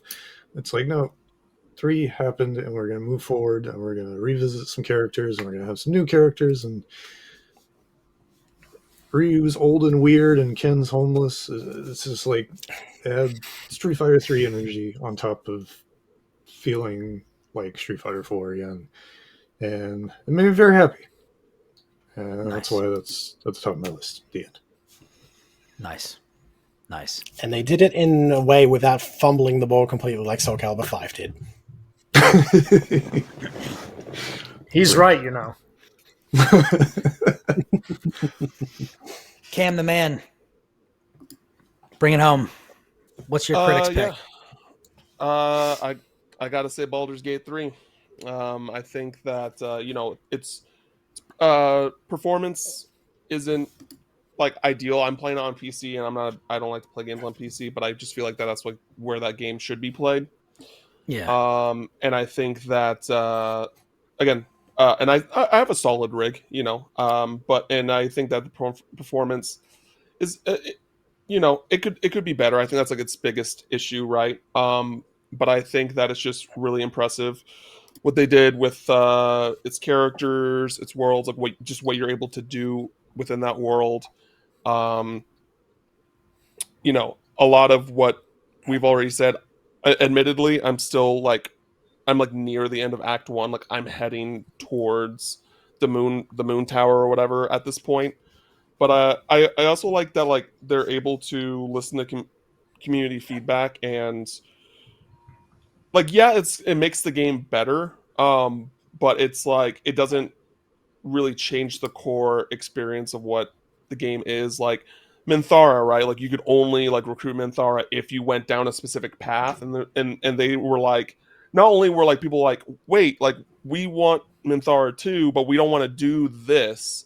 But it's like it's also them listening to community feedback, but also like I think it may like that specific change made the experience more true to what they were trying to do, where it's like it's giving you more options for like specific things to potentially happen, instead of like you have to do this one thing for this really, like, in my opinion, big thing, right, of like missing a party member to no longer be available to you. And I'm working on that now, and I'm excited to see what she's like. Yeah, so like I ended up like knocking her out of the goblin camp, and like so that when I get to the tower, she's gonna be there, and I can recruit her and like all this stuff, and I think it's really cool. Obviously, it's not like a perfect 1-for-1 translation of what it's like to play a tabletop D&D session, but I think it's pretty damn close. I think that it has a solid amount of like class choices, subclass choices. Again, like it's not going to have like everything that's in 5e currently, but it's still a good selection of stuff. And again, there's just like so many scenarios that you're put in, right? Just like, and very like quickly one after another, where I'm like, oh shit, I'm in another like situation that I gotta figure out. And so like it does more in the gameplay aspects of like, again, as a big Mass Effect fan, like it does more in the gameplay aspects that's really great and refreshing, and feels like it's kind of hit a new standard there. But and while I obviously like I love the party and the cast of characters in Baldur's Gate 3, it still doesn't hit the peak for me of like the Mass Effect 2 party, like the Suicide team that you like, because there's just so many of them, and their histories and all that stuff. It is like still like for me the best I've seen, but this is still like incredibly strong, incredibly diverse, and again, just the variety of what you can do. It's just incredibly impressive. So yeah. And one thing I can say, like towards people who want like a more true to form experience, particularly playing this game on PC. The mod scene is out of control. So if you want it to be a lot more like 5e, like there are sets where it's like download 5e spells and it has like way more, or like download like variants of these sorts of things. Like you can download mods where you can do like way more stuff. And like that's not, particularly with how beloved this game has become, that's not stopping anytime soon. Yeah, I think my biggest problem with this game is still the camera. That's my number one enemy. But yeah, it's a great game. Great game. And that was a great episode. Let's get all of you wonderful people on your way. And thank you so much for joining us. 300 episodes. And for our 300th episode, it was appropriately way super long.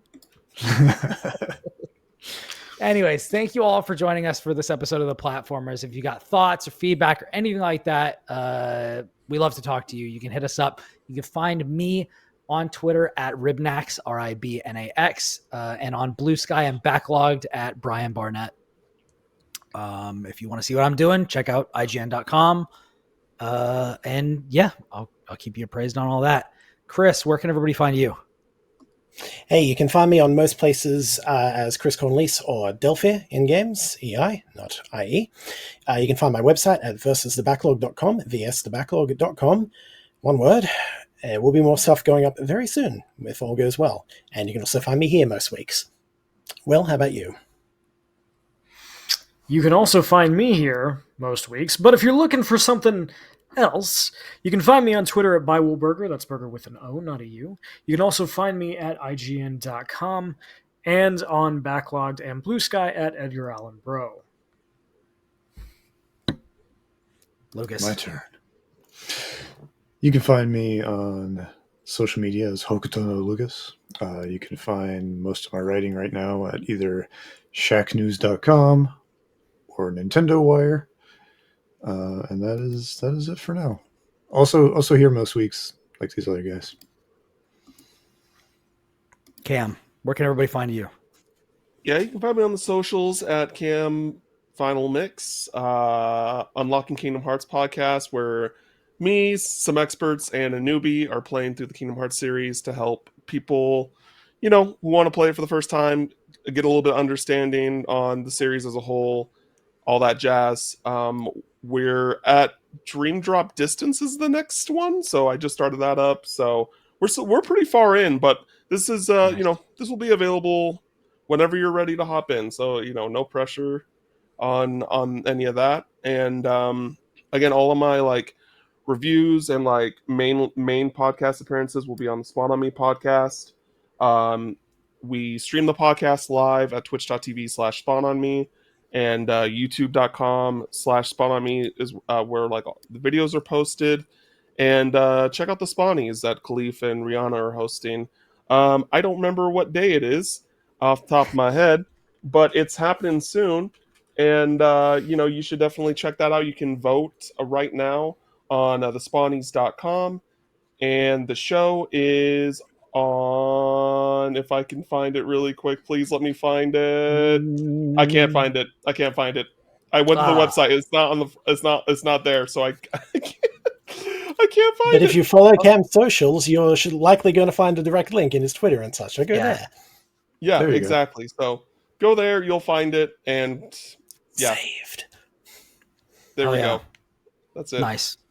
If you want to watch the episodes live, you can find us at twitch.tv/Ribnax, Ribnax, and youtube.com/@Ribnax is where all the VODs go up. Cam, thank you so much for joining us on this one. We're going to have you back on a week where you can really just go off on best girl stuff, and we can just go ham. I mean, yeah, that's fine with me. But yeah, it was awesome. It was awesome. Thanks for taking the time. Yep. Just remember, Makoto wants to be a cop. Damn it. She got the Damn 100 it. cracked fist. Damn though. it. That's a really good point. Justin with the clutch Makoto. Mm. Yeah. Why do you have to ruin everything I love, Cam? Why? That was damn. Hey, I can't Cam, believe even you Makoto. could have said She's that a- shit at PAX. She's a narc and she wants to be a cop. There's two red Oh, flags for I you. know. Like, what do you? Damn I it. What do you know. want? Weren't you I putting know. over Detective Pikachu earlier? He's a cop too, you know. He's a detective. He's a PI. It's different. That's worse. That's like a PI is PMC, but a worse? cop. All right. No. Oh, He's I've a been up for Pikachu. another I can't. 4.5 hours in I you guys. can't- I can't I do can't. this now. I can't do on that. But Cam, I will say, I can't believe that you've just dismantled so much of my affection for this character with one sentence. I'm gonna have God to damn it, go why sit in is a he corner right? and think about some things for a while. Cam, thank you for that, and thank you for everything else, and thank you, dear listener and viewer, for hanging out with us. From everybody here at the Platformers, we hope you have a wonderful week and stay safe out there. Because until next time, we are out. Peace. Right.